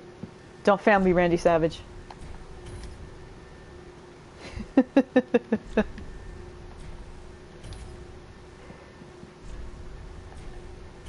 All these are actually really good points. Kool-Aid Man, come bursting into my life, please.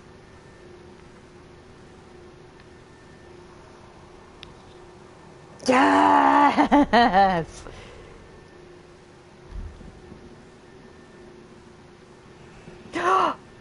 Oh, the connection borked out. Okay. Chips? Alright, Chips ahoy, let's go. That's been happening a lot lately. This unable to summon or they head back home. Like, the connections just glitch out. I know. Oh, yeah. Oh, no.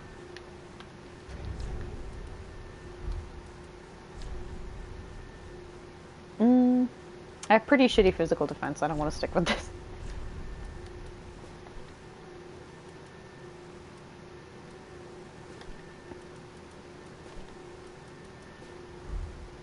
What you say? Yeah, sadness. I mean, we have Cirrus, and Cirrus is my girl, but she's a bit reckless.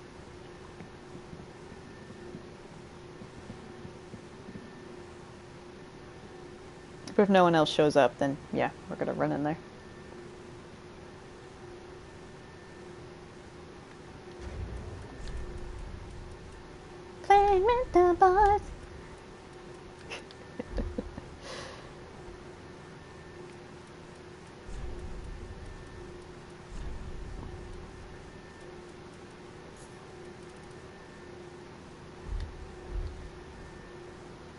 What defense, to be honest? Your titties out. What protection can even be offered? It actually has pretty high magic defense.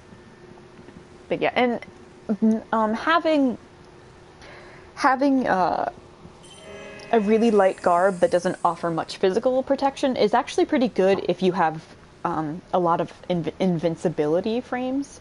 Then that means you could wear light armor like that and stuff can't actually hit you. Oh, Orbeck, really? I didn't know that. Okay, I'm gonna have to time it.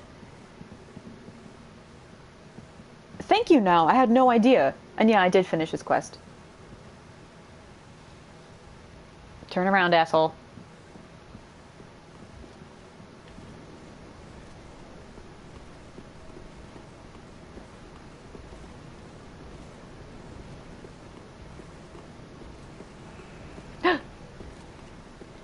It's my boy!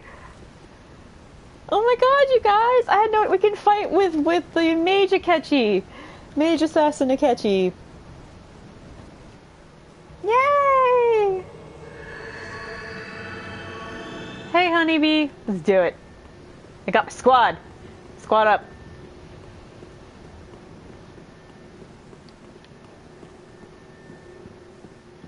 Oh, he's repaying a favor. Oh, that makes me so happy. If I could kiss you both, I would.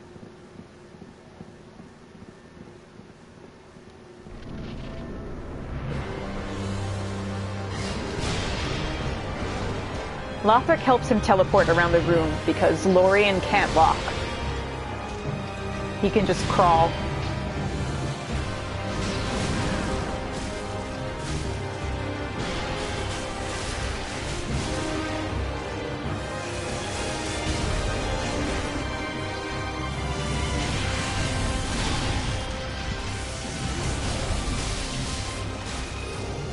Is he seriously stabbing him with a knife? Oh my god, Orbeck. You fearless, beautiful man. I mean, I wish you would heal, but, you know.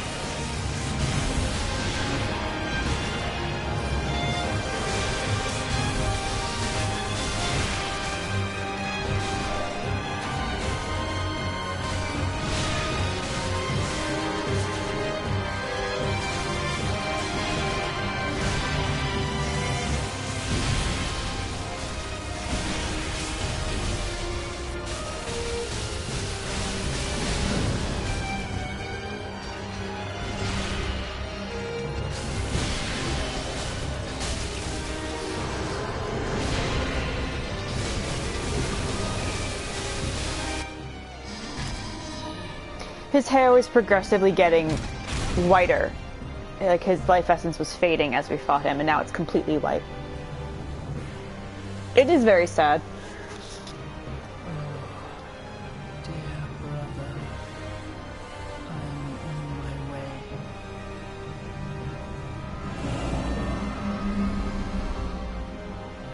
My brother, impending sword of Lothric's prince.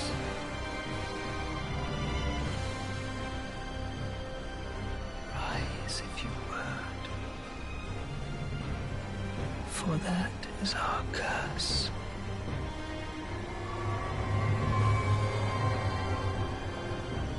And I have a lot to say about this boss too, once we're done.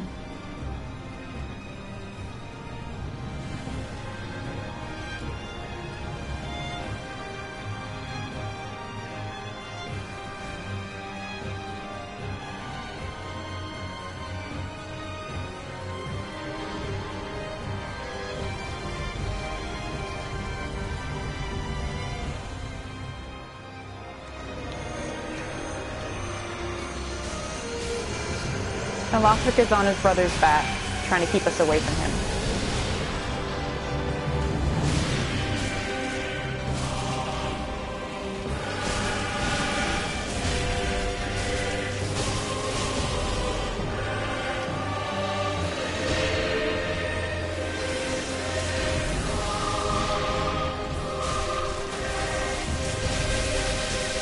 See, look, watch.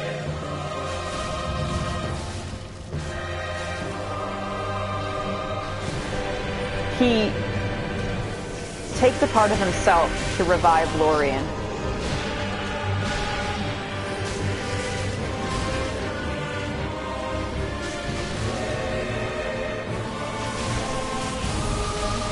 But he's the weaker one of Lorien.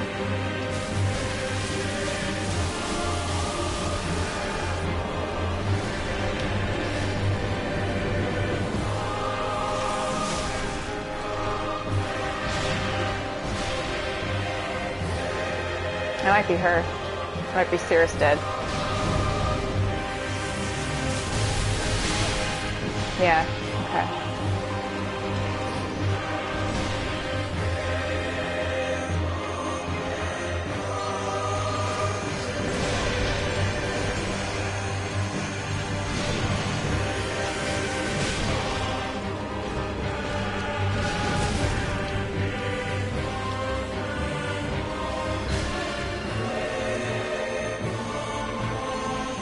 He even has attacks that are like Gwendolyn. They're just miracles instead of sorcery.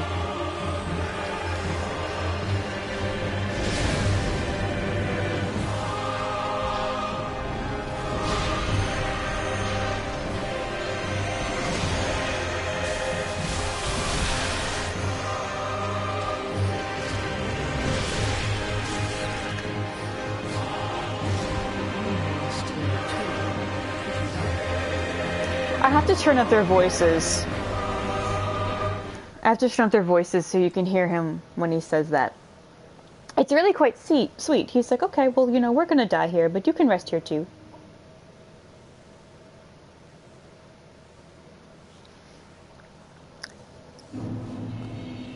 Now,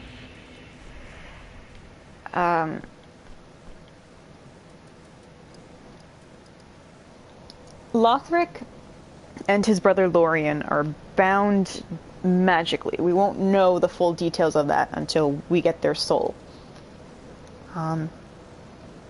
So him teleporting himself over to Lorien's side and saying, "Rise if you would, for that is our curse." That's essentially, that's the curse of being an unkindled one, of being a Lord of Cinder, is that you can't actually die. You will always come back when the world requires you to be a sacrifice.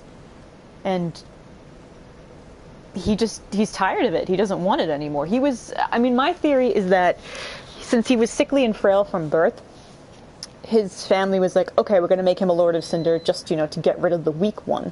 And so they venerated him and they saw him like, okay, well, you're great. You're going to be the Lord of Cinder. You're going to follow in the footsteps of the Anor Londo gods. And they treated him like he was so special. But it's essentially like pretty dressing on a sacrificial lamb.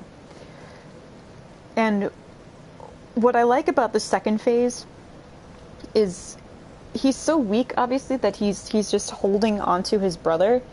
And while that represents symbolically the burden that Lothric feels like he is for Lorien, I also think that it takes an almost like childishly sweet image, like a piggyback ride, and puts it onto these two brothers that just want to stop dying for the world. And I think that's really sweet. That the image that Lorien's carrying him. And it also, Dark Souls or Miyazaki games especially, disabled characters or disabled people are very frequently used in these games, and they're often depicted as the most powerful or the most just such strong, capable people who are heroic as fuck. As Sekiro, we have a character who has a prosthetic arm, that the prosthetic arm is actually can be used in ninjutsu. Lothric, Prince Lothric, who is the final Lord of Cinder, is so weak and frail he can barely move. Lorien is completely mute and can't walk. He can only crawl around, and that's why Lothric teleports him, so he can actually move. There were other characters in Dark Souls 2. I mean, you could say the whole Hollowing curse is kind of like a mental disorder. And then in Elden Ring, there seems to be characters who need magical prosthetics as well. So Miyazaki has this thing of using disabled characters, but as strong, powerful figures, regardless of whatever is happening to their body. And Bloodborne as well. Bloodborne is a huge one. Your character goes to Yharnam because they're ill, and they require medical treatment. Like, it's as someone who is chronically ill, it's very comforting and fun, really, to watch the way he takes these hurt and seemingly broken people and turns them into such fucking awesome powerhouses. And really, your main character can be considered slightly disabled too. I mean, you're an undead, you can't die. And then the Ashen one is, you can't even die right. Like, that's how fucked up you are. You're just cobbled together memory of a failed hero. Yes, exactly. It feels so weird saying exactly, but yeah. And one thing I found out about him, I didn't know this until the Elden Ring news came out, is that he really admires George R.R. Martin, and he actually has his staff read one of Martin's short stories. I can't remember what it is. It's like a vampire novel. He has them read it so they can, like, okay, this is the tone we're going for. This is the kind of story content or story theme and vibes we're going to work with. So and I think like one of the higher ups at From Software was like, okay, well, if you could make a game, who would you want to do that with? Who would you want to work with? And he's like, oh, maybe Martin. And they actually contacted Martin, and Martin's like, okay. So that's why they're making a game together, because Miyazaki off the cuff said he really admires George R.R. Martin, and Martin said, fuck yeah. So they're making a fucking game together. It's gonna be so cool. Okay, I gotta focus. I wasn't doing too much damage, so I don't think lightning really works against them.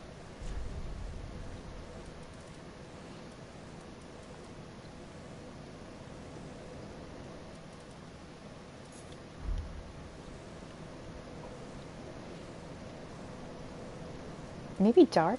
Do I have something I can buff to be dark? I think this.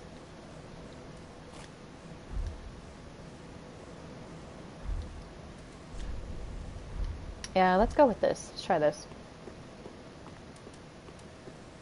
Oh.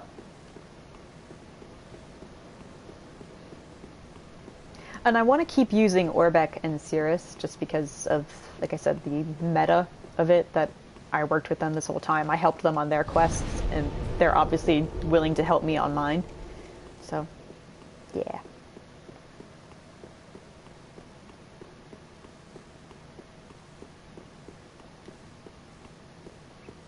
And then after we beat the princes, I might actually call it, because I've been going since 6:30, thereabouts.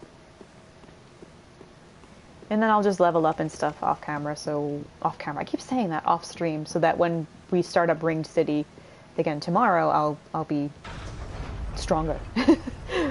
I'll be more capable, because there's a cool boss fight coming up, but I do not want to be at level 118 when I fight him.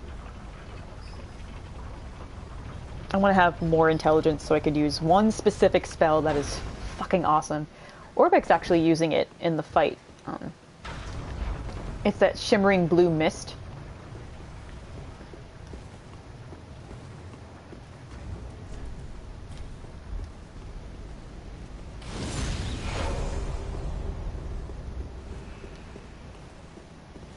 Come on, babe, let's go. I just realized he's using a spell that I helped him learn because I gave him all those scrolls. Oh. Oh, you guys, this game is so good.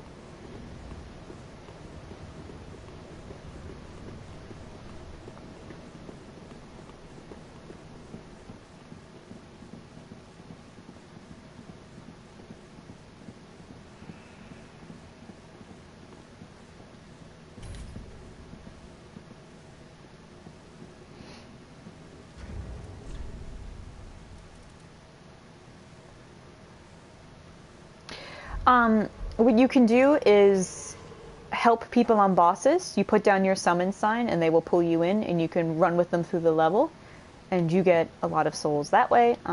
You can just keep doing that until you collect quite a bit. Excuse me.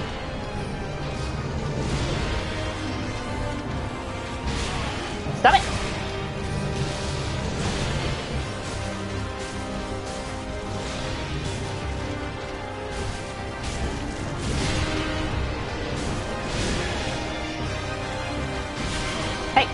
Hey! Hey! Oh my goodness.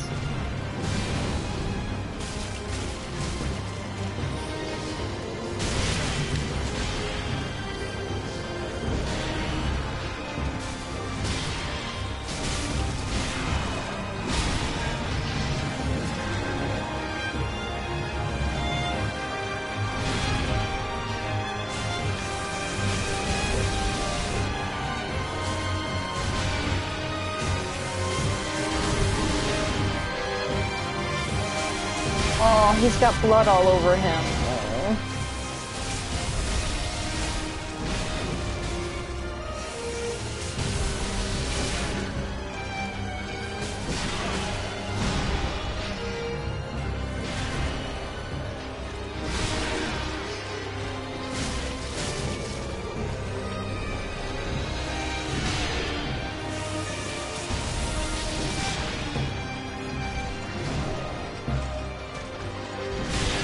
Oh. I'm bad at his wind-ups.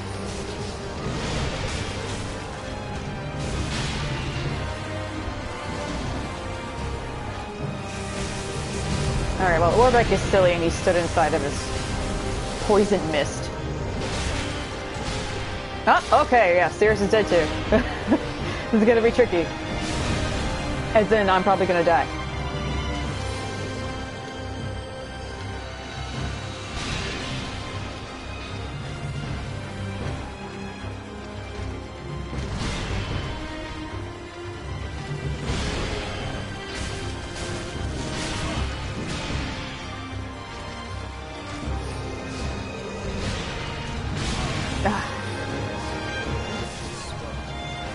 Yeah.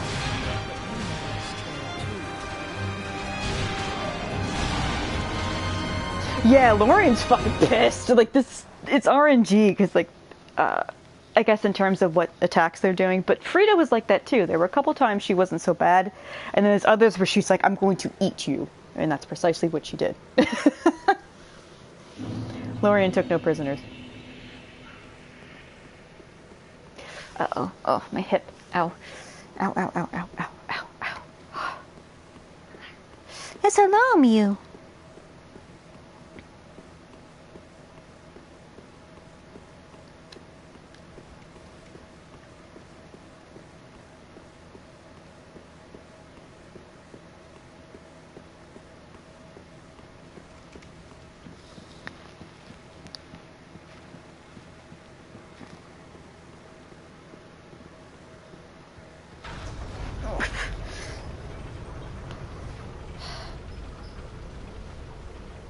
Yeah, Lorian's like, can you just fuck off, please?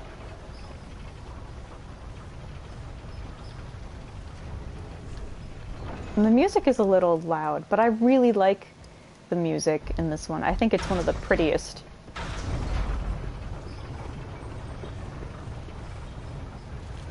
Okay, we're gonna try with Orbeck and Cirrus like 2 or 3 more times. If they might be too squishy. So I may only end up using Cirrus.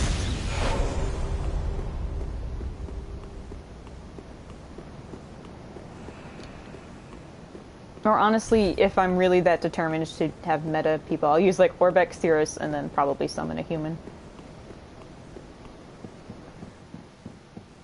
You know what? Let's see who's here. Whomst? Gregory! And you're dressed like Arturius. You know what, Greg? You know what, Greg? I like the cut of your jib. Apparently we can't summon you, Greg. Guess you don't like me that much. Fuck you, Greg. I was all posy about you, and this is what you do to me. This is what you do to me, Greg.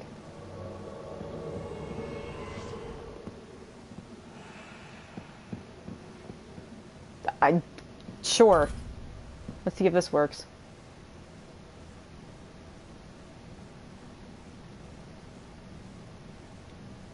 Because for the past half hour, summoning players has been really weird. Like you'll summon them, but then it fails. Or I try to get summoned and it fails. So I don't know if something with the servers? Nope, up, up, up. You gonna stay, Zog? You gonna stay with me? Yay! You good, Zog? Yeah. Oh, thank you. Yay.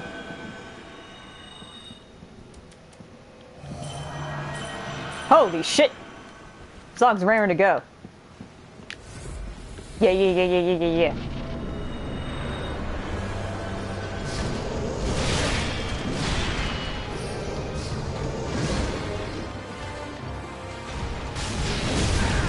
Ow, what?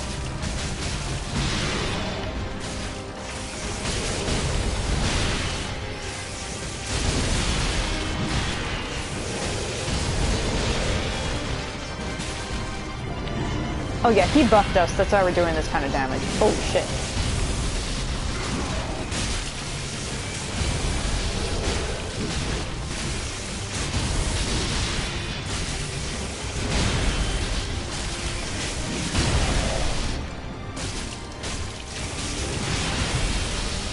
No, I have a wired connection, like an Ethernet cable, so it shouldn't need me at all.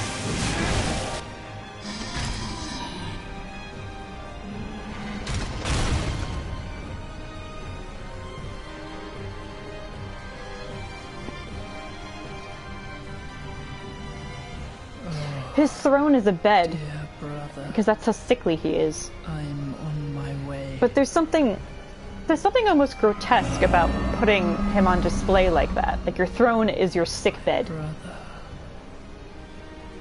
unyielding sword of Lothric's prince.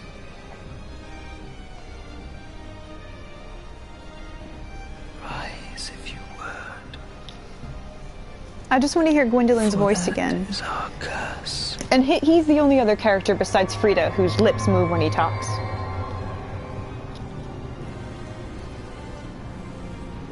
And that's important, that very few characters do that.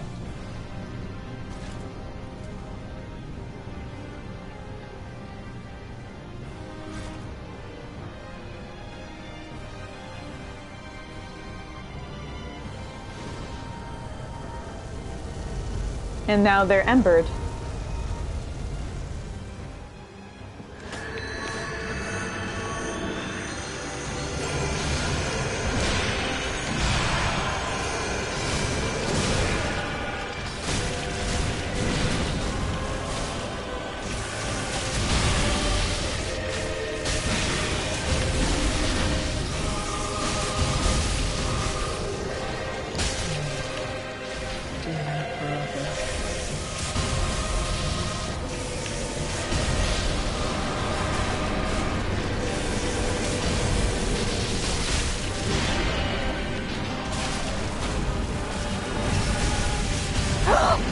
I didn't know that they could be hosted. Oh my heart.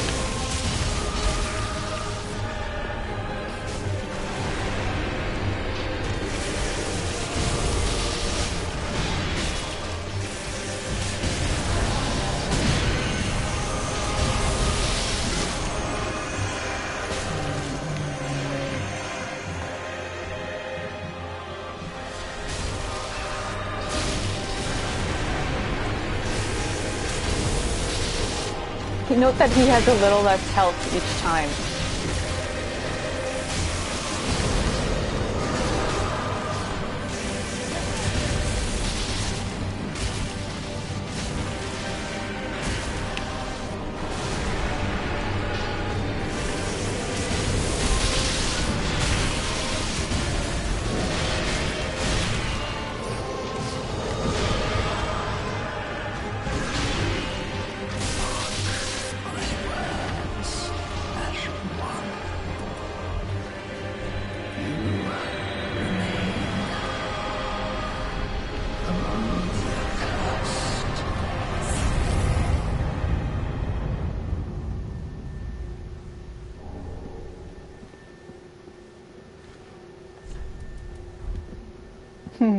Thank you, Zog.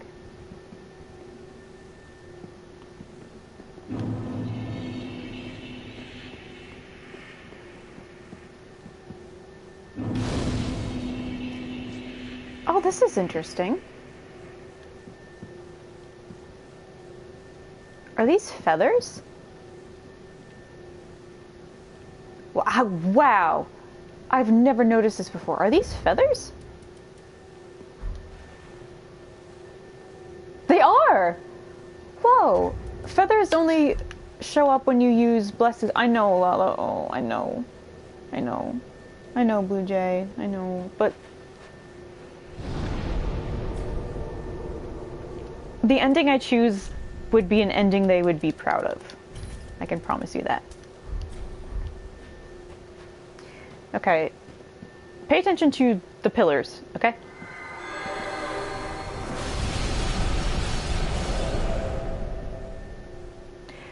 The miracles that Lothric is using are divine miracles. They're different from the miracles I normally cast. Those miracles seem to have been taught or derived from his sister Gertrude. And so all the miracles that he was casting to teleport Lorien around, since he can't move very well, manifested and dropped feathers everywhere. Now let's look at their soul. Their two souls are together. There's Lothric on the right, that's a little weaker, and Lothric on the left and Lorien on the right. Soul of the twin princes. The two princes rejected their duty to become lords of Cinder and settled down far, far away to watch the fire fade from a distance. A curse makes their souls nearly inseparable. I know. So, something happened to unite basically their life essence, and that union kind of broke Lorien's mind. Because we know from Lorien that he was a demon slayer, that he was basically the guy you want to take over your kingdom. He should have been the heir. Because he's even called the Elder Prince, which means, by all rights, he should be the one to succeed their crazy dad. Or even just to be the Lord of Cinder. But they chose Lothric instead. And I imagine to strengthen Lothric's ability to be a competent Lord of Cinder, they found some way to unite them. Because, as we know from what Osiris's soul said, and other items about the Lothric royal family, they resorted to unspeakable means in order to create a worthy heir to link the fire. And I think those unspeakable means resulted in the absolute ego death of Lorien, so then he was pretty much just as helpless as Lothric. And he can't speak, he can barely move, but he's bound to his brother. And Lothric, out of extreme guilt and disgust with the idea of being a sacrificial lamb, says, fuck it. Like, me and my brother are gonna stay here. We're not gonna die anymore. We're not gonna die for nothing. And we're just gonna watch the world end. Which I think is the perfect, ultimate fuck you to the legacy of linking the fire. It's like, you need me for this? Fuck you. I'm not doing it. I'd rather watch everything die.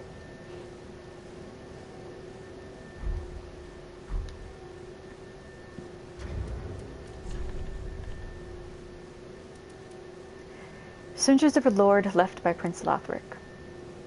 That's his head wearing the crown. Unfortunately, we've had to take all of their heads. Cinders of a Lord left by Prince Lothric. The Lothric bloodline was obsessed with creating a worthy heir, and when this proved impossible, resorted to unspeakable means. There you go. Suffice it to say, the path to linking the fire is a cursed one indeed. And there you go, it says right out, like, linking the fire is fucking stupid. Don't fucking do it. It's a curse. It's shit. Just don't do it. And like I said, there will be an ending the ending I'm going for, which I think is the happiest, will be in their honor. So, please don't be sad. Please don't be sad.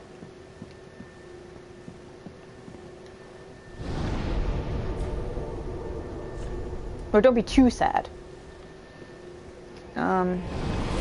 What else? Another reason I like that he has Gwendolyn's voice actor is Gwendolyn was alone and created an illusion of family. He eventually had Yorshka, which I imagine maybe he found her or something like that. And he raised her, and he was the one who actually named her. I haven't been able to give her enough of the ears for the Dark Moon Covenant, but she will tell you that, you know, Gwendolyn, my brother Gwendolyn and I used to rule here, and then he got sick, and I haven't seen him in a while. And then I became a prisoner here, and Sullivan took over Irithyll, and she's like, well, I wonder where Gwendolyn could be, and I would like you two to meet. I think he would be very happy to meet you, which is very sad, but also it says a lot about Gwendolyn, like how kind he is. That he and his sister, his lost sister, were ruling Irithyll together, and that he named her. That I think is pretty wonderful. He was like a surrogate father to her, but you know, as her brother, and he gave her her name.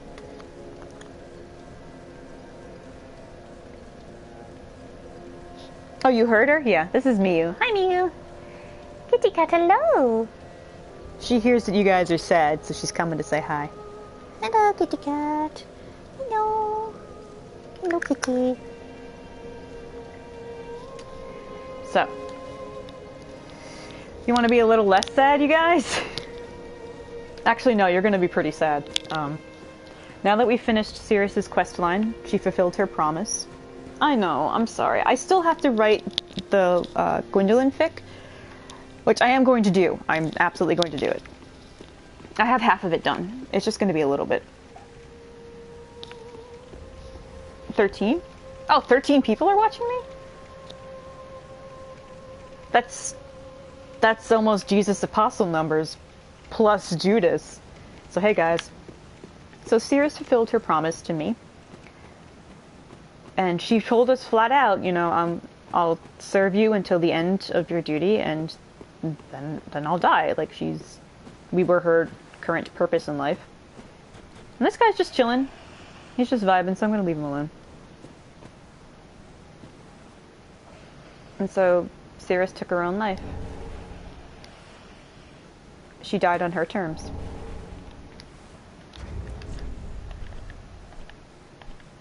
Which is sad, but I've said it repeatedly, like, there's a lot of characters in this game, they want to choose how they die.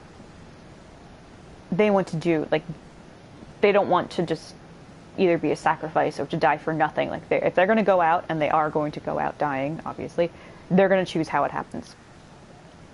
She gave us a sunset shield. Shield of the holy knights of the sunless realms, engraved with a brilliant flame crest that burns brightly with the order's customary sunset colors. This design symbolizes those who both harbor and oppose the power of flame. She also gave us the Sunless Talisman. This is what she uses. You can, if you look at it very faintly, you can see a delicate fleur-de-lis blue fleur-de-lis design on it and little tassels. It's very pretty. Okay. Oh, kitty cat, you gotta... Hi, she keeps headbutting me. Like headbutting my arm, not in a mean way. Talisman given to the Knights of the Sunless Realms who serve the Nameless Moon. She's from Irithyll. Scales with intelligence, which is rare for a miracle catalyst, but makes it compatible with dark. In the Sunless Realms, this fact is related first as an initial warning. I believe it basically says to fear the dark. Skill is an unfaltering prayer, and it increases poise when you cast miracles. Okay? And good night, Sirius. And since Orbeck helped us and we helped him, we can also find him. He left the shrine after we gave him all the scrolls. We learned everything that could be learned together, and then he found out about the Grand Archives, and he's like, okay, well, he's going to continue his learning on his own.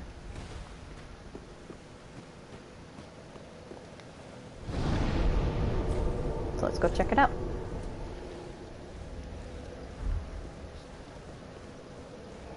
Yeah. I just dumped the couple points in there because I'm like, well, I'm gonna respec and change stuff, so whatever, just put it up to Vit up. What is it? Vit? No, Vigor up to like 25. Just halfway across the screen. I don't fucking care. And then when I respec, I'm gonna change it, or I'm gonna adjust it a little bit.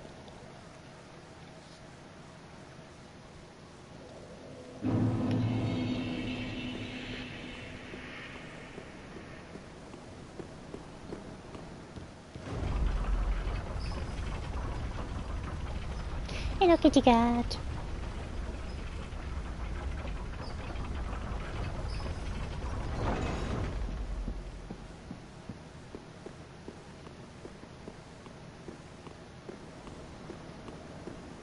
How's everyone feeling? You guys doing alright? You know, that was a huge punch to the chest. Right in the feels, as the kids say. You guys doing okay?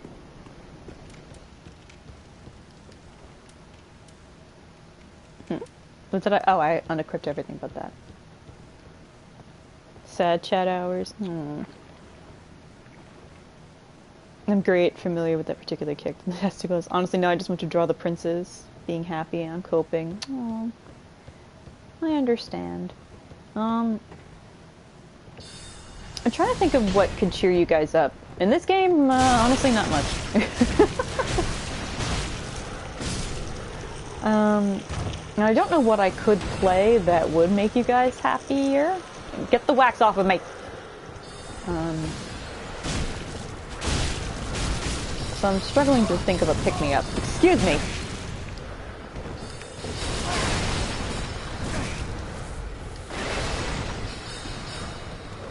I mean, if we get to the Ringed City, that place is beautiful. And it's fun.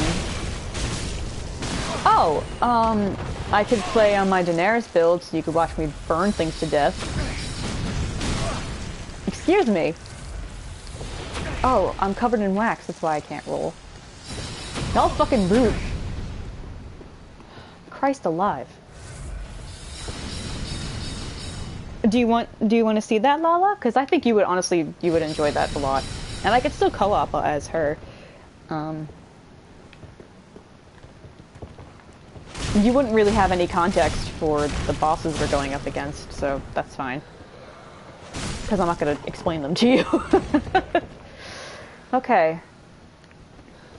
So remember how Yuria told us that we should be careful of Orbeck because he wants to be a Lord of Hollows? But she didn't really necessarily care if we didn't kill him. He actually was a Hollow. And he came to the Grand Archives to study. And I'm guessing because he achieved exactly what he wanted, like in Dark Souls 1, you will hollow out if you achieve your goal. So he came here and look at all the books that he was reading from. And, you know, he learned. Orbeck's ashes. And he died the way he wanted to, by studying magic. By being a true sorcerer instead of just, an assassin. The umbral ash of Orbeck of Vinheim. With this, the shrine handmaid will prepare new items. Orbeck was fascinated with sorcery, but without means, so offered to serve as an assassin in exchange for acceptance into the Dragon Academy, believing that one day he could reinvent himself as a sorcerer. And he did. He became a proper sorcerer.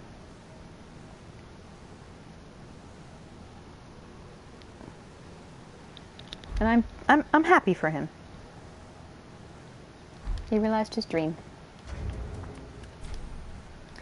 Oh, I didn't want to use L1 because I'm like, well, that's not going to actually, like, hit them. I mean, it probably would, but I was being stubborn.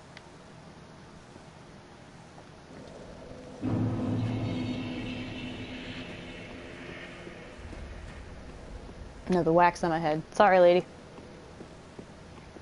Oh, right, I wanted to kill Yuria. Because now I can do that. Okay. I'm probably gonna, like I said, do the Daenerys thing, so, I'll probably, you know what? Oh, like 10 minutes? Okay, so I'll run around as Dany for a bit, and then when you show up, we can, I'll shows you the fun stuff.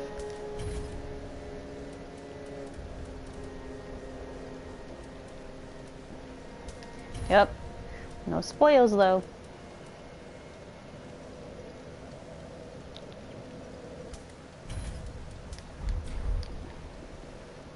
Hey, Yuria? So I told you that I have your sister's soul, and you're pretty okay with that.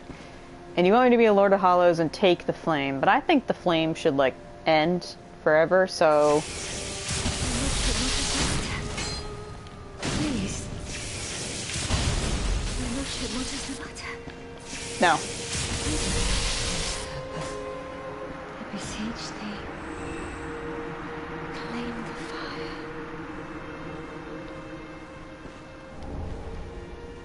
I like that her dying words are, no, stick to your promise. Because otherwise, I think if you kill her before you become hollow and stuff like that, she will actually cry out for Koth, the primordial serpent from Dark Souls 1. Which is interesting. Sorry, Area. You'll be fine in New Game Plus, I promise. Umbral Ash of Yuria of Londor. Having 3 founders of the Black Church ensured Yuria's legacy would survive. Her 2 sisters could carry the torch, making certain their lord claims the flame for the sake of all hollows. Welcome home, Ashen. Hey, ma'am, can you help me out? Speak thine heart's desire. There you go. We got this ages and ages and ages ago, and now we're finally going to give it to her. Ashen One, this is much like what lies within me. Then let it find its own place within my bosom. She will understand. We are both firekeepers after all. The Firekeeper is now able to heal the Dark Sigil. The Firekeeper soul that we found was a Firekeeper who apparently descended into the Abyss or had some association with Dark. So her soul is then capable of how do I put this? It remains impervious to dark influence and can successfully contend with it. So by giving our Firekeeper that soul, she now has the power to remove the Dark Sigil from us. That's what Yuria and Yol helped put on our body. So she can take that out of us now. Forgive me, sister. May the flames guide thy way.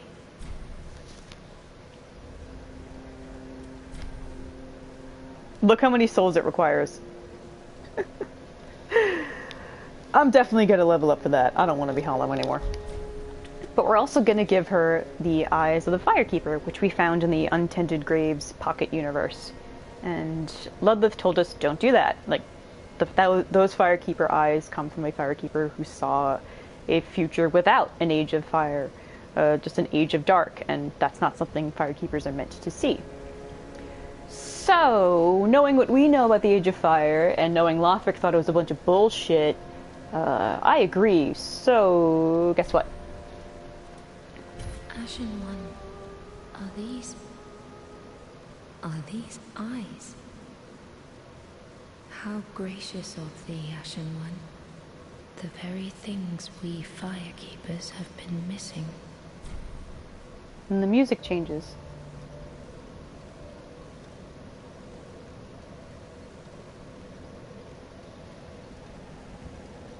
Very well. Then touch the darkness within me. Take nourishment from these sovereignless souls.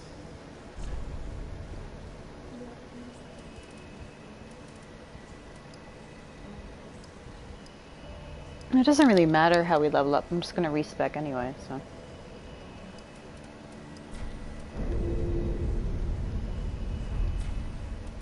Ashen One, my thanks for the eyes thou hast given. But Firekeepers are not meant to have eyes. It is forbidden. These will reveal through a sliver of light frightful images of betrayal. A world without fire. Ashen One, is this truly thy wish? When she says that, she means a world without the first flame. And scenes of betrayal meaning a Lord of Cinder who refuses to do their duty, their honor. So she asks, like, is that what you really want to do? Of course. I serve thee and will do as thou bidst. This will be our private affair. No one else may know of this. Stay thy path. Find lords to link the fire, and I will blindly tend to the flame until the day of thy grand betrayal. Ludleth told us that the Firekeeper is as much a prisoner to the bonfire as we are. So, I think me personally, I think it's a kinder thing to release her from that thankless task. And if I'm going to change the world or change the age, then then I'm going to do that with her, with the woman who's helped me. Ashen One, forgive me if this sounded strange. The eyes show a world without fire. This is important. A vast stretch of darkness. But 'tis different to what is seen when stripped of vision. In the far distance, I sense the presence of tiny flames, like precious embers, left to us by past lords, linkers of the fire. Could this be what draws me to this strangely enticing darkness? That's really important. She says, it's a world of dark, but in the distance I can see tiny embers, flickering flame. To me, that says pretty clearly, an age of dark isn't permanent. Ages are cyclical. So even though this world of darkness is just dark, there's fire. And fire will come again. Like, things won't end just because the age of fire ends. The world and the universe still exists. It's just not the age of fire anymore. And she says, is this why I'm drawn to this darkness? Because there's fire there, there's a balance there, and she's a fire keeper. Farewell, Ashen One. Mayst thou thy peace discover. And now her farewell has changed. Instead of saying, may the flames guide thee, it's, may thouest thy peace discover. She wants us to be... thouest thy peace discover. I guess she wants us to be kind of like happy and relieved. And I think that's incredibly kind. But alright, since Cirrus is gone, now I can go to the weird goop lady, and I can respect this fucking character. And then if you guys want, I could hop over to Daenerys. She's not sad. I like that she no longer blesses us with flame. She's just now like, no, like, I hope you find what makes you happy. Goopy lady? Rosaria, queen of her birth. Oh, look! Rosaria, queen of her birth, who helps people change their appearance and their power until they turn into grubs. There's a grub here. Huh.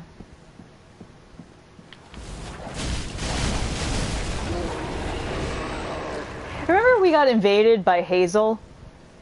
That's Hazel. That's what Hazel turned into. Hey, Goop Mom. Goop Mom. I want to talk to you, Goop Mom. Oh, do I even have any tongues in my inventory? I do not. Hold on, Mom.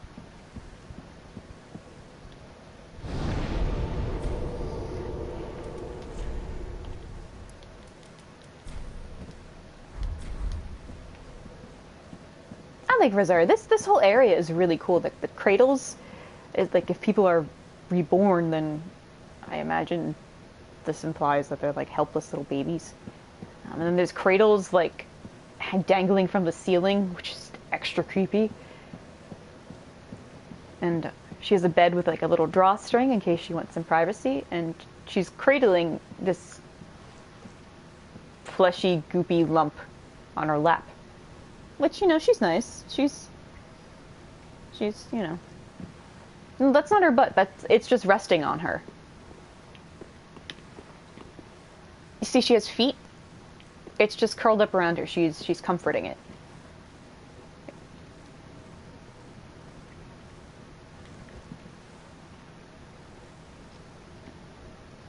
It's a grub. Alright, Bloodstone, you need to fuck off so I can, like, talk to Mom here. Oh, I had to be out here? Hey, Mom. And look how long her hair is. Ah, she's so cool. Hey, Mom. She's like, yeah, okay. Rosaria's fingers implies that, since she is a mute, immobile goddess, if you are her fingers, it's because you reach out into the world to claim tongues from your victims and then offer them to her, since she has no voice. Relocate attributes. The price of rebirth is paid in pale tongues. Rebirth can be performed 5 times during this lifetime. Do you wish to be reborn? Yes, please. There you go, Mom. Thanks. Now this sets us back to our beginning level so we can change everything about us. I definitely want faith at 50. And I kind of want to get more int so I can use pyromancies, because I miss pyromancies. I miss it so much, you guys. So I'm just going to test some stuff out. I'm going to look. Maybe not at 50 then. Let's get that 45.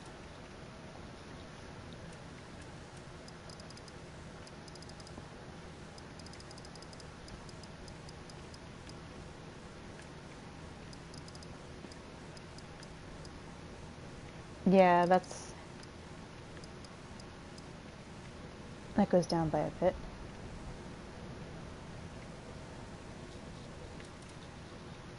I might not need it as high as that. I definitely need this at 45 though.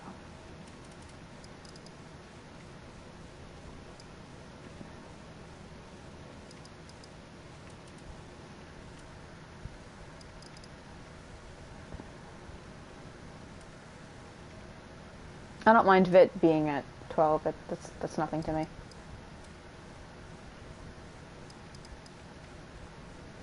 Okay. I think this is good. Let's look. HP goes down by a couple hundred. That's okay, I could just keep leveling that up. Stamina goes down by 12. No, 13. That's okay, I should just be careful. Since we have low dex, I can't use daggers anymore, but that's okay. Health, I mean, the defense only goes down by 3 points, but then the magic defense goes up by a lot.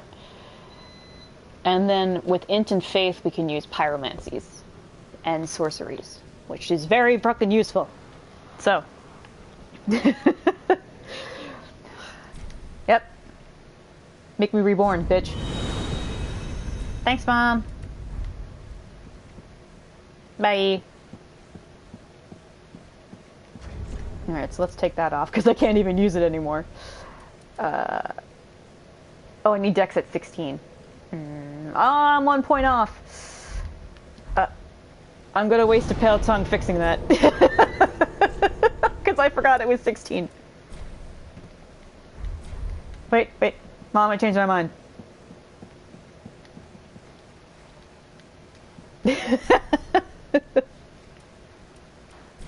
Yep, sorry, one more time, Mom.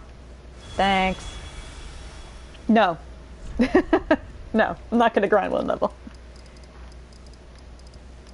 Especially when I have the thing right here, I could just use that. I'll just pull something off of, I'll pull something off of, attunement. You can attack her, yes.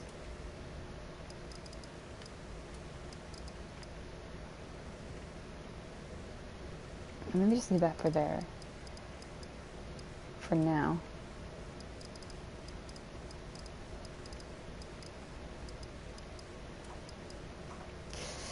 Alright, that goes down too much. I don't mind only having 4 spells, because I have rings to give me more.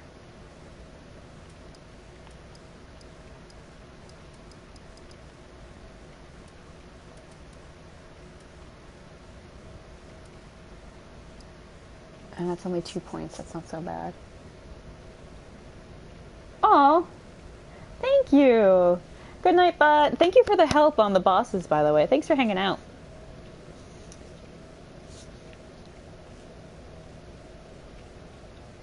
Okay, let me see. Okay, so instead of 5, we have 4, but then I can get that up. Because I think it's like...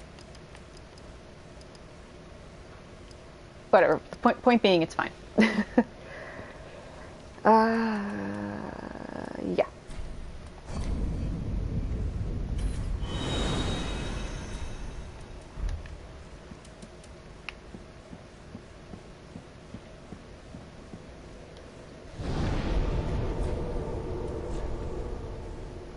Magic that couldn't be attuned was removed. Huh. Now I can show you guys a lot more stuff, though. That makes me happy. Like, look at all the stuff I can use. Like pyromancies. That means I have to buy a lot more stuff. Because I have a lot of pyromancies I never used.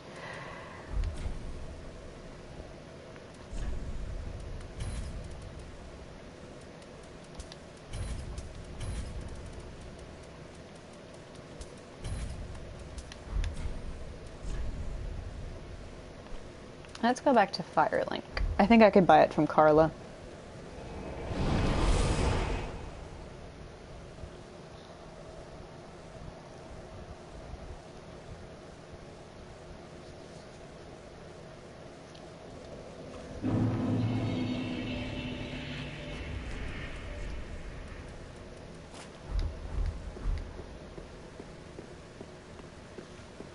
I think she sells it anyway. Ah, hello again. Hello. Thank goodness. Yes. Yes. You require my sorceries, I presume? Yep. No, she sells, well, she sells some pretty cool stuff, but... I want this, I want this, I want this, I want this, and I want this. Thank you. Don't stir up any trouble. You're my apprentice. Don't forget.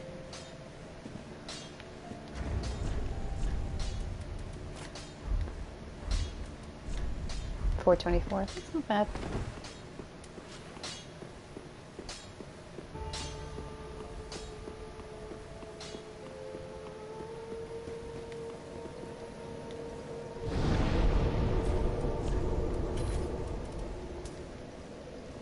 Now I have to remember where all the pyromancies are. Because I didn't bother picking any of them up. And I'm not gonna... Oh, maybe I can get it. I guess if you don't mind watching me go on a little fetch quest for pyromancies.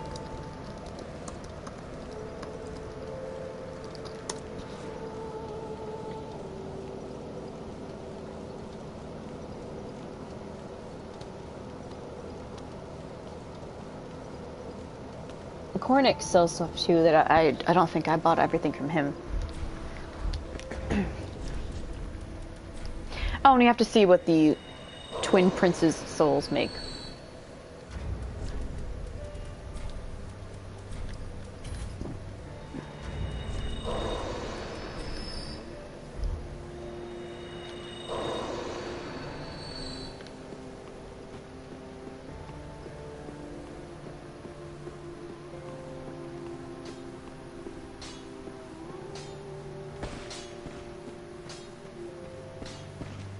There you are, unkindled one. I am pleased to have a pupil as dedicated as you. Thanks. Yeah, he has a lot of stuff that I didn't buy. Huh. Eyes of the Pyromancy Tome is in Smoldering Lake. Oh, I'm missing a pretty important Pyromancy Tome. Okay. See, I hope you guys don't mind me just kind of going around buying stuff.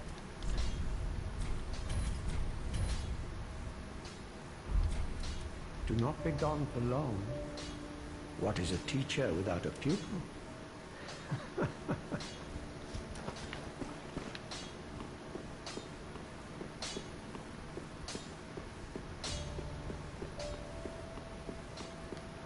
Recently came to like using the Profaned Flame Pyromancy alongside another. I have, there is a character in the Ashes of Ariandel DLC that will give you a special Pyromancy Flame to use, but he's a bitch to fight. Or he is for me anyway, I'm never very good at him. But I'm gonna get that from him because I really like that one. So, happened upon any twisted souls?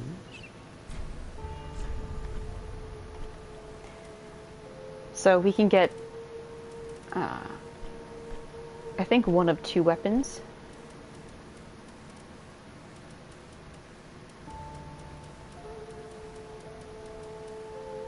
Yeah, we can either get Lothric's holy sword, Prince Lothric's straight sword, blessed by Emma with potent magic. Young Lothric was meant to be a champion and was expected to wield this platinum sword, but some things will remain distant dreams forever. Skill, Sacred Lothric Light. Assume stance to imbue sword with sacred light, and use strong attack to release light together with a great thrust of the sword. And then Lorien, his greatsword. Ultra Greatsword of Lorien, Prince Lothric's older brother, cast in smoldering molten steel and stained black. Before Lorien embraced his brother's curse, he was a knight who single-handedly slayed the demon prince, but the victory eternally scorched his sword with flame.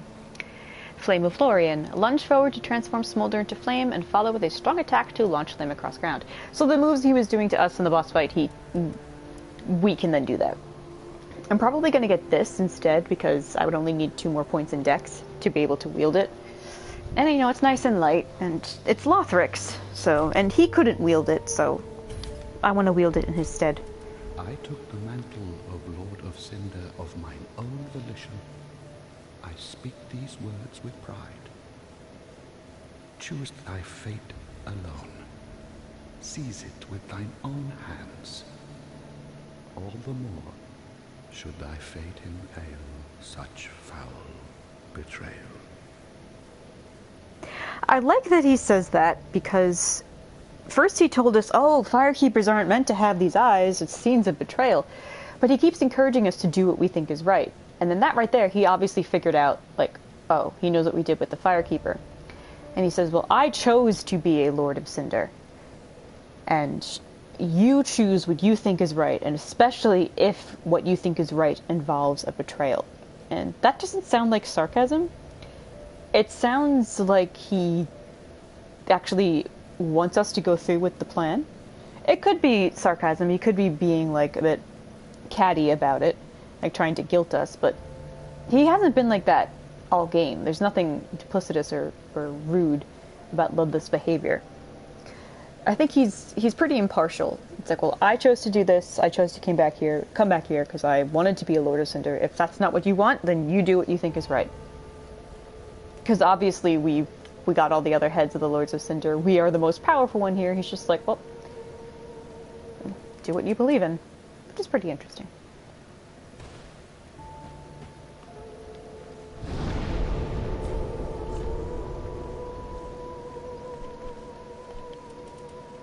I have to go to Old King's antechamber.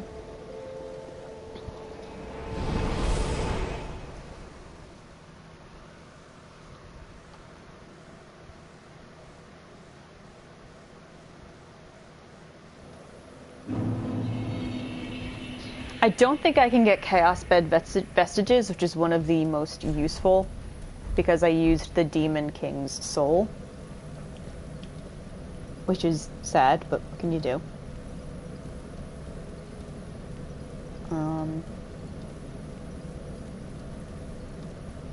People end up dodging that one quite a bit, so I don't mind too much. I can get it on New Game Plus.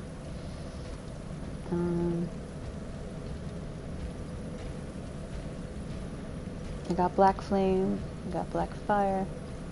Can't get Black Serpent, but I wasn't going to use it anyway. Okay, I got a few others I can use, that's fine.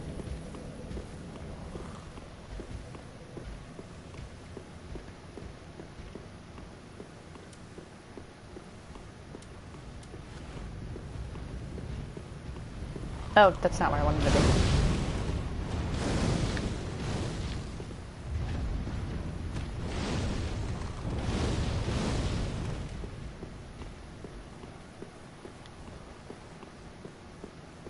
You know what, just because I want to get souls, let's go. Put that on. Let's put other stuff on.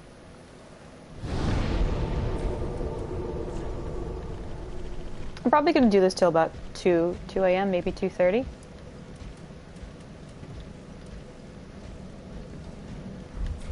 It's about 12:10 now. So this is just the chill part of the stream. Just super chill. We vibin'.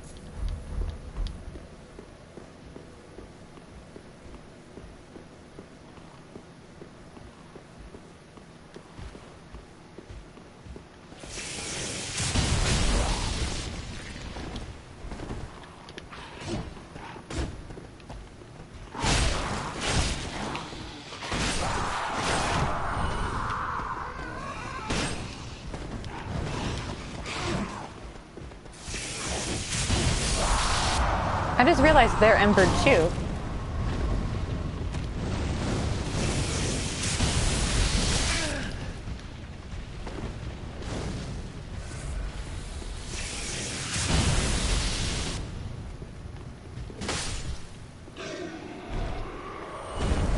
Titanite shard.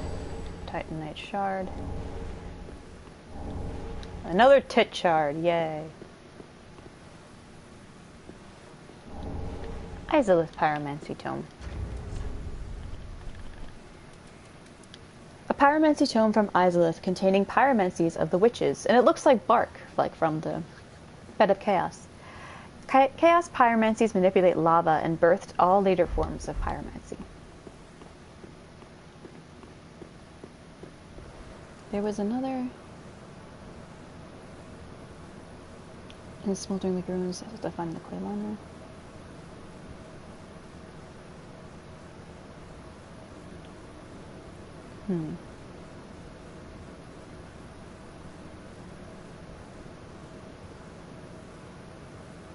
Oh. Oh, okay, I think I know where that is. We can get a magic casting thing that lets us both use both miracles and pyromancies, and I definitely want that.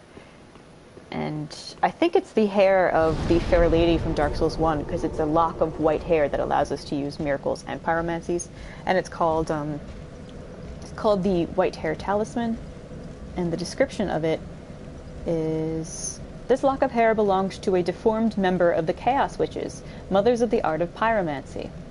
A deformed member of the Chaos Witches, the only one who was deformed was the Fair Lady, so we can use her hair as a holy magical catalyst, which I think is pretty cool. Where can we find it again? In the room with a few rats in Smoldering Lake. I don't quite remember where that is.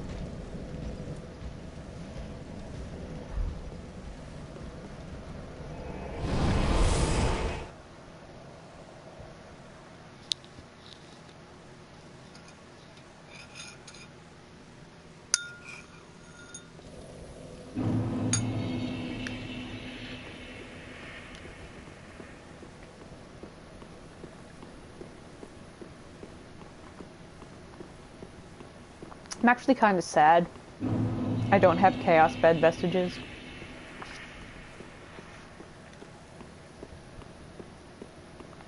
The only way I could get it is if I have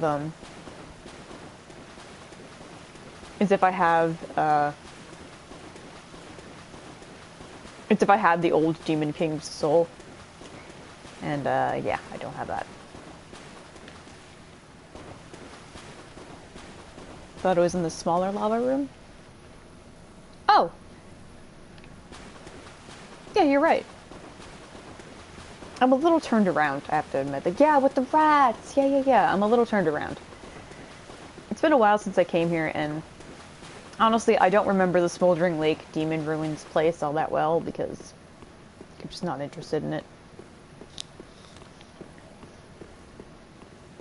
Which is funny, because it's definitely an expanded upon and improved version of Izalith that's only has a few traces of itself left behind. But I just could not care less. I think it's up here. Uh-oh. Nope, bye skellies.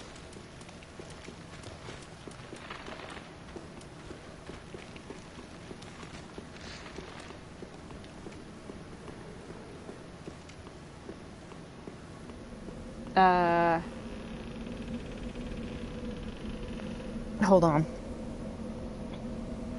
It's not. Sorry, I had to think. Why am I saying sorry for thinking?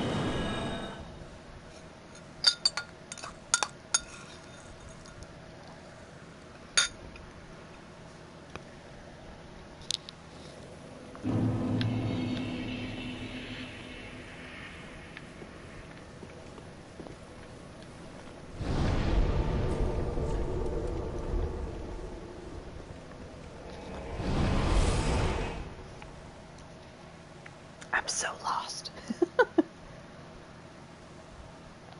See, you're saying by all the rats, but I'm like, I know what room you're talking about, but I forget how to get there.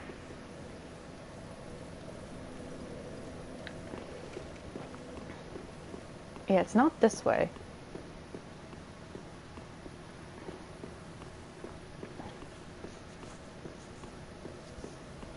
I'll figure it out, don't worry.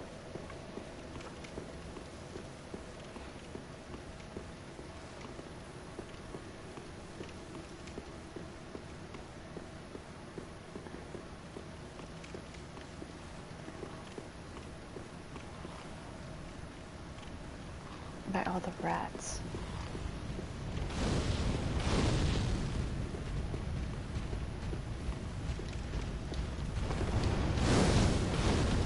See, I'm used to coming to it from here.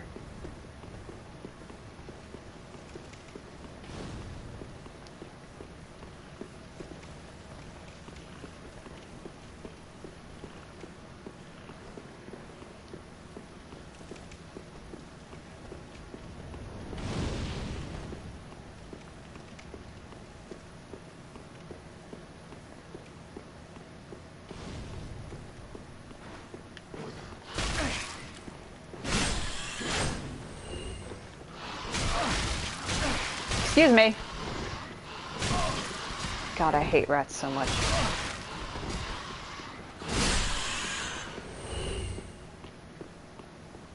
Alright, that was her.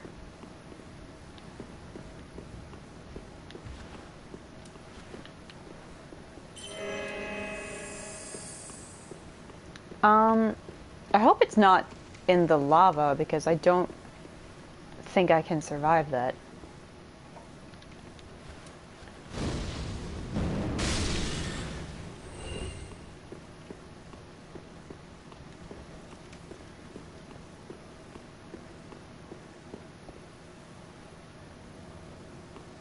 It's in the lava, then yeah, I'm not gonna be able to get it.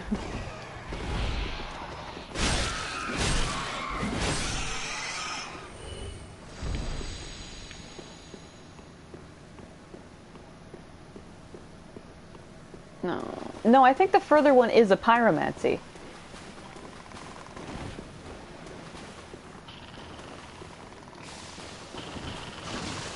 Fuck off.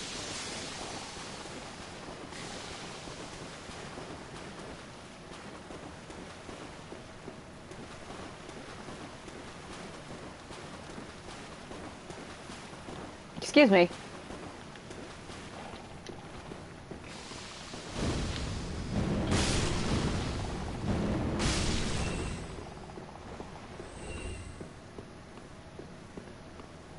Oh, God damn it. I don't think I have anything that would even help me with this.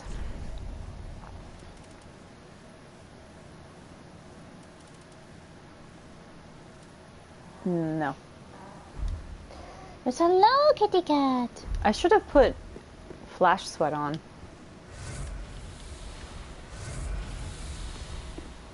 Nope. No, it's an ember. Oh, no, I think I know where it is. It's not... That, I think, is a pyromancy, and the other one is with a bunch of goop monsters. Yeah, it's in the other lava room, which I also don't remember how to get to.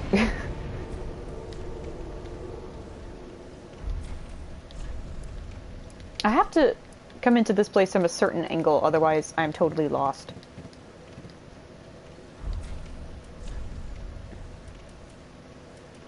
Like right now, completely lost.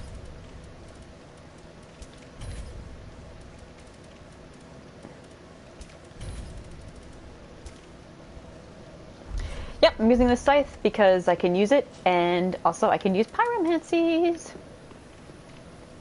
I'm looking for a specific catalyst, Lala, because it is a lock of hair from the Fair Lady from Dark Souls 1, Quaylana's sister. And her lock of hair allows us to use both miracles and pyromancies.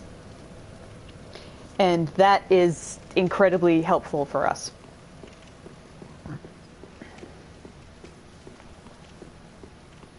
Right now we're just going on a little quest to get as many pyromancies as we can. There is one that I can't get that I really, really like, but, you know, there's nothing I can do about that, because I already used the soul of the boss that creates it, so. Unless y'all know someone who has the soul of the old Demon King and you want to give it to me.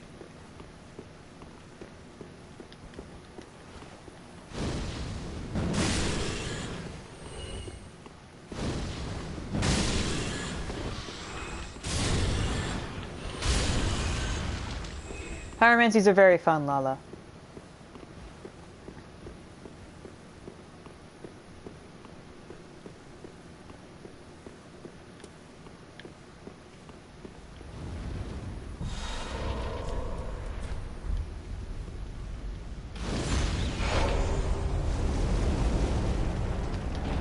Alright, there's a pyromancy, and I'm not going to survive this. Okay.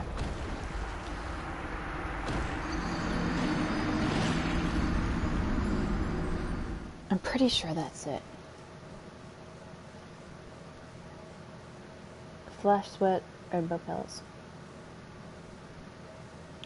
Oh, this is a flame stone plate ring, right. I never picked that up.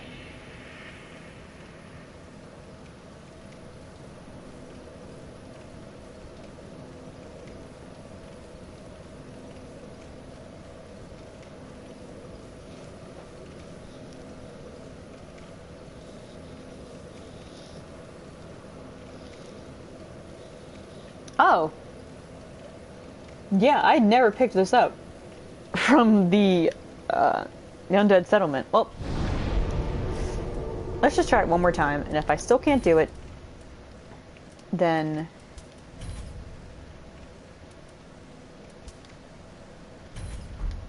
wait, no.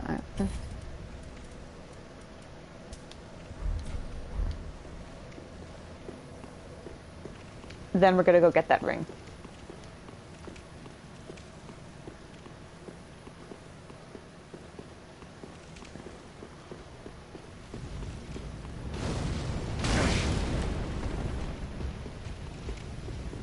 Ren has had enough of casting miracles. He just wants to fucking throw softballs of fire at people.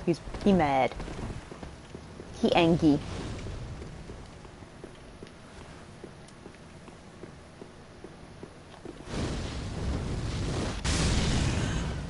That one is really cool. Because it,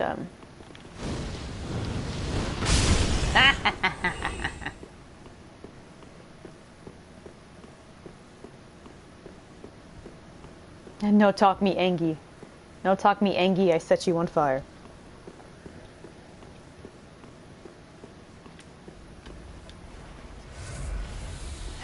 Oh, there's a corpse in there too, that obviously tried to survive and couldn't.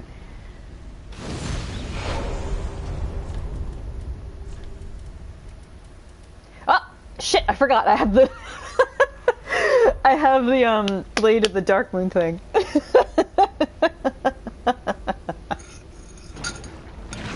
Oh, hello.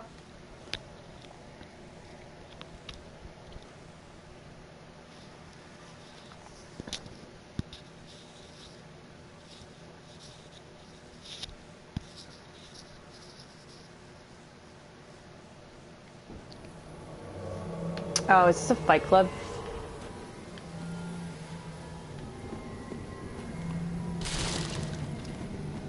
It may be a fight club, I don't know.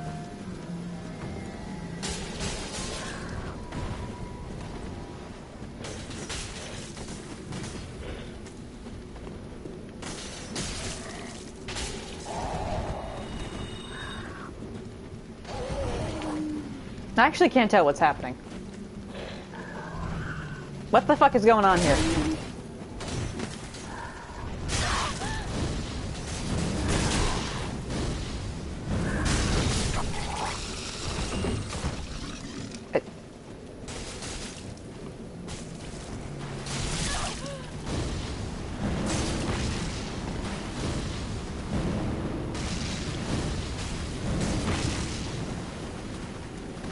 No, I know there's lag, I just don't know what's happening.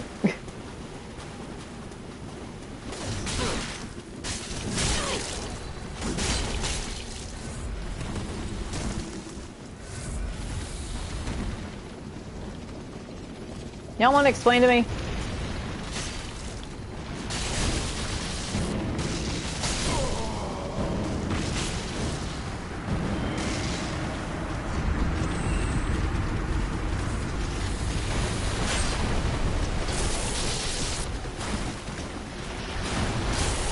Oh, right, I have bad iframes now.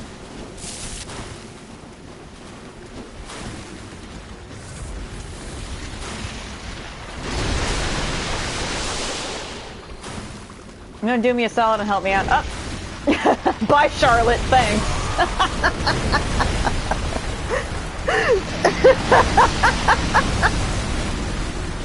Thanks, I guess. I don't know what the fuck that was about. Yeah, being a Blade of the Dark Moon can be weird. Okay. Alright, let's cross ourselves that we can get across.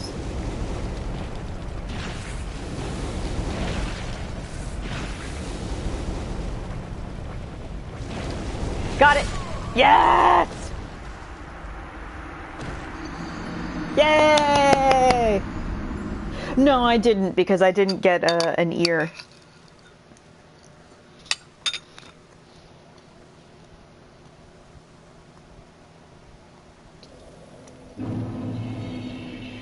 Yay!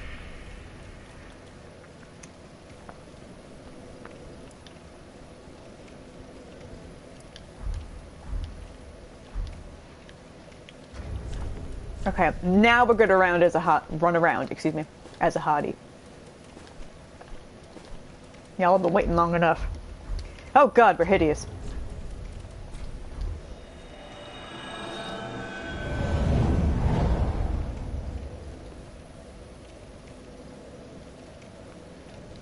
It was a gif of the guy walking into a room. Oh my god, you're completely right. I'm gonna see if anyone wants to co-op in the Dread Keep.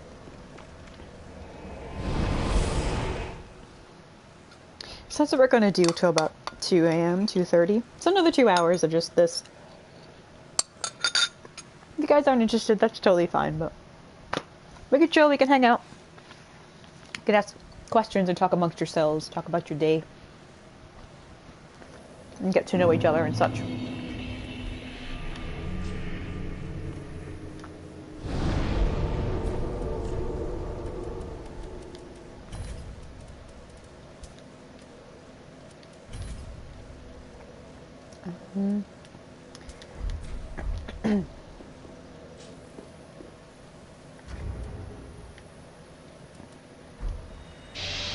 You are? Yay. How's everyone feeling after the princes fight? Do you want to talk about happy headcanons for the princes? Do you want to do that? We can do that. It did someone say Shuaka. You want to talk about the boys? You want to talk about the best ship that ever existed? Better than the Titanic? Well, because, you know, the Titanic fucking sank.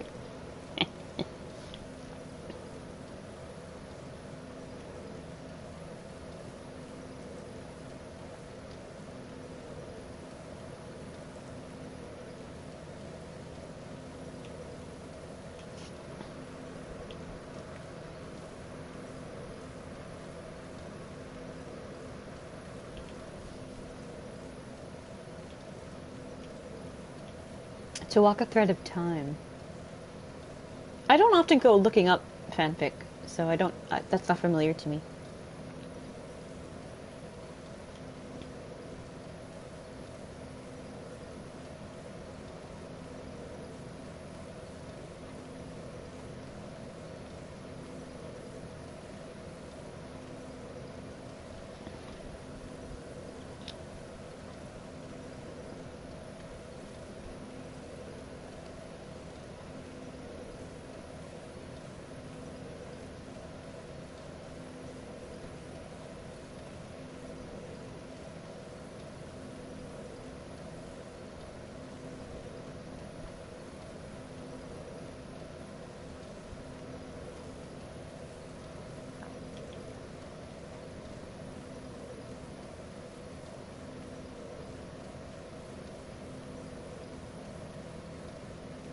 Oh my god, you guys want to be happy?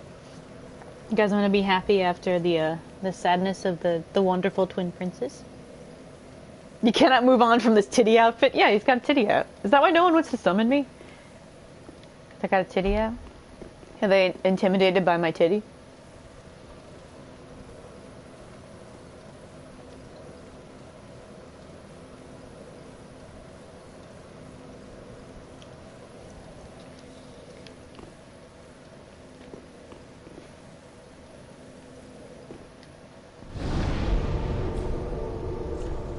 One might say too much titty. Alright, fine, let's go. We'll go back to Frida. Everyone always needs help on Frida. So, you know, hopefully I get summoned.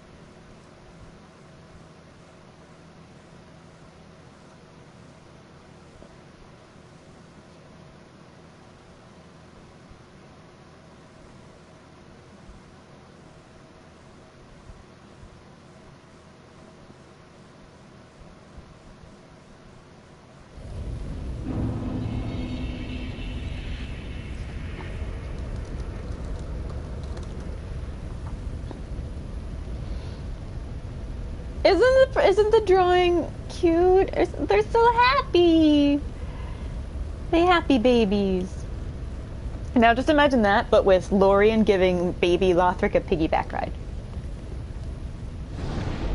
Intimidated. Oh, Blue Jay. Blue Jay, you're a wonder. I do want to.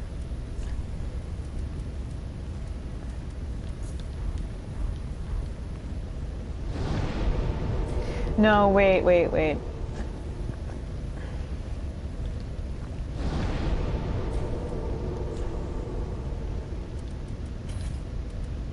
Do I want healing? No, I don't necessarily want healing, honestly. Kind of okay without it. I definitely want this. No. Sorry, I'm getting all flipped up, turned upside down. Let's see if there aren't any cowards here.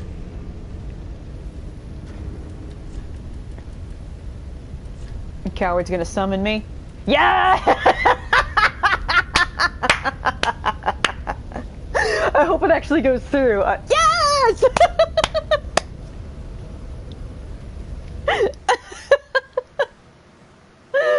That was almost immediate.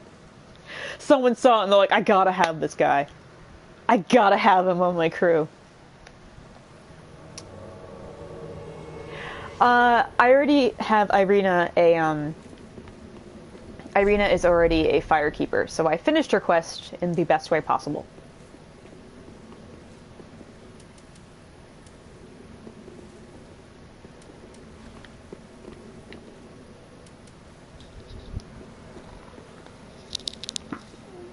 So he's getting that problem too.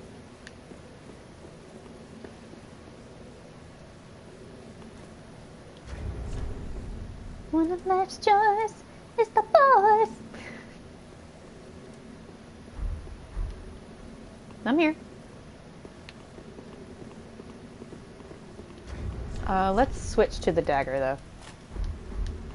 I don't feel competent enough to use her own scythe against her. Aww, thank you. That was nice. I mean, I can't use it, but that was nice.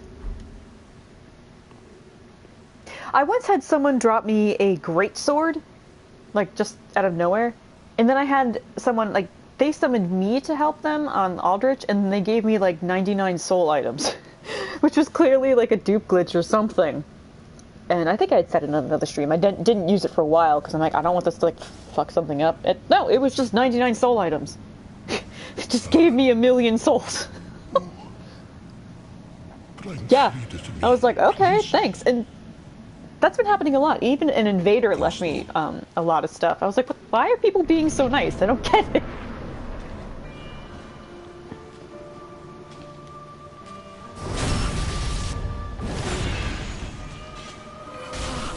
And I feel bad because I don't really have anything to give people. What I do is, if they have like a status ailment or they need to heal, I'll drop an item for them so that they don't die.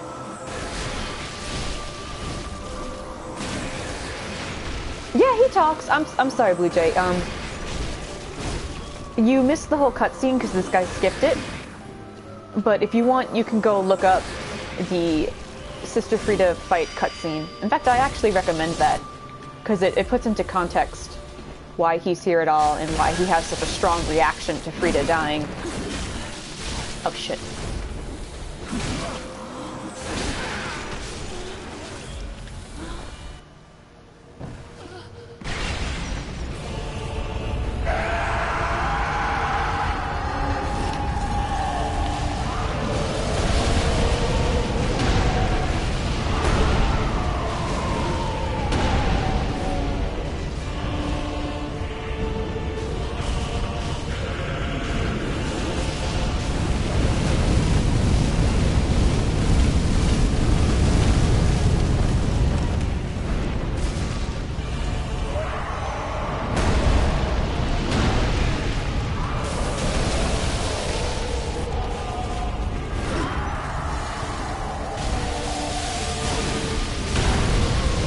Leave Uncle Gale alone.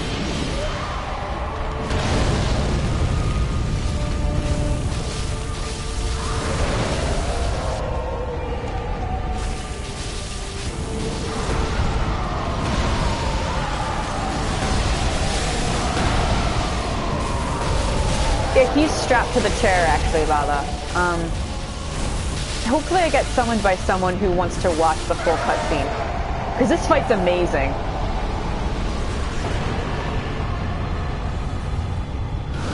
This fight is really, really, really cool, Lala. Or you know what? If you want, you can go back and watch me fighting her, because I'm just going to be helping people for a while. Which may be boring for you. Or, not boring, but you can go back and catch up with what you missed.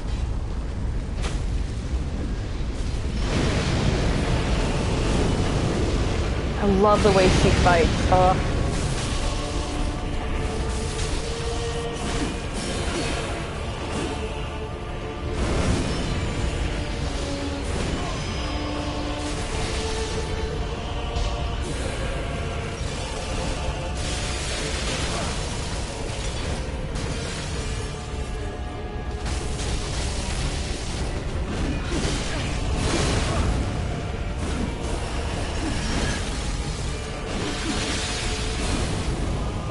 Okay. So yeah, I hope I get someone who doesn't skip the cutscenes. Oh, she's so cool!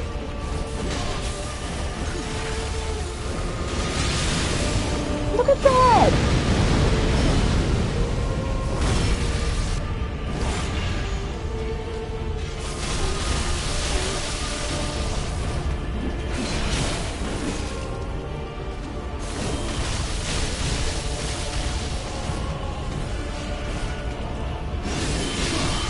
She got me.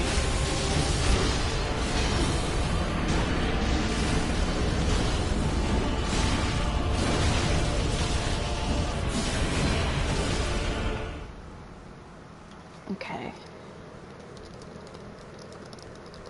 I'll still link you to the opening cutscene of her.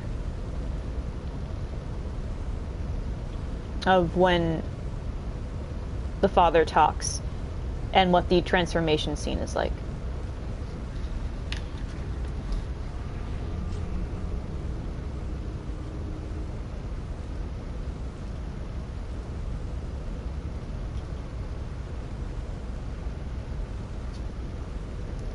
Okay. That's what happens at the beginning of the fight before it begins. Well, beginning of the fight before it begins. That's what happens after you walk into the room. This is what he says, and then this is what Frida does.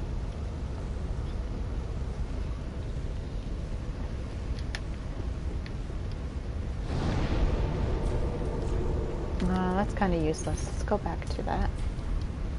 Oh, I can use the soul drag. Ooh, I think I'm gonna do that. Yeah. Oh wait, sorry.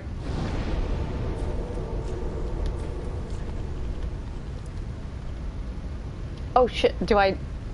No, I haven't. Whew, okay.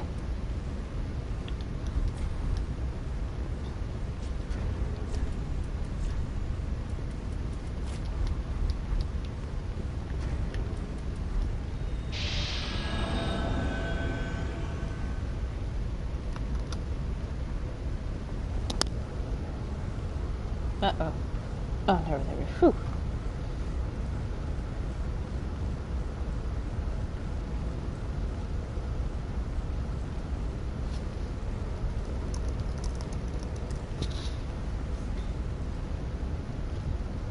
Yep, there we go.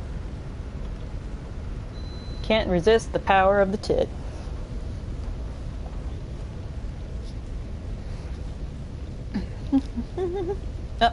Oh, there we go.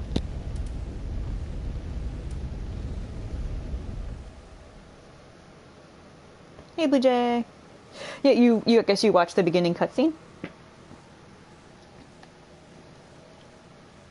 It's okay if you haven't, just... I put it there just in case you wanted to.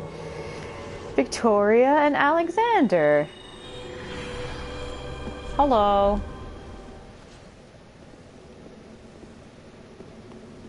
Yeah, isn't that great? Oh my god. Talk about a fucking strong intro, dude.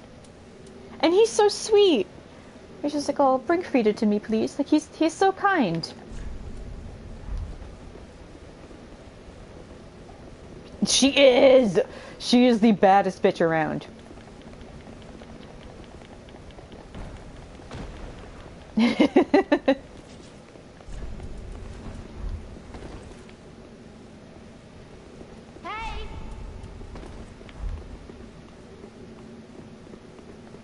Yep. I will snuff out these ashes for good. She's so cool. That's the coolest thing to say to your enemy. And like I said, she's the only other boss whose lips move when she talks. Lothric is the only other one to do that.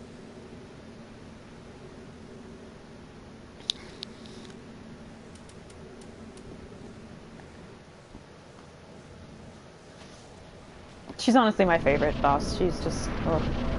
Guys complain about her all the time, because like, she's bullshit, she's not fair.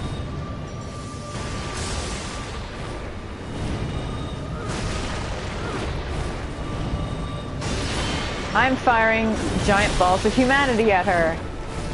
Yay!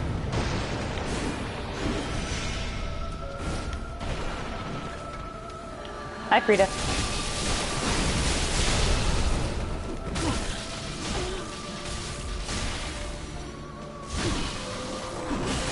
Yeah, isn't that great? Ugh. And you hear like a faint sound of like the blade sort of reacting to her touch, like it's being sharpened. Because it is coated in magic and ice, and she obviously has magic within her. She has ice, definitely.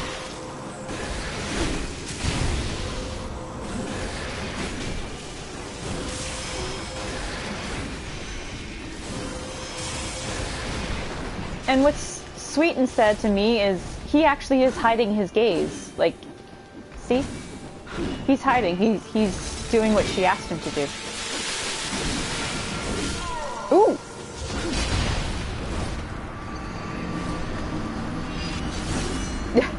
The dude, Ariandel. Hello there, let's go bake some cookies. Frida is like, hello, naughty Ash. It's diminished time. Aww, he's sad that I died. Yeah, bring Frida to me, please. That's one of the things that breaks my heart about this fight, is like they're so nice. And every time Frida kills you, she just says, like, leave us be, like, leave us alone. Just go back to where you belong. They're like, I'm sorry, Frida, what if I could?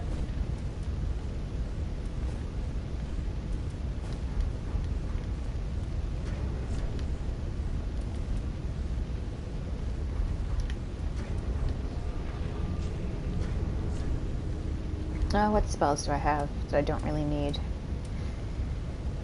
I don't really need Soul Dregs. Oh, I mean, I don't need Great Heal.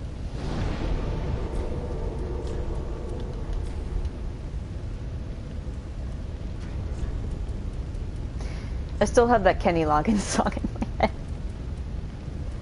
Stay with the boys.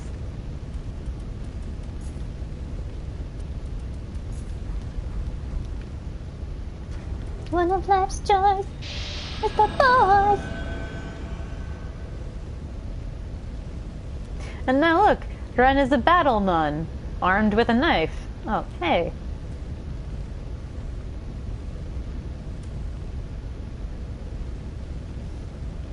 What? It's cinched with some rope, or I mean with a ribbon too, so it doesn't like flow out too much. I like that little detail.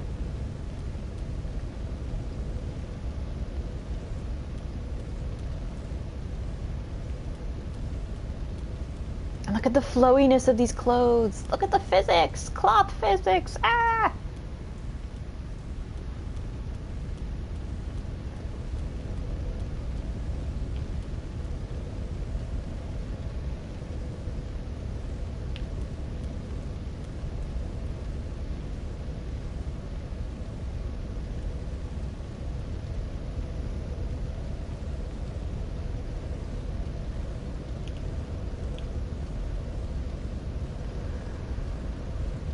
There we go.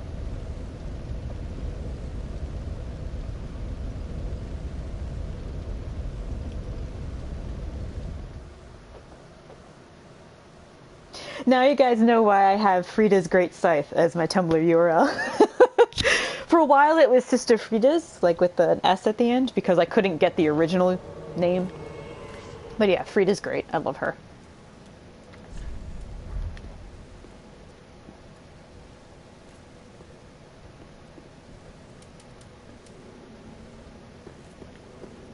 I have a few Soulsborne URLs saved up, actually. And that, I have Ludwig's Holy Blade, I have, I forget what the other one is. My friend has Filianor, and Filianor is the name of, one of Gwendolyn's sisters. We're gonna see her, soon. It's such a pretty name, too, right, Filianor? Looking for Frida wallpaper. Yeah, you can go to my Dark Souls tag on my blog. I have a lot of pictures of her, and there should be really, really nice screenshots of her, like larger ones with like nice definition and stuff. You could totally find it.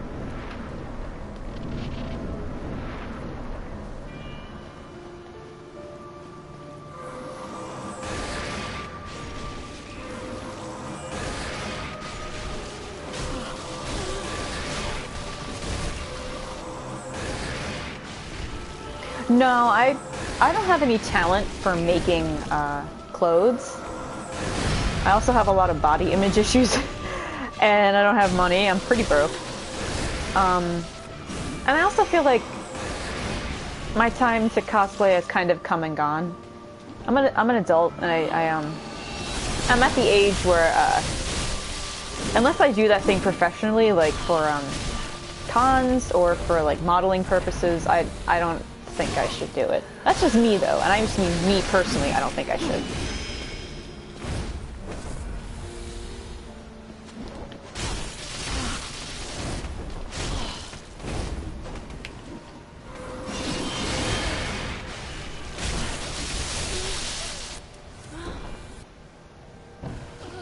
If I did, I would love to cosplay as Filianor.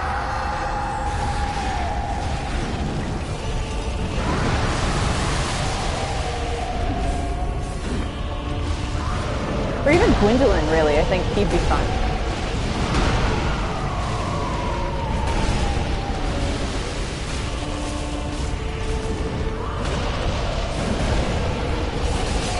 Oh! I forgot I only have half health. Oh.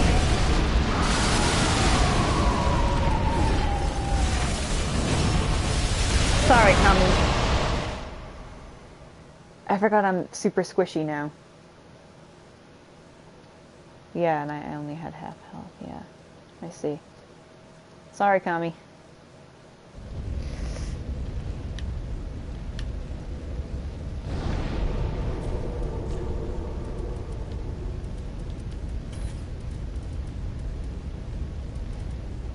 One of life's joys. I'm sorry, that's even getting annoying to me. That I can't get it out of my head.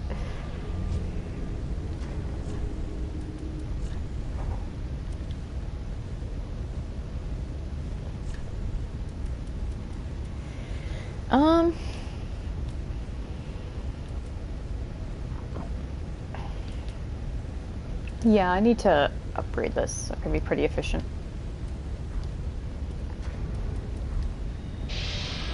And I was saying, Lala, a couple hours ago, I would love it, if there was like a From Software Persona 5 crossover. Like, can you imagine fighting Akechi as like a Frida boss fight, or as like the Twin Princes? Oh my god, that would be so cool. And I know this doesn't make much sense. Like, I don't really have any basis for this besides just a gut feeling. The way Frida's personality is, and you can watch all the cutscenes of her on YouTube.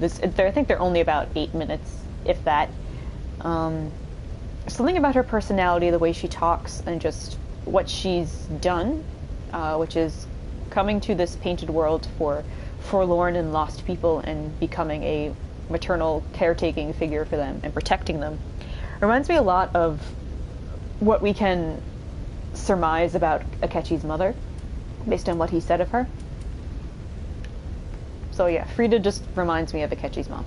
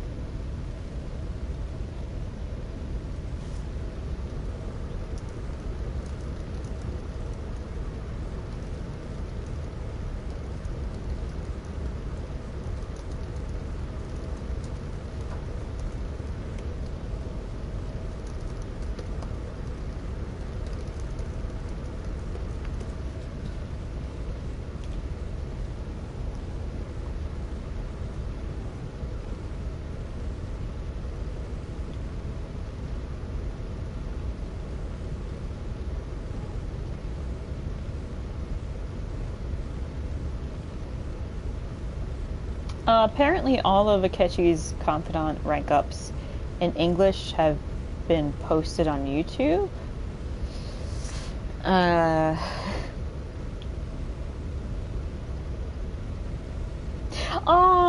you changed to Frida and Lothric. Aww! I don't know if you can end up taking like a picture, like a screenshot, but aww, I would love to see it. The snuff out the ashes for good. Isn't that so fucking cool? Isn't that so fucking cool?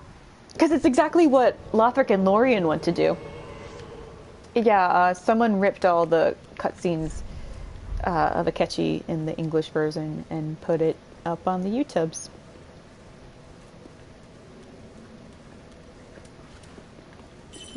Yay, Kami, we can do this. We can do it, Kami. I believe in us. I believe in the power of you and me.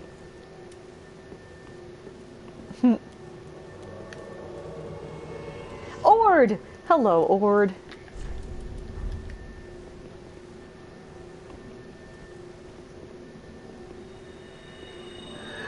I'm resisting the temptation to look at the Akechi cutscenes, by the way. I'd rather see that on stream with you guys.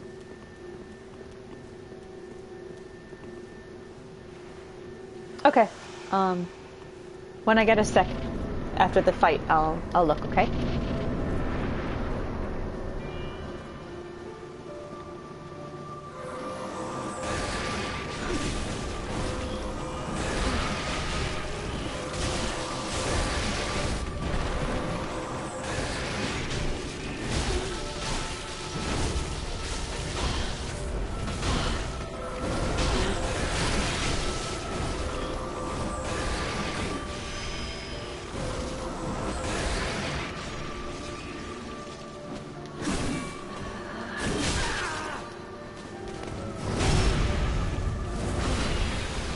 Damn.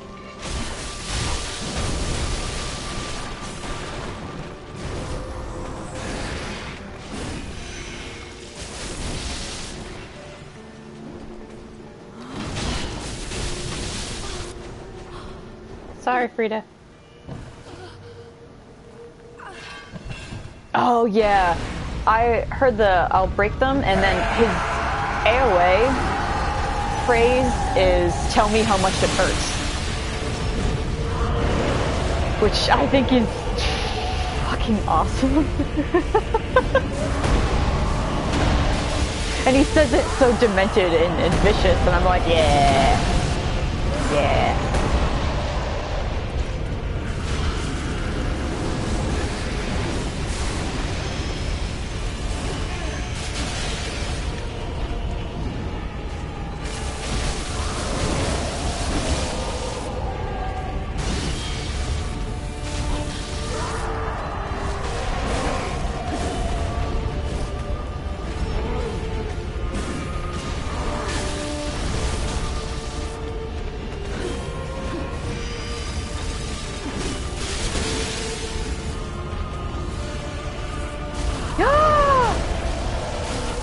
If you do, I will love you forever. Or you can draw them as gorbs. Oh! Frida as a gorb would be so cute! Oh, I didn't know about that, Blue Jay. Do you mind telling me what it is? I'm curious. I love the way she gets up. Look at this! Oh! Not even death can keep her down, man.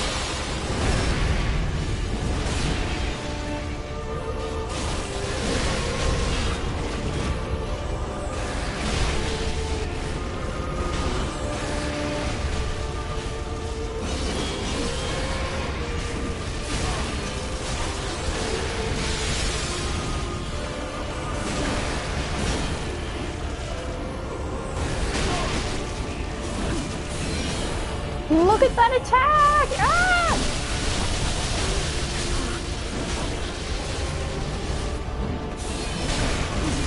She's so relentless, but in an incredibly graceful way.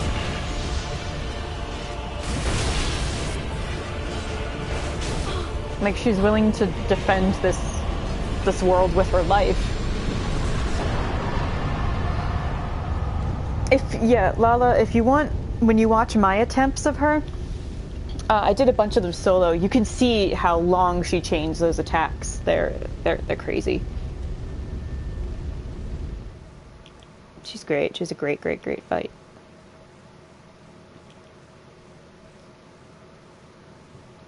But yeah, I imagine Akechi's mother as her. She kind of fights the way I imagine he would fight in a game like this. Like she's just so like gracefully ruthless. Oh, I can't use these claws anymore, but these are definitely Akechi weapons. Oh no, Luigi, what happened?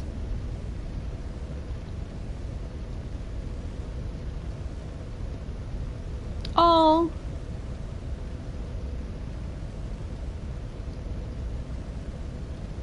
Oh no, especially, and then I imagine your heart is extra vulnerable after the Lothric, Lothric Lori and stuff. Thank you. Hello. Oh my god, is that a Hitler face? I think this is Hitler, that's why his name is censored. Oh my god. Help me. Yeah, this is Hitler. Oh my god. Weirdo. And they got tits and everything. What the fuck? Hey! People are weird in this game, dude. There's a booty consumer. I saw R.I.P. Kobe. I saw Jeff Bezos. I saw God, and he just did miracles, and he was dressed as the Pope. What else did I see? I I saw Pornhub.com, but the porn part was was censored. I saw Ben Swolo. I saw Swolair. Yeah, there's some really fucking funny names. I saw What Is This? Who Am I? That was another one.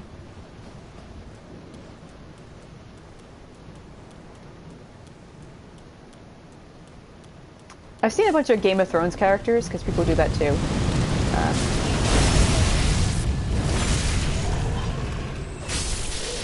And then sometimes people just name it after themselves. Hey! And look, whee! Dark Souls is a very serious game. Dark Souls is a deeply serious game, you guys.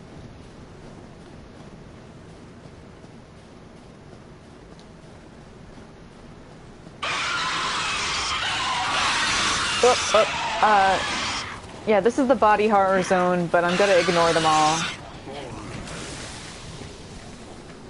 Especially the shrieking ones, because I feel bad for them. Yeah, but we're running right past them, so it's okay. Like, I'm not gonna linger on them too much.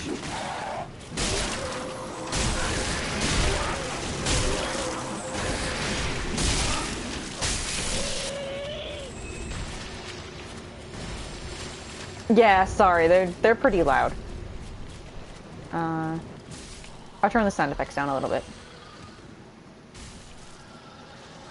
Let me know if that's too low, but I don't think you guys need to hear them that much. I do, but I can hear it fine.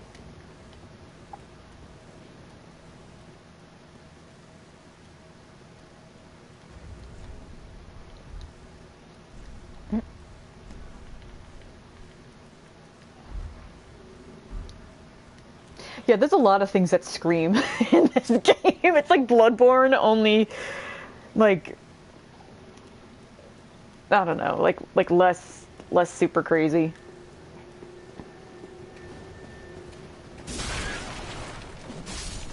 Stop hitting defenseless things, Hitler. You piece of shit.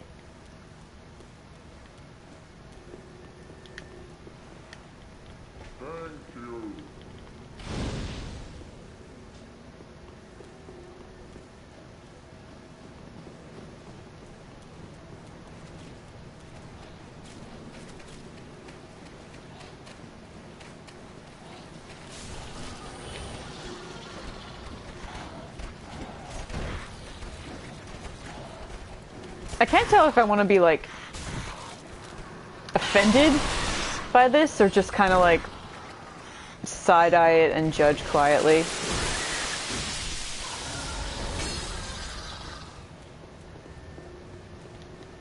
I mean, I'll continue judging it regardless.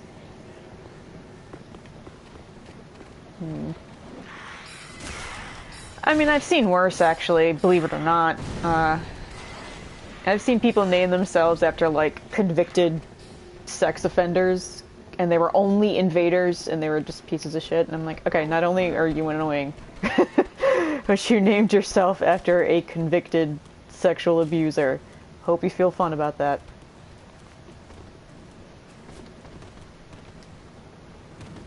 Anyway, but that doesn't, you know, the game's fine. The game's fun and fine.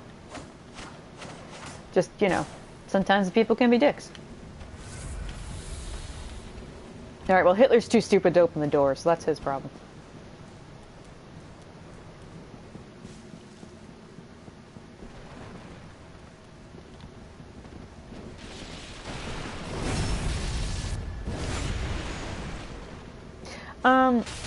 I would like the mocking Costumere line. I don't want to know the sad one.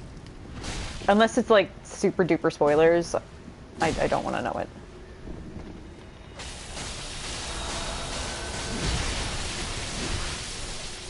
Bye.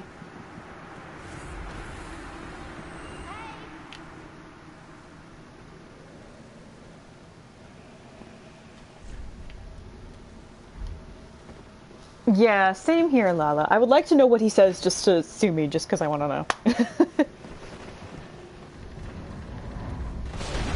Oh. Eat shit, Hitler.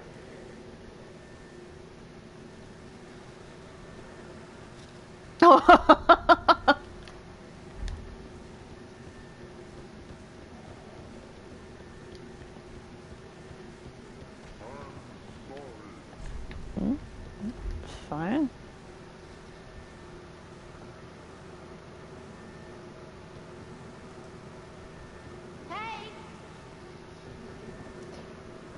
Oh, wait, I have my... Oh my god! Oh, god, I love you. I love him. I love that he's just like, shut the fuck up, Sumide. Like, you're so vicious. You can't actually kill her, dude.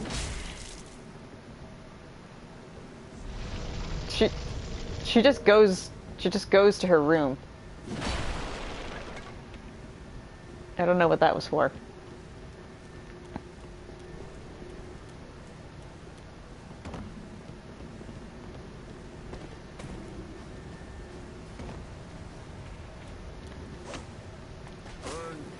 You're welcome.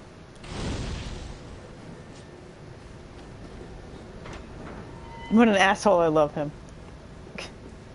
Yeah, people do that sometimes. They'll attack NPCs, often because you can get items from killing them, but I don't really recommend it until you're at the end of the game. This person I'm helping, their name is Hitler. They have the mustache and everything. However, they are Lady Hitler, which I don't fully understand. Because I'm like, well, why aren't you just Ava Braun then?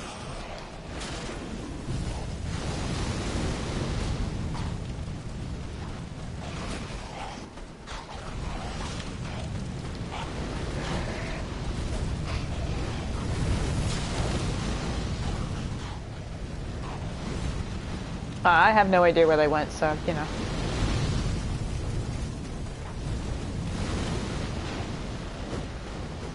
All these people seem to be activated. There you go. Hey. Yeah, here I am. Don't worry.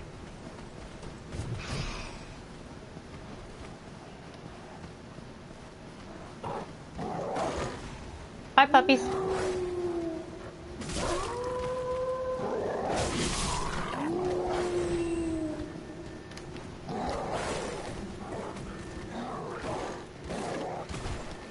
Whoop.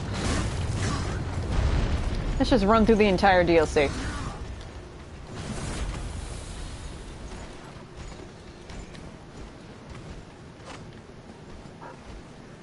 No? Okay.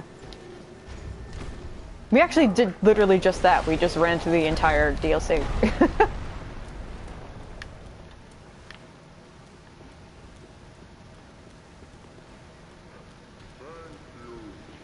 You're welcome. I mean, at least they're polite.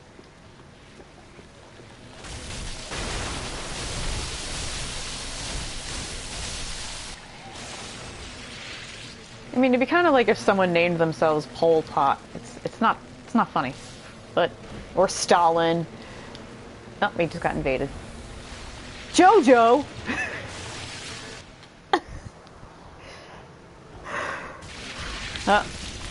Reset the clock. We mentioned Shakes Bama.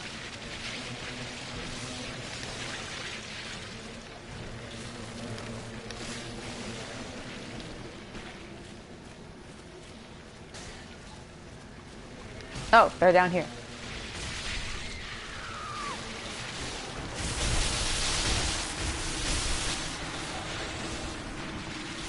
You just killed Hitler. I mean, you know, that's a good thing. Jojo? Yeah. Jojo! He has a lot of internal anger. Oh, he's scary. And Gordo's just like, fuck off. Alright, I want to hear this line, so... hold on. I'm gonna unmute, so you're probably going to hear the line yourselves.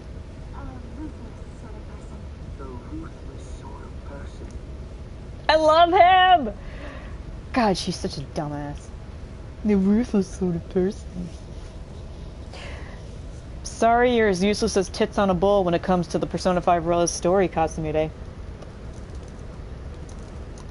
Also, her voice does not fit in English at all.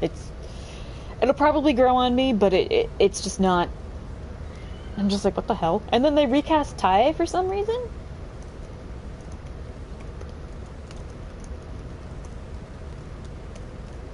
I have no idea why, because her original voice fit perfectly.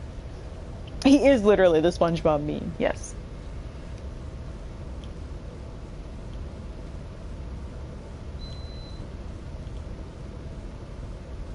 You're Ruth's sort of person. She moved? Oh. Oh, so then she couldn't come back. I mean, but they couldn't just use the lines again. She doesn't have any new lines. That actually doesn't make any sense whatsoever. Just reuse her voice and pay her for that. I'm sorry, that sounded angrier than I meant it to.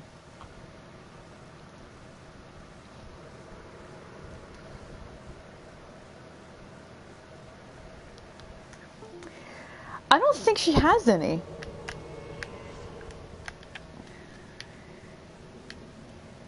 Oh, God damn it, Hitler!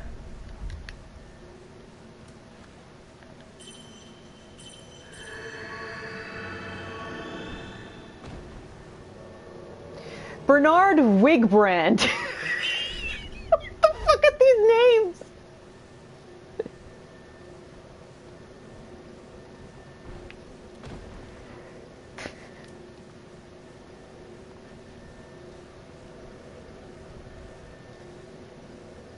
Alright, we're just gonna take a snooze?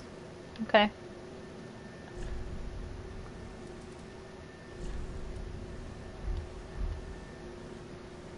Wig.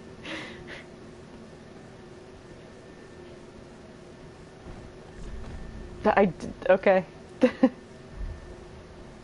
They're collapsing. That's a gesture. We're just like, ugh. Aww. Why is Hitler nice to her? Hey, don't kick me. Hey. Hey.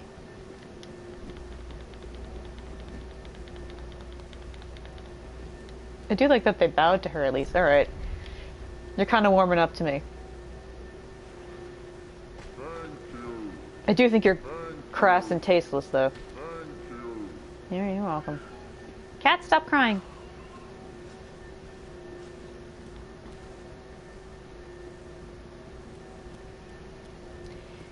Cloth physics!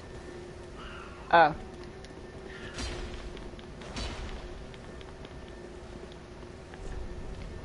I don't know. Yeah, stay there getting the problem too. Oh my god, Kitty, please stop crying. Well, maybe if I die, I can go check on my cat, because she's just yelling.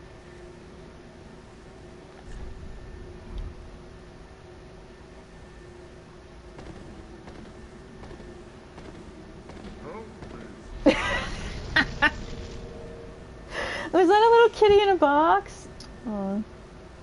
Thanks, Kyle. I hope you have I'm glad you had fun. I hope you have a less stressful event of looking into the news as you know, as I have.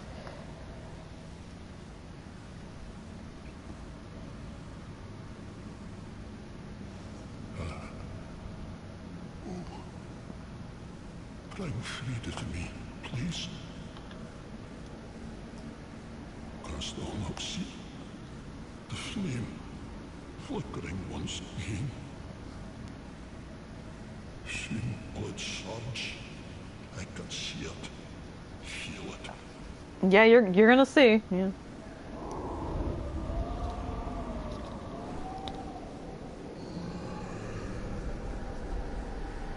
See? Fret not, Father. We have no need of thy flail. 'Tis only the flame quivering at misguided ash. Please avert thine eyes.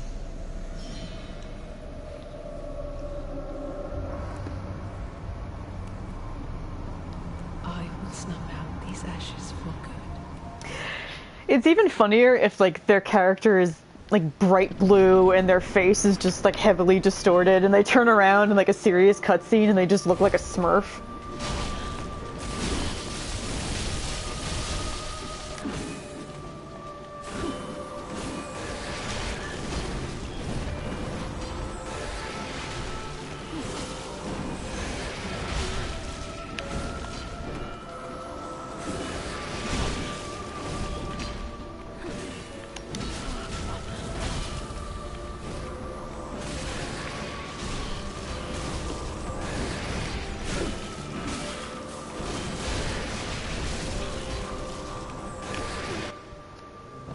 Weak Flu slept too much.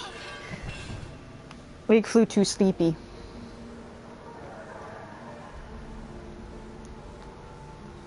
Oh, Lala, this is your first time seeing this cutscene.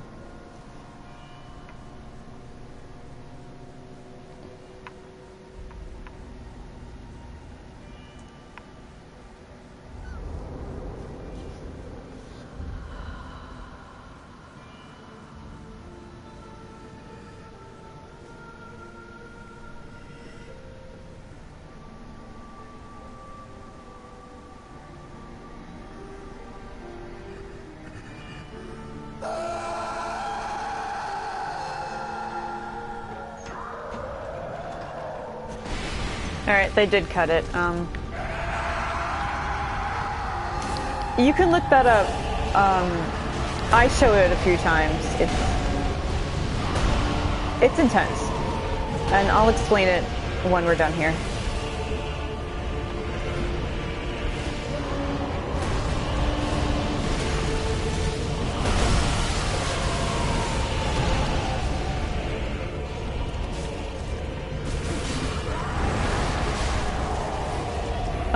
Bernard died.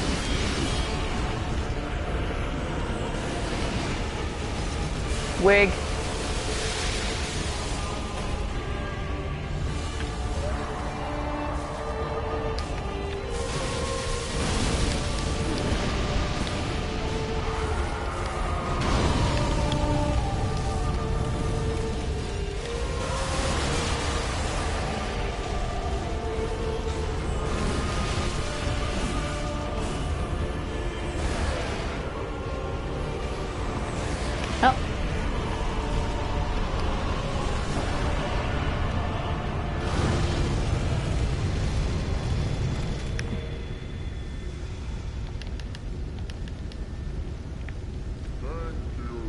Oh, it's hard to be mad because they're so nice.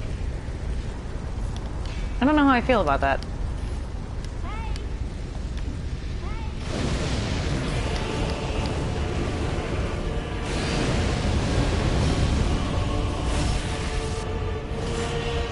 Hey, Peanut. No, I've played this game many, many, many times. I'm just doing a lore through for my friends who have not played this game. And we're kind of doing it as a main character from Persona 5. Although he's dressed like a pretty lady right now. This is kind of like winding down at the end of the stream. So I figured I would help people on my favorite boss.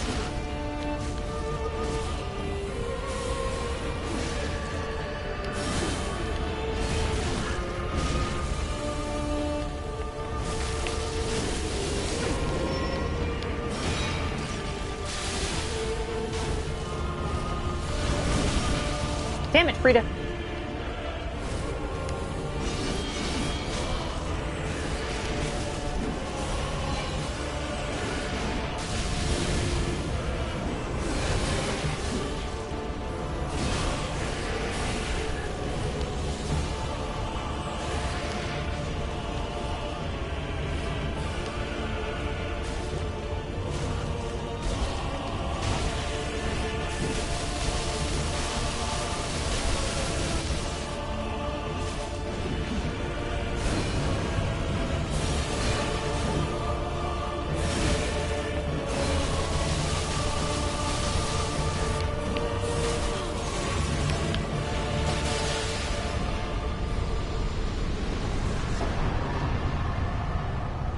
Yep.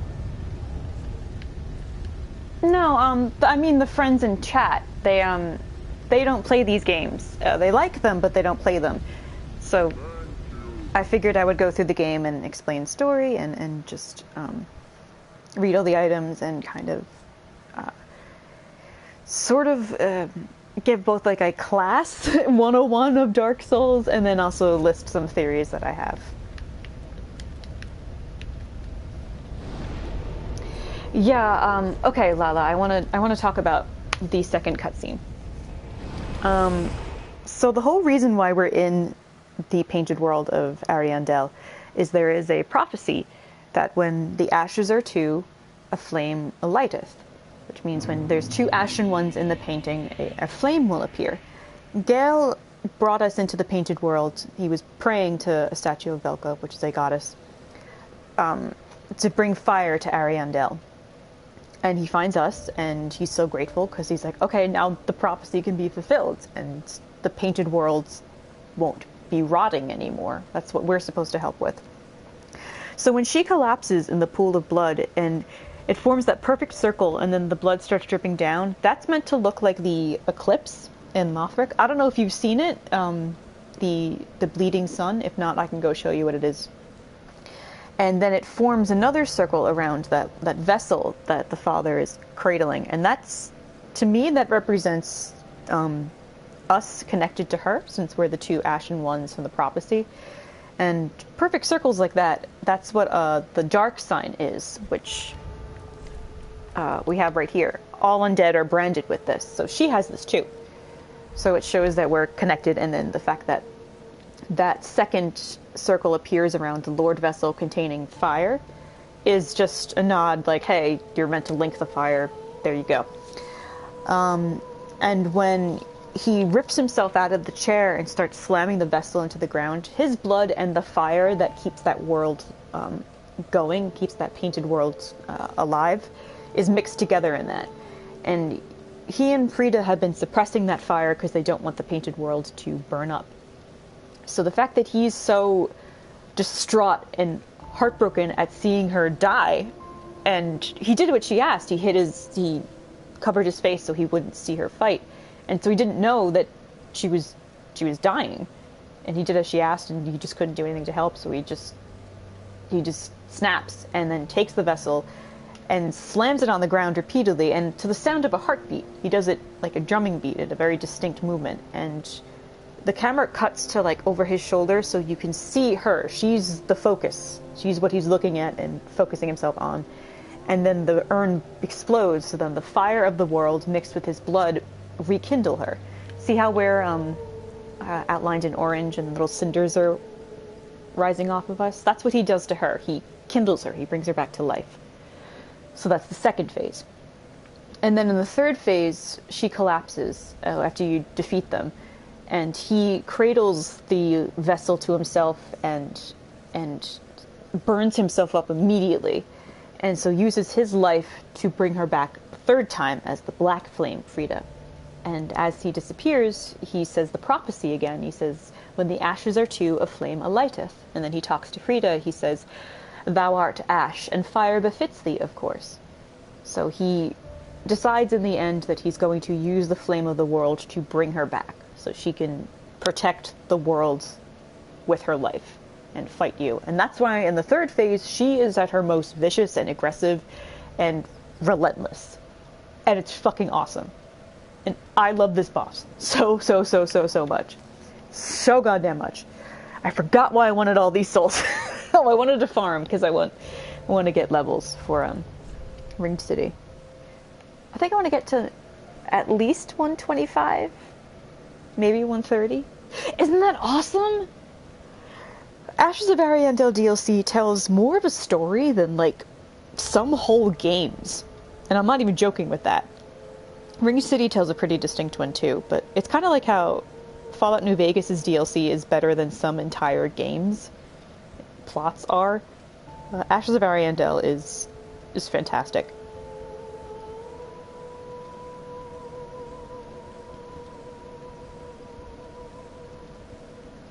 Oh, right, I have to turn in some ash to Grandma. Hey, Grandma. I have some dead people to give you. Ah, well met, Ashen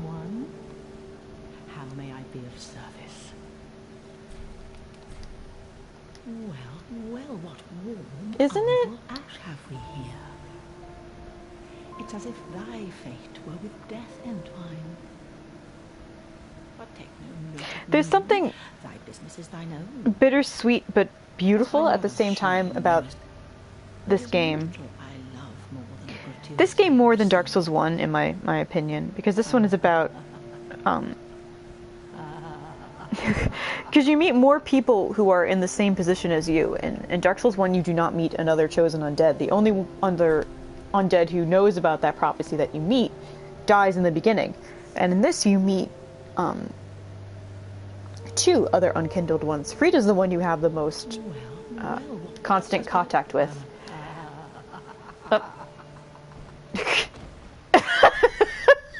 Get up.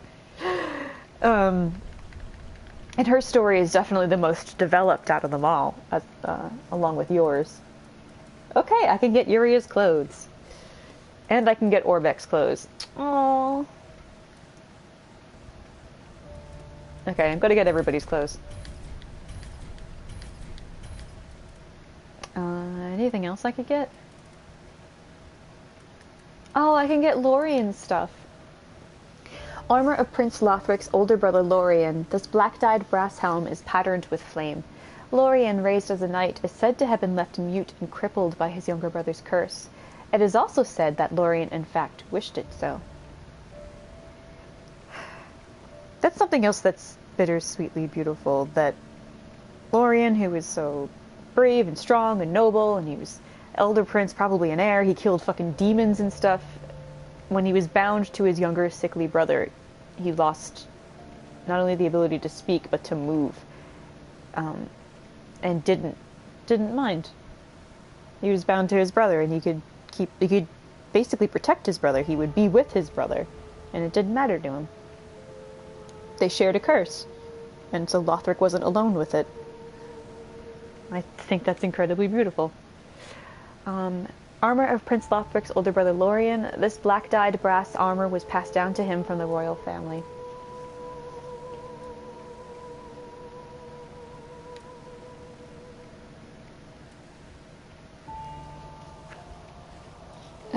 These aren't anything new. Ashen one. Okay, Uria's outfit is the closest to Punishment Cop, so let's head over there. Build mask. Attire of the three mentors of the Sable Church of Londor. This build mask belongs to Uria, the second eldest. Uria is Elfrida's sister, by the way, Lala. When you bring her soul, Frida's soul, to Uria, she says, "Oh, that's the soul of my sister." She's like, she was an unfortunate wench who became ash, but couldn't become a Lord of Cinder. She doesn't say that, but she alludes to it. And she says, "I hope her soul nourishes you, but in return for that, please remember, do her a kindness and remember those who loved her and stuck with her till the end." So she doesn't mind that we, defeated her sister, because her sister abandoned the church. She couldn't be a Lord of Cinder, and she took shelter in the Painted Worlds. She says, "Okay, well, you defeated her, you set her to rest, but then remember that people loved her. Remember that she was cared for." Which I think is a very interesting and gentle thing for Uria to say, which I think is her attempt at being like, don't hold it against her. Don't think too unkindly of her. And that she wasn't completely abandoned. The only place, she had a place in this world because she was cared for, and she went to the Painted World because she thought she had nowhere else to go. So just remember that she was loved. These maidens of a primordial serpent were renowned as founders of the Sable Church, which offered salvation for hollows. Elfrida was part of that. Pitch black dress resembles a morning dress. Okay, we're going to put that on.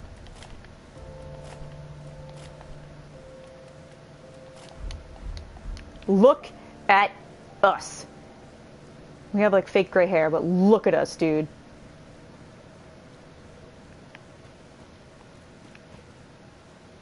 Aren't we pretty? It's like it is an armored dress. There's like armor at the hips. There's armored shoes. Oh my god. They're gorgeous.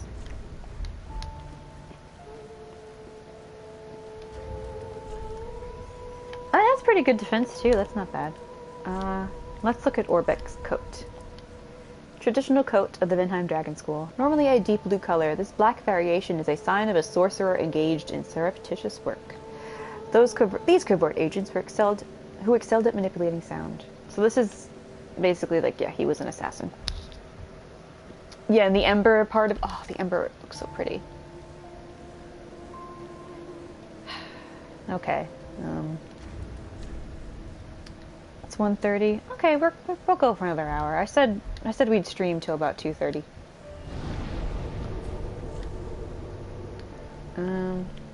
Oh, that's PvP area. That's also PvP area. Let's see if anyone needs help at Earthen Peak. Because I don't mind fighting Frida again, but...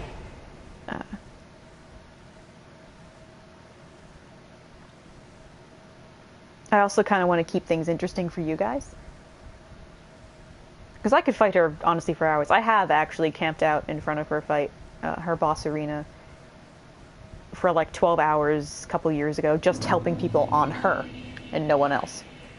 And that's all I did. And that's how I kind of got her fight down to a science. It was a little tricky on this build because this was Miracles, so I didn't really know what to do and I had to relearn her. Can't decide to use which Frida. One where she stands in fire when she said snap out these ashes for good. Can you use both? I mean, I know you like the Lothric. Wait, can't you set it so your desktop can kind of change? So you can go back and forth between those two? Oh, okay. Good with whatever. Alright, thanks guys.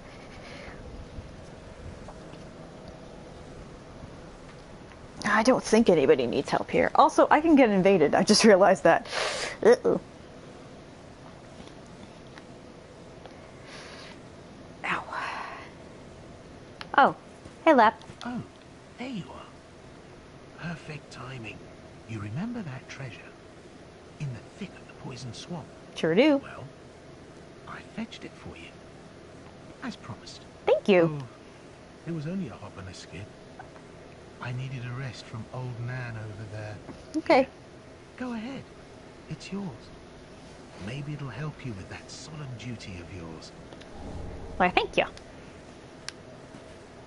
A Titanite slab is the final item you need to upgrade a weapon to its maximum level. That's pretty good. There's like, I think maybe 10 in the game. You can get a lot, and they used to be, like, the final upgrade item used to be incredibly rare, or like you'd only get 2. So you had to decide which weapons you wanted to max out. And this you can get tons, because there's dozens and dozens and dozens of weapons, if not probably 100 weapons. I haven't counted, but there's certainly a lot. Okay, let's change that. We don't need that. Let's get some pyromancies going. Ouch, kitty cat.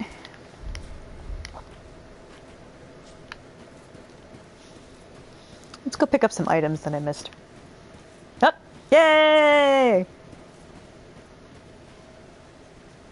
Blade of the Dark Moon? Phantom. I platinumed this game a while ago. I played this in Bloodborne. I like this game way more.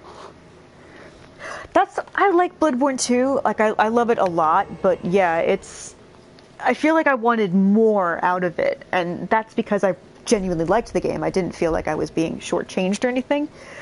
And this game, it's long. Like, the main game you can kind of blast through, but then there's side stuff you can do, there's the DLC, there's Ringed City, which, whew, Ringed City is so fucking good.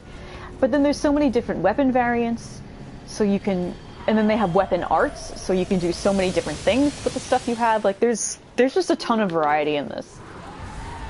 Which, after Bloodborne, which was pretty limited, it's a nice reprieve. So I'm hoping this is more like, I'm hoping Elden Ring is more like this.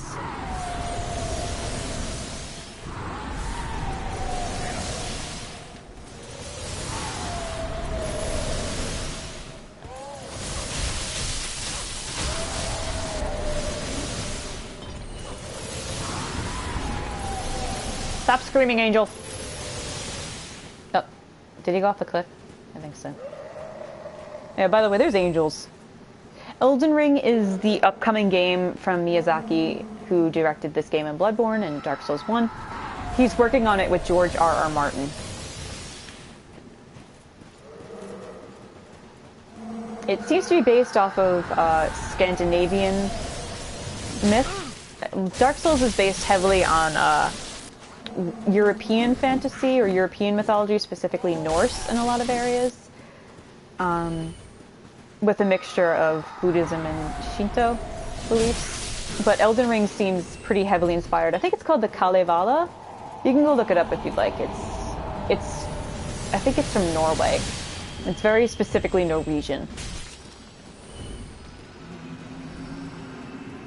Hi, Angel. Oh, okay. Bye, Jack. R.I.P. Jack. Yeah, it's pretty cool.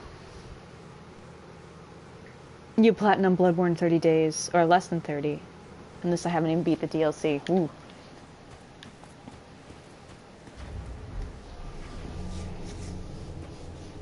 Alright, let's see if someone else wants our help.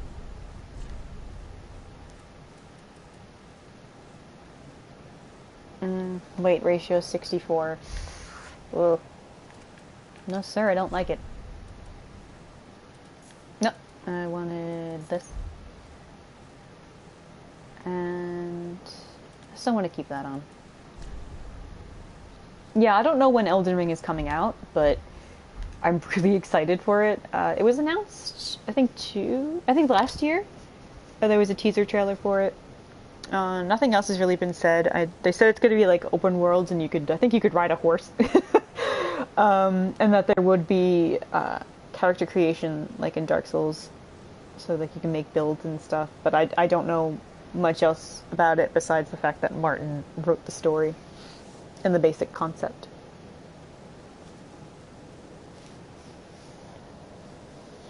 Which, you know what, people will joke that it's like, why doesn't he finish Game of Thrones? But I'm like, you know what?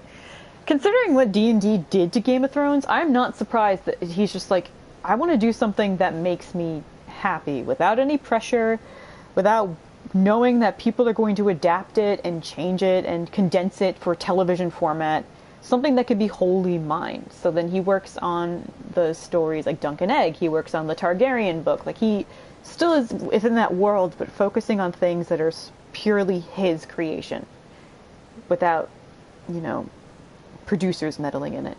So it doesn't surprise me that he'd want to work on Elden Ring, because, I mean, it's a video game, that's pretty new, and Miyazaki is a really big fan of Martin and his work. So that was probably pretty flattering to him, and he's like, yeah, sure. So, yeah.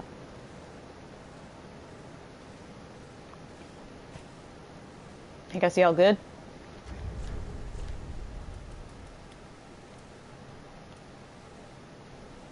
An A in Dex. I need to get Dex up much, much, much higher than it is.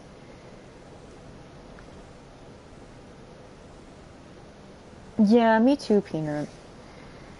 I honestly do not like HBO adaptations of anything, because HBO producers are known for just wanting to make everything as sexual as possible.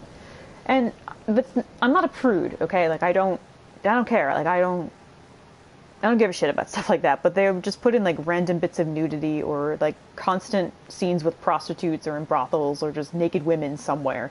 And there's no need for it. There's really no need for it, but when the actress who played Ross said that, like, hey, I feel uncomfortable being constantly naked all the time. I don't want to do this. And because it actually kind of brought up a trauma she had because plain doll, because she was, a sexual abuse victim. Captain Crunch! Judge Judy Booty was defeated. Look at all these names! Look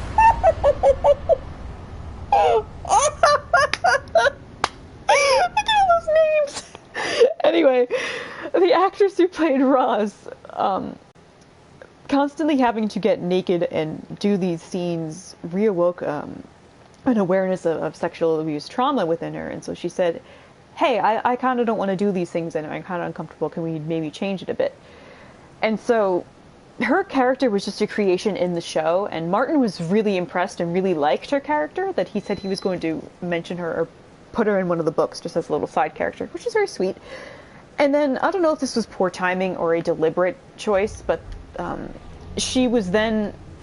character was then murdered in a completely brutalizing, demeaning way in which she was strung up and had crossbow bolts shot through her breasts, which is disgusting, really, like, on a level I can't fully describe, besides saying, you know, D&D should have barbed wire shoved through the slits of their penises. He was so protective of it. I knew today's adaptations change everything. Yeah. You know what's funny, like, bitterly funny about what D&D did? They wanted to go off to make the Star Wars because they were just tired of working on Game of fucking Thrones, and then they had their Star Wars movies canceled. Because they're like, no. I'm assuming Kathleen Kennedy saw the fallout from Game of Thrones, and she's just, this is my tinfoil theory, and she's just like, yeah, no. We're not dealing with that. So now they can't make a Star Wars.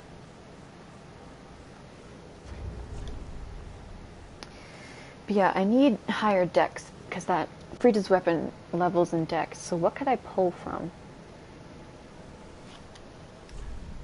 Or just focusing on leveling.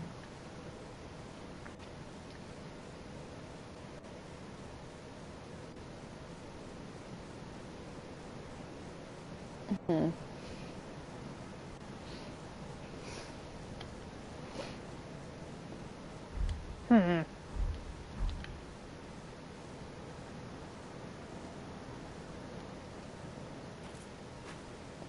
Oh, they just kind of forgot to make a good show, Peanut.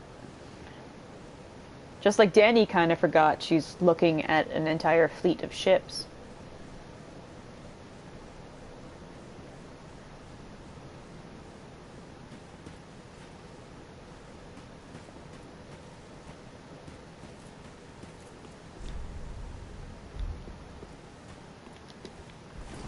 I'm gonna go search for items I missed.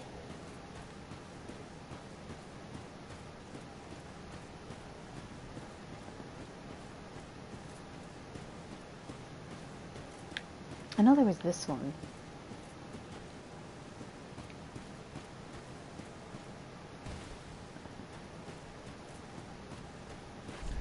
Visions of jumping off, and then praise the revenge.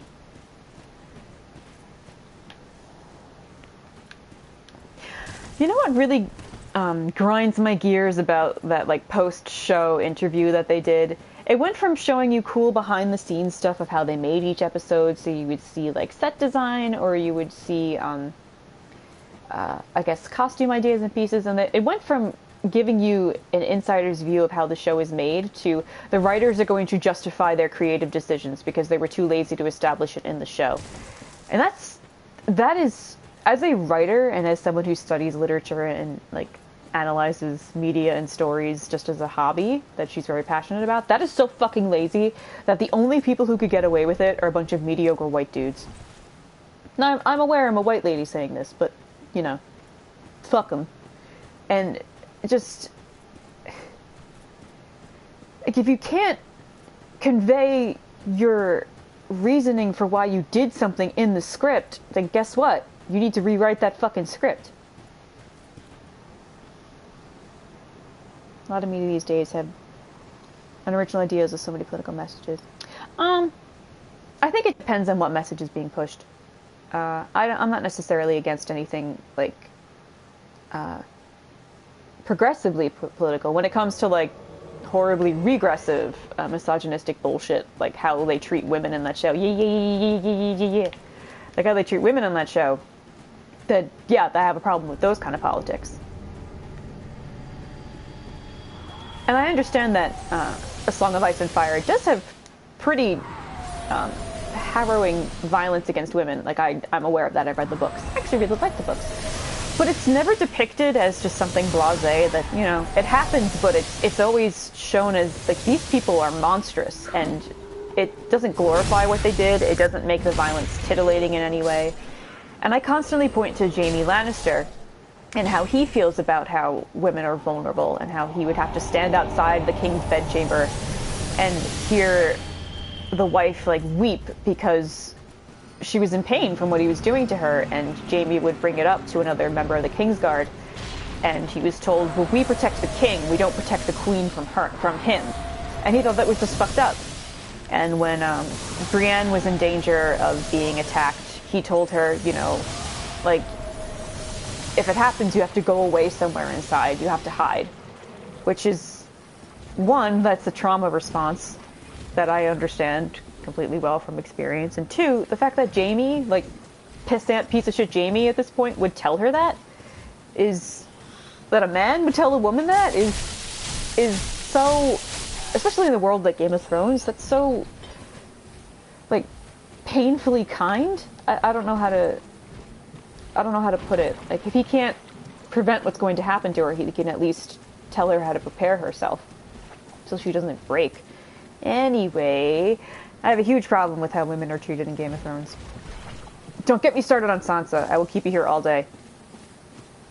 And it's like 2 in the morning, so I do not have time for this.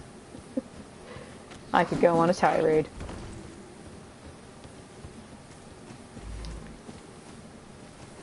Jojo! It's Jojo again, you guys!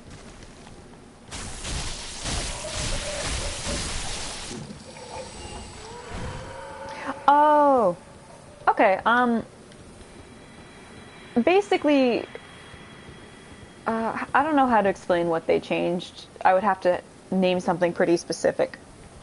Yeah. We got this, Jack. Yeah.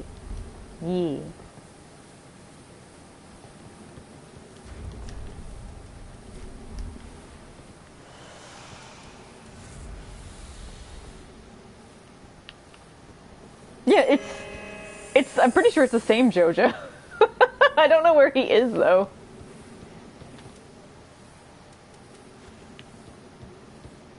Oh, there he is. No, that's a message. Whew. Whew. Can you tell I've been playing this for 7 hours?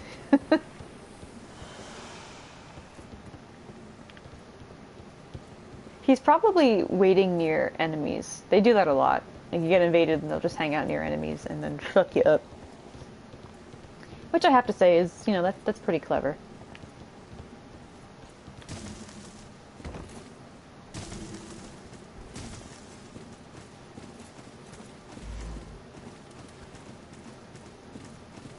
I wouldn't be surprised if he's near Zoe, actually.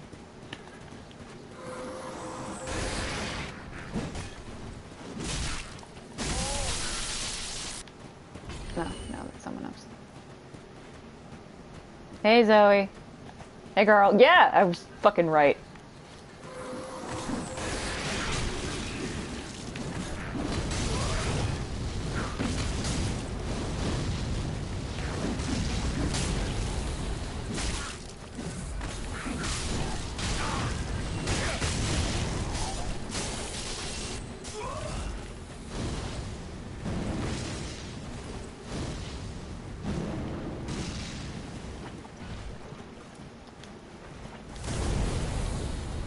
Rude.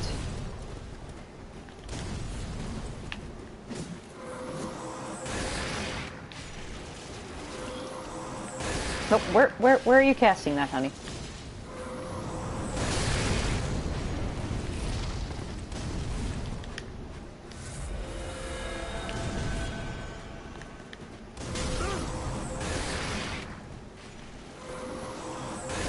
Oh! He used an item that turns enemies against invaders.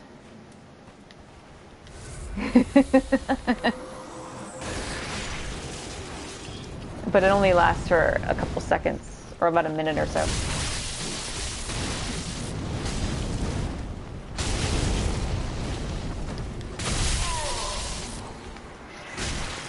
Oh, well, as long as Zoe dies, that's fine. Sorry, Jack.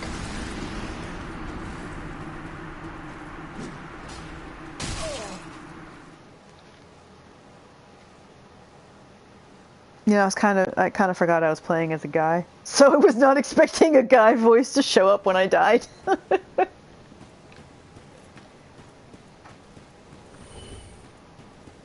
Let's put our sign down again.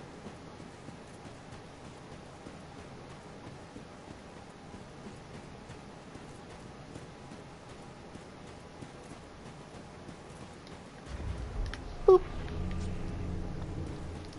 Oh no, yeah, I need like 738,000 souls to remove hollowing. So that's not gonna happen, but I have the ring that hides my disgusting bacon hollow form. It's my fave character on the show. Sansa. Oh, it's a tie between Sansa and Dany, to be honest. I think they're fantastic ladies. I thought I saw an item here. Oh.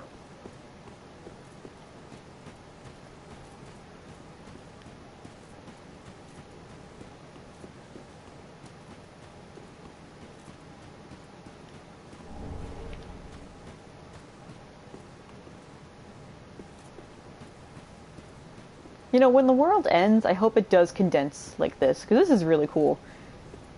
Imagine like all the major continents and cities and all the monuments that are in it just crunching together like this. At the literal edge of the universe. Oh, that'd be so cool.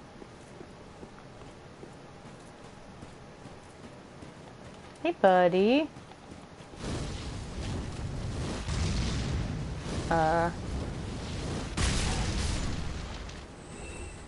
Okay, he just like clipped through the world. Sure.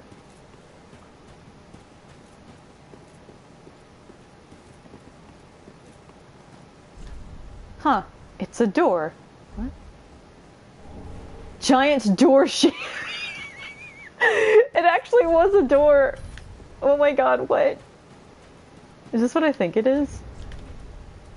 Oh, okay, we'll have to look at it in a second. I've seen people walk around with these shields and I had no idea where they found it. It is what it says on the tin. You're walking around with two giant doors. And you use them as shields. Okay, see you in a bit, Laha. Jack! Yeah, yeah, yeah, yeah, yeah. Yeah, yeah, yeah, yeah, yeah.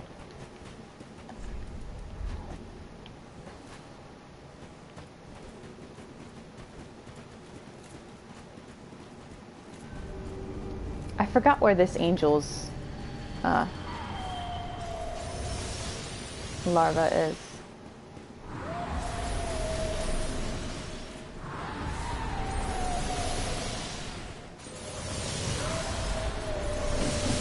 Woo!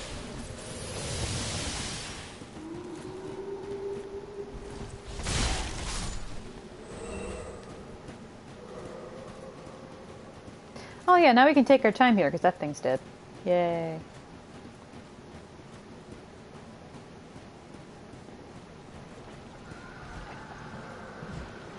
Stop screaming.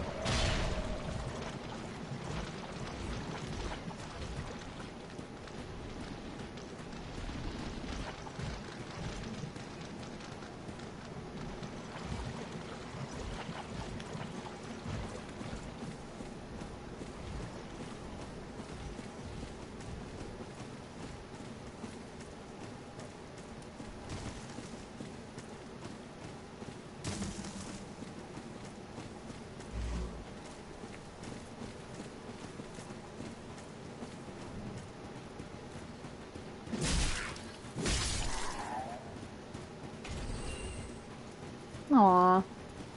They're not moving because they lost Zoe. They lost their big-titted fire GF. R.I.P.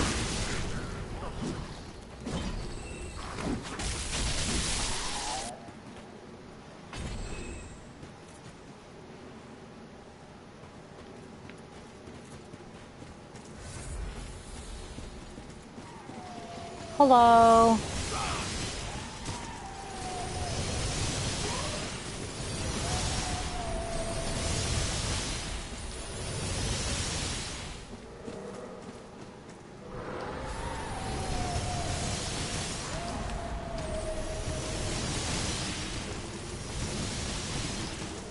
stop firing your Sailor Moon rays at me, please. Thank you.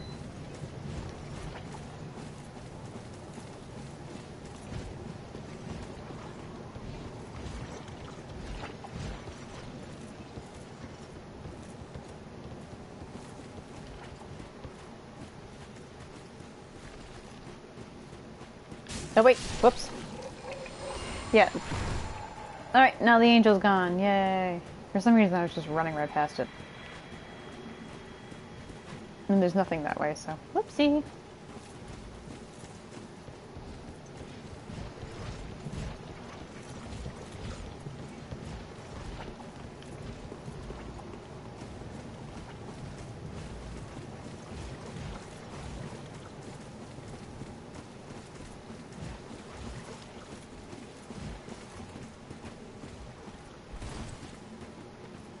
Take the plunge, you won't die. Boop. I mean, I'm probably gonna die. I am definitely not prepared for this fight coming up.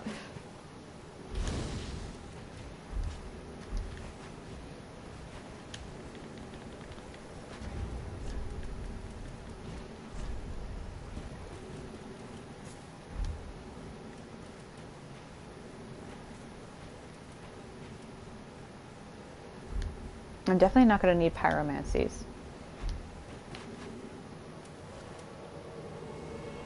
Hi, Uncle Gale.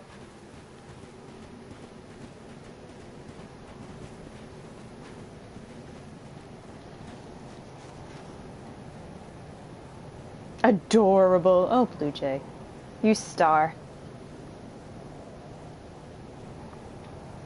Prepare for more screaming, by the way.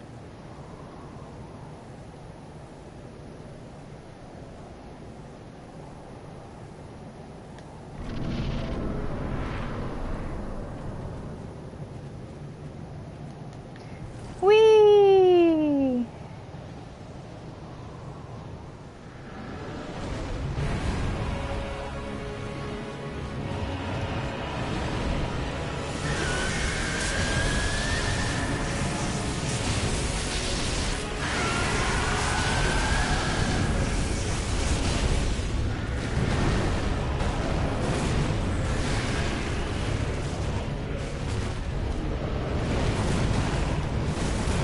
Leave me alone, please.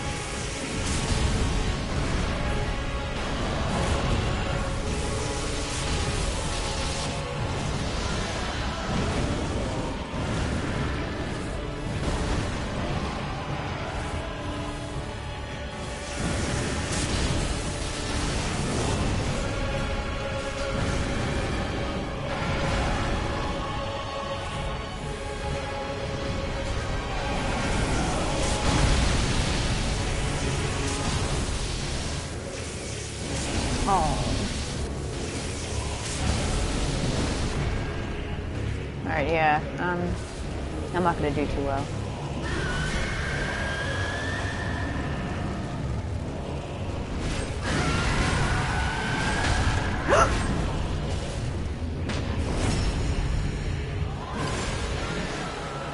Whoa, okay, it kind of glitched out, but...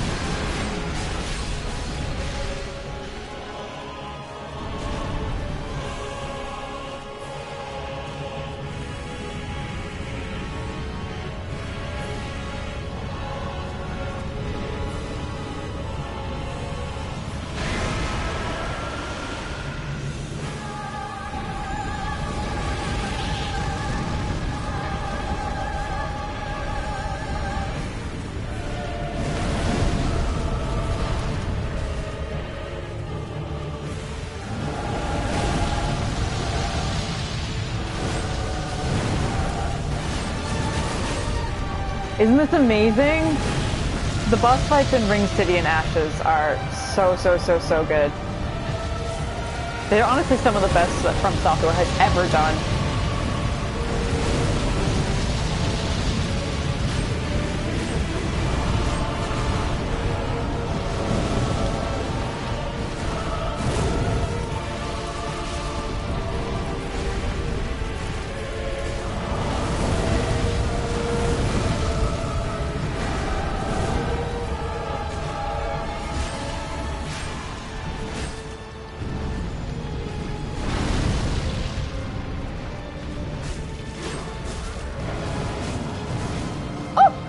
I don't know, he had a grab.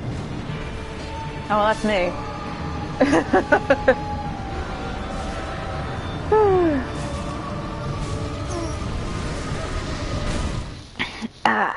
So Demon in Pain and Demon from Below are they are another symbolism tied to Prince Lothric and Prince Lorien.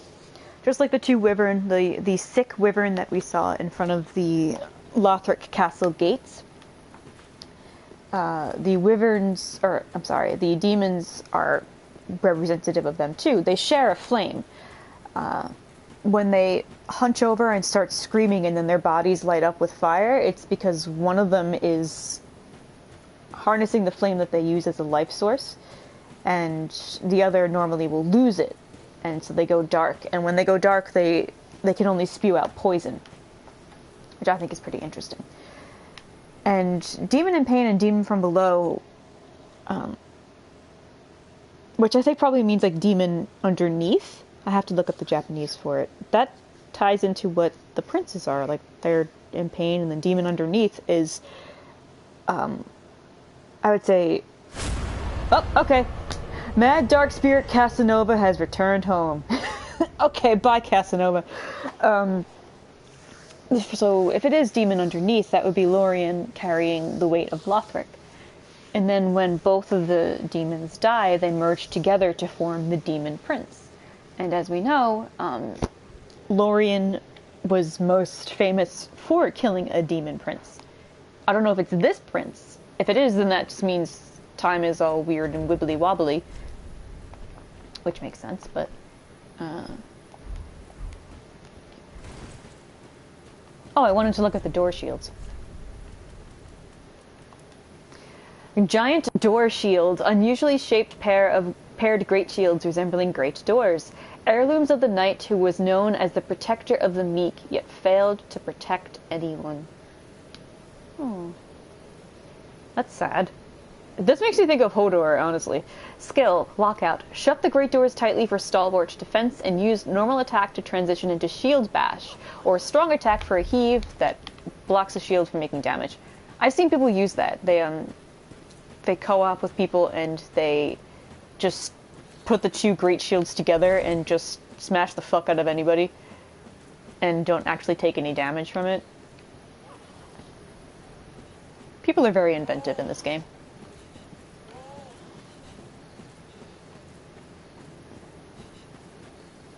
Where are you, weird little hoodlums?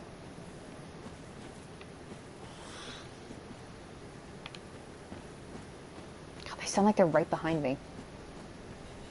Like, I know they're not, but they sound like they are.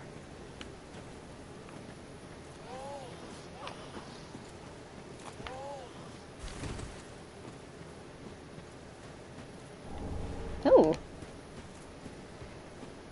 Alright, where's that thing's angel?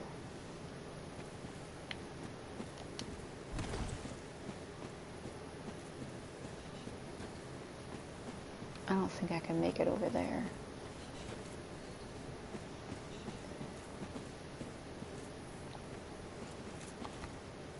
Nah.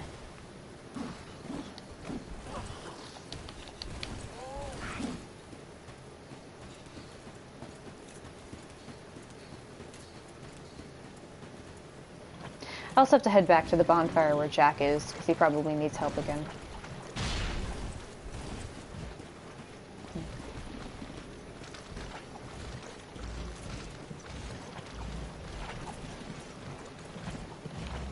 I'll get there on my own time, Jack.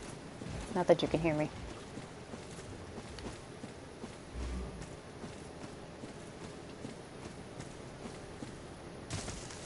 Let's see. I may stop the stream and then restart it, since this is like 7 hours long.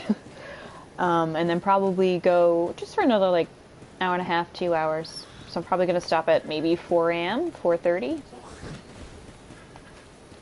Just because they want people from different time zones to have a chance to hang out.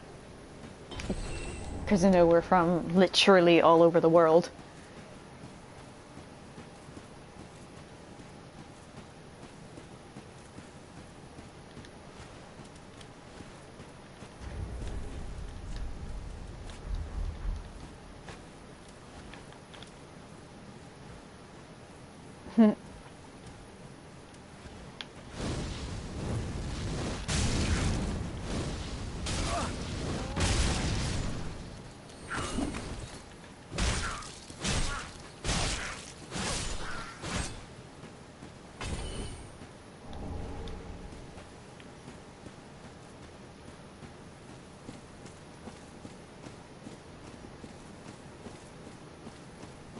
Yeah, so where's that angels thing?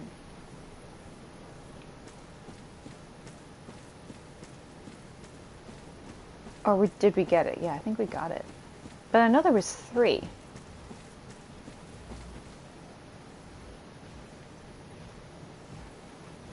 Well, now I'm terribly confused.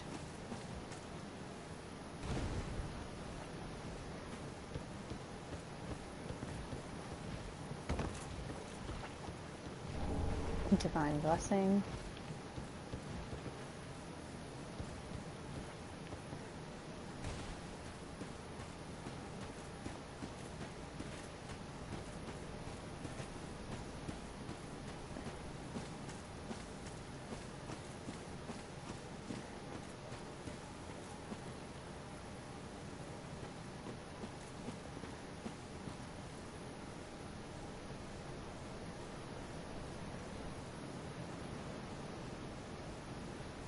Yeah, I feel like it's over there somewhere.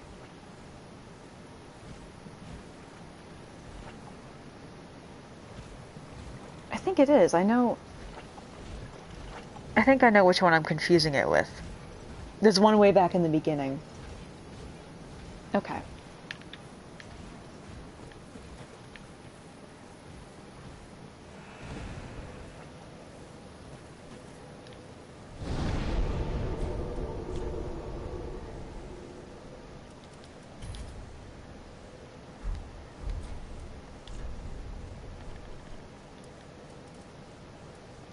Pestilent Mist is the best spell you can ever get.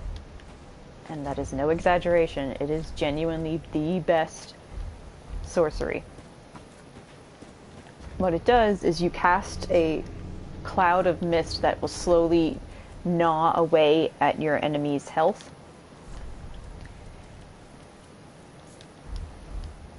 And you can't get near it because then it will eat your health away too. But yeah, it's fucking fabulous.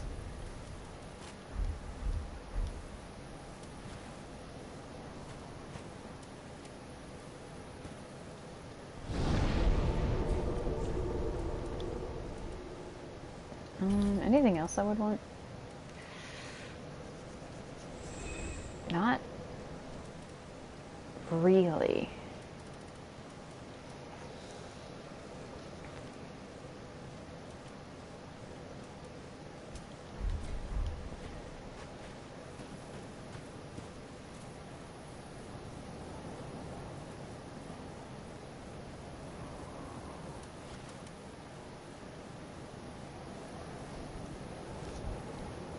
Alright, let's see if there's any funny things as news headlines I could read you.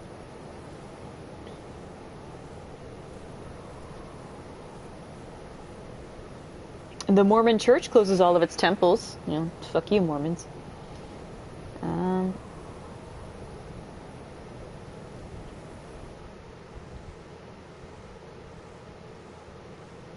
Jesus, America's so fucking racist.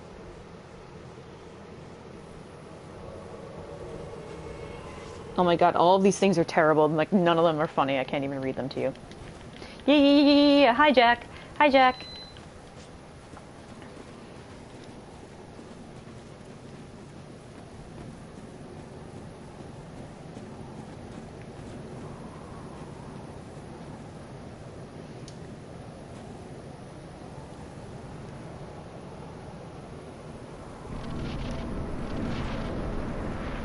Oh, as Florida coronavirus cases surge, spring breakers express regret. Fucking Gen Z idiots. They're like, oh, I just want to party, I don't care about coronavirus. And now guess what? Florida, which is already a shithole, is now plague central. God, you're so dumb. Obviously I don't mean Gen Z, like, as a whole. I just mean the people who went to the fucking beach. Hi, Lala! I'm helping our buddy Jack on a boss fight that we were not meant to see yet, but without context it doesn't mean anything to you, so it's fine. It's also really cool. The music is fantastic.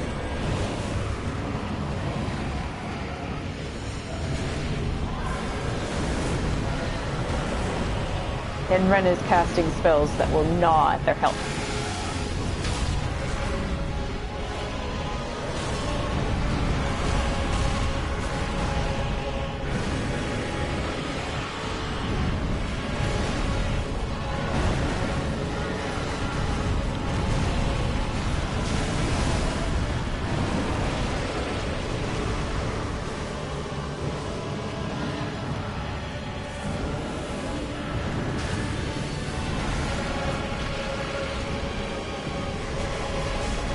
Yeah, and it's not even like a whole group of Americans, it's just college students.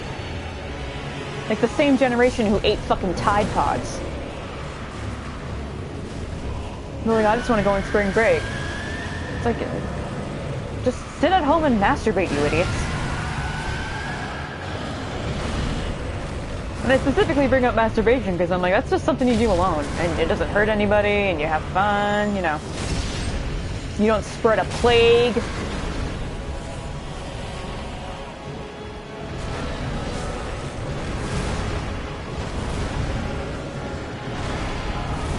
iPod trend with natural selection.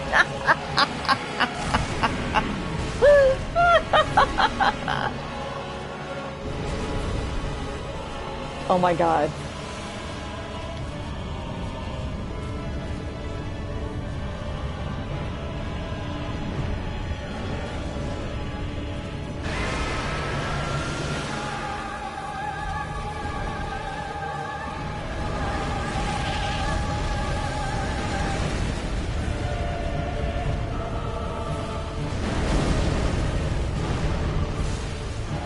I love this boss.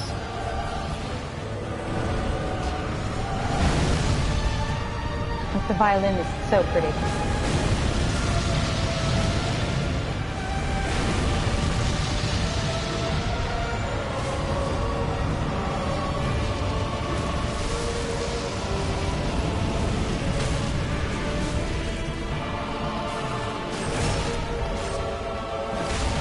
Whoa!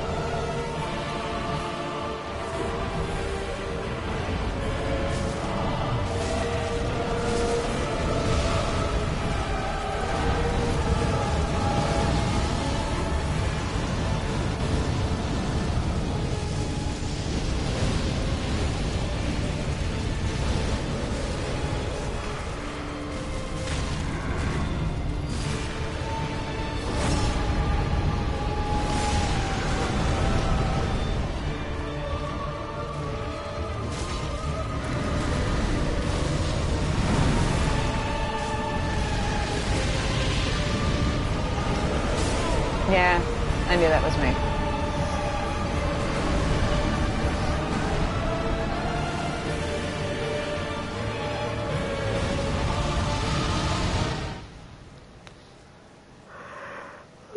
The violin goes so hard in that song. I don't know if you guys are able to tell, but the main composer for this, she also did music in Bloodborne, Yuka Kitamura. She's like a obviously a classically trained violinist, and a lot of her pieces will have violins in it, which she plays herself. And this one, it's just the way the violin, in the second phase, it goes, it's so frantic, and it feels almost like you're running. And then compare that to the violin in Frida's song, which had like more longer sweeping notes, and then like it would do the long graceful thing, and then it would do this like really intense staccato almost notes, which that fits Frida to a T. Alright, after this I'm gonna restart the stream, and then we're gonna go for another 2 hours or so. I'm gonna stop probably like 4:30 my time. It's about 2:20 now.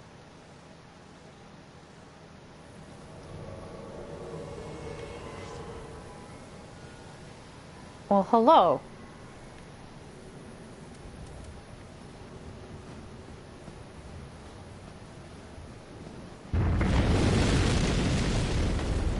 Damn what? Well, I want like people who didn't have a chance to hang out normally, because I know time zone difference and stuff. I want you guys to be able to chill and watch a bit of the game too, even though I'm not progressing in the plot yet.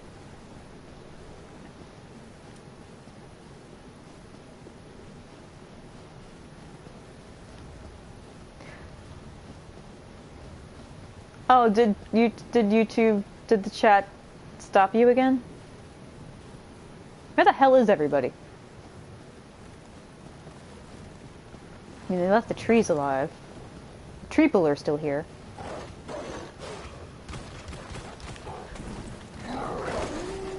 Oh god, all the puppies are here. Oh no. Oh no. Wrong place. I'm so sorry, puppies. I'm leaving. I'm going away. Bye, puppies. Oh, weeping trees. No. Okay. Alright. Alright. Bye. I'm going away. Never mind. Oh, there they are. Okay. Yeah, it is pretty late, but I honestly haven't been able to sleep much lately, regardless of this anyway. And I've also, I can still manage to get about 6 hours of sleep, which is fine. That's all I need. Because if I oversleep, then that fucks up my day too. Almost like a baby.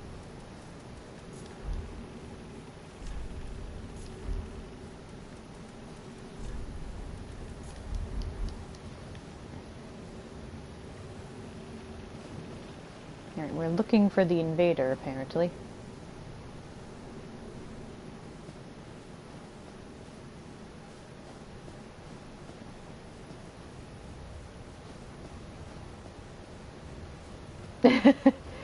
Yeah, they took their binoculars out and they're looking for where the invader is.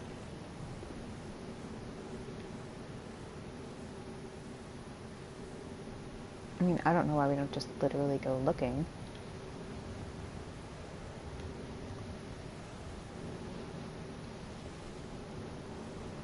Wait, what's good, Lala?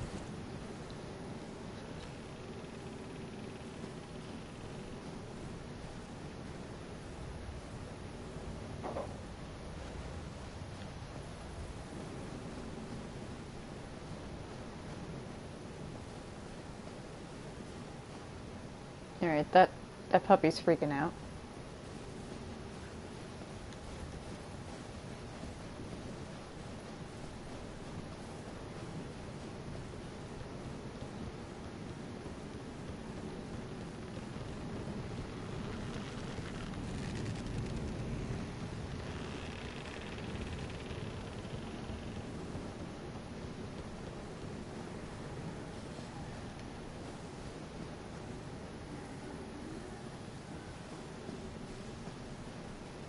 Fox, please.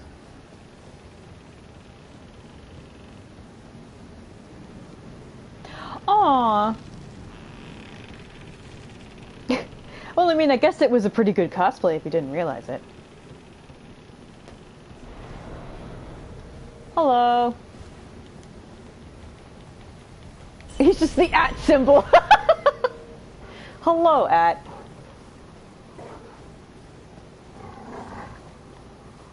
Oh, he has a thing that makes him disappear at a distance. That's pretty useful.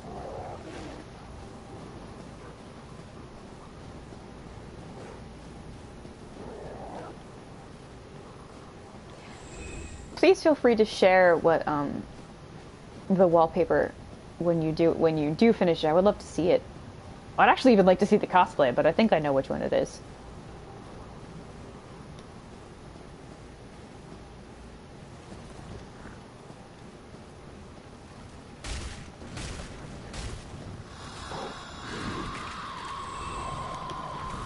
Treeple, not now.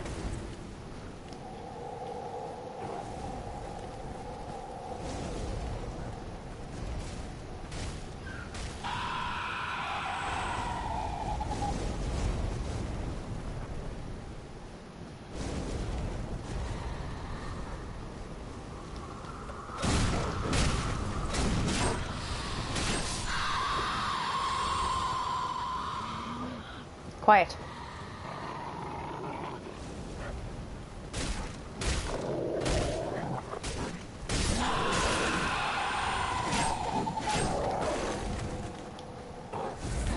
Hello.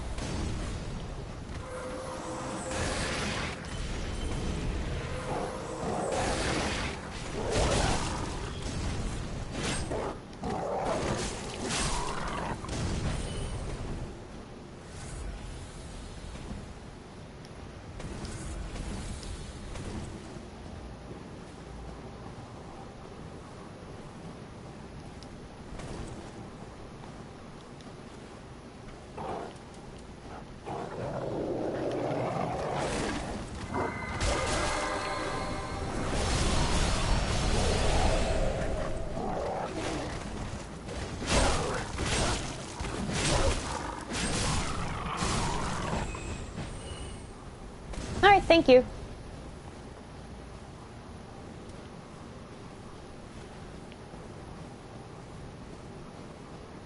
Like, I know this guy is leading us into danger and shit, but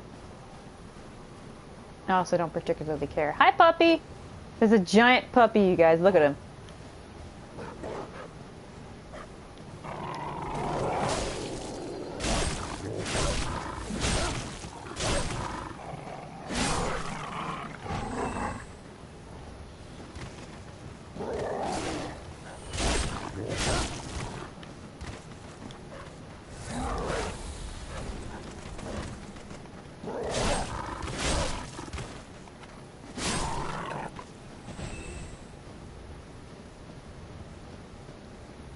And, yes. Aw, puppy not attacking? Hey, puppy. Aw.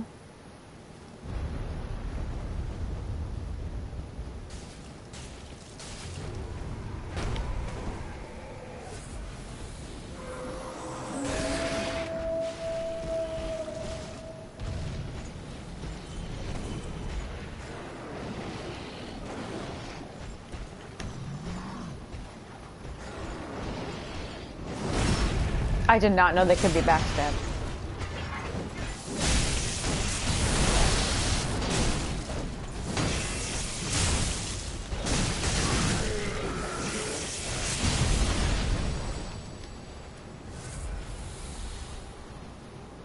Another thing I noticed invaders do is they just throw those firebombs at you.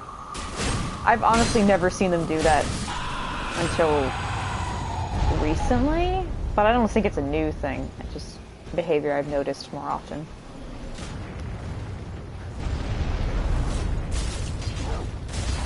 Oh, I meant to be closer.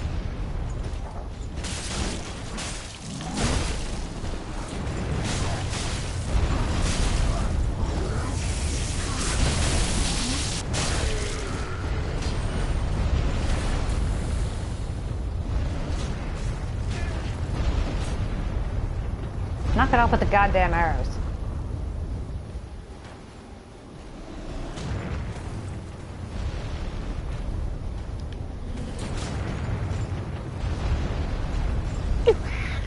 God, my cat just scared the hell out of me.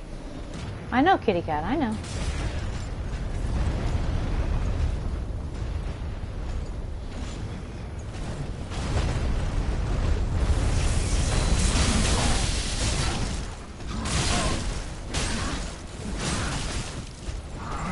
These guys belong in Skyrim. Look at them.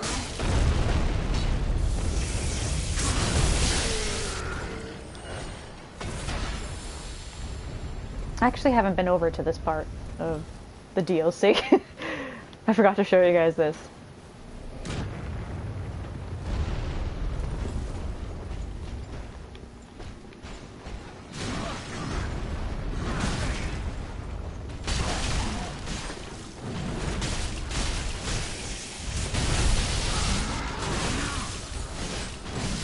Yeah, I don't have any health left anyway.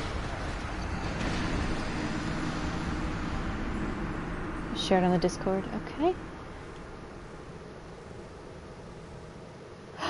Oh, that's really pretty. And yeah, that cosplay, I know exactly this one. It's fantastic, Jesus Christ.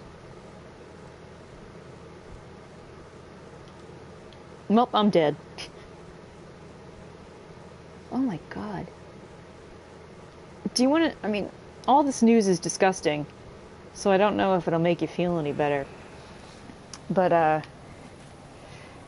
I could tell you how pig fucking stupid America is by some of these headlines, and how I'm living in a nightmarish dystopian hellscape that I want to escape from. FBI says man killed in Missouri wanted to bomb a hospital. U.S. insisting that the UN call out Chinese origins of coronavirus. House members introduce resolution to pin coronavirus blame on China. Anti-abortion groups seek halt to abortions during coronavirus pandemic. Americans coping with coronavirus are clogging toilets with wipes and t-shirts. Trump cabinet's Bible teacher says gays among those to blame for COVID-19. U.S. Justice Department, don't treat trans athletes as girls. Missouri man charged with licking items at Walmart to mock coronavirus fears. God, I can't fucking stand America. I live here and I fucking hate it. Yeah, I mean, I hope it comforts you, because you look at your own country and you're like, God, this is bullshit. Please don't invade. Look at that guy's name. Please don't invade. And I hope you just take a look at America every now and then. We're so dumb that aliens need to fucking kill us.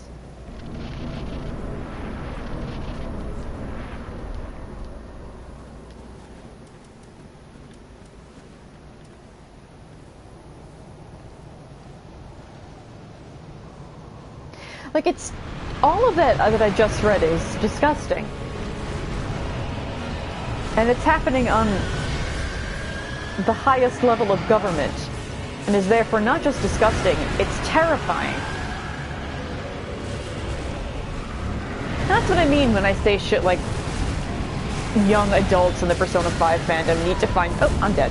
Need to find better things to freak out about than, like, problematic characters in fiction. Because I'm like, you know what? We're well past the point of giving a shit about bad people in stories when there's fascists in the White House. We're well beyond the pale there, my friends.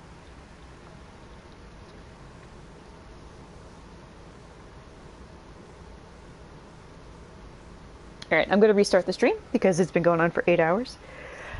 And then, I'm trying to think of what else I could do.